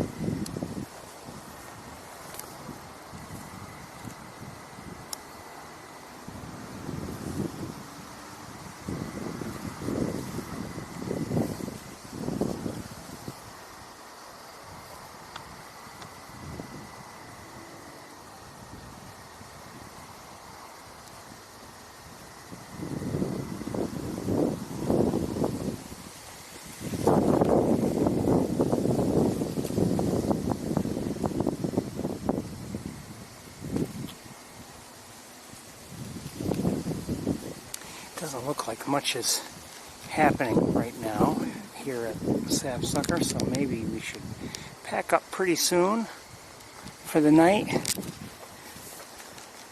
Just check out here. We were hearing geese moments ago, but I don't know if we can see anybody.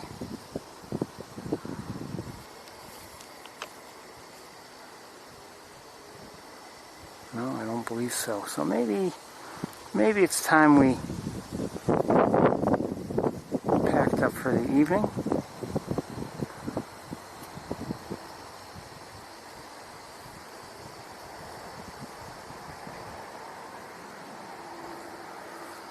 I hope you've enjoyed the day. Did you hear that? Did you hear that? Beep, beep, beep, beep. What was that? Where did it come from?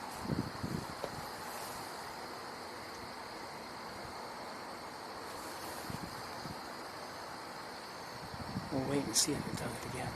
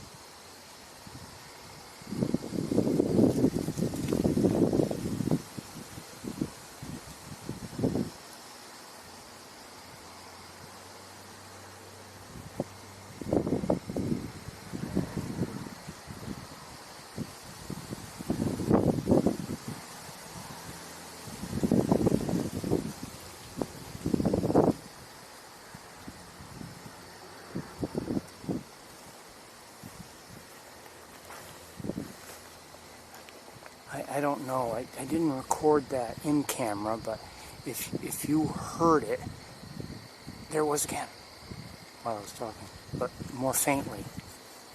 It's a little farther away.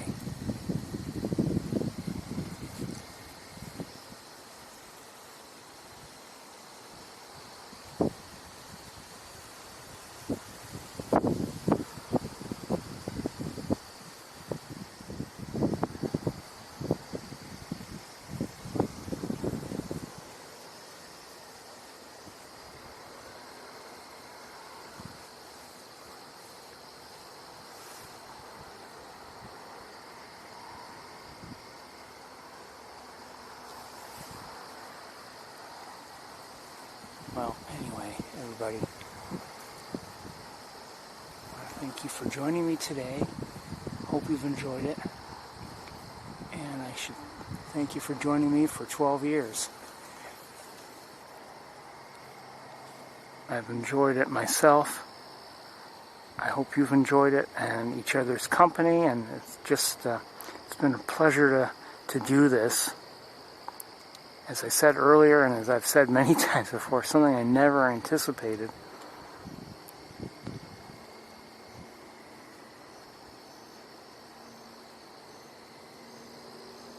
Someone's swimming underneath there.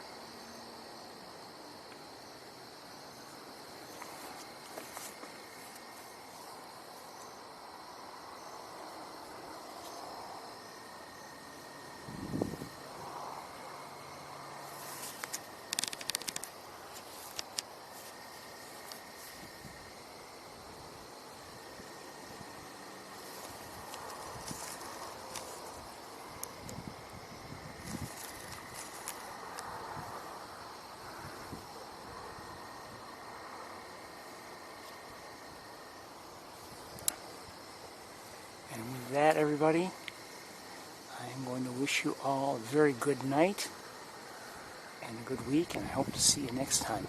Take care, everyone. Bye-bye.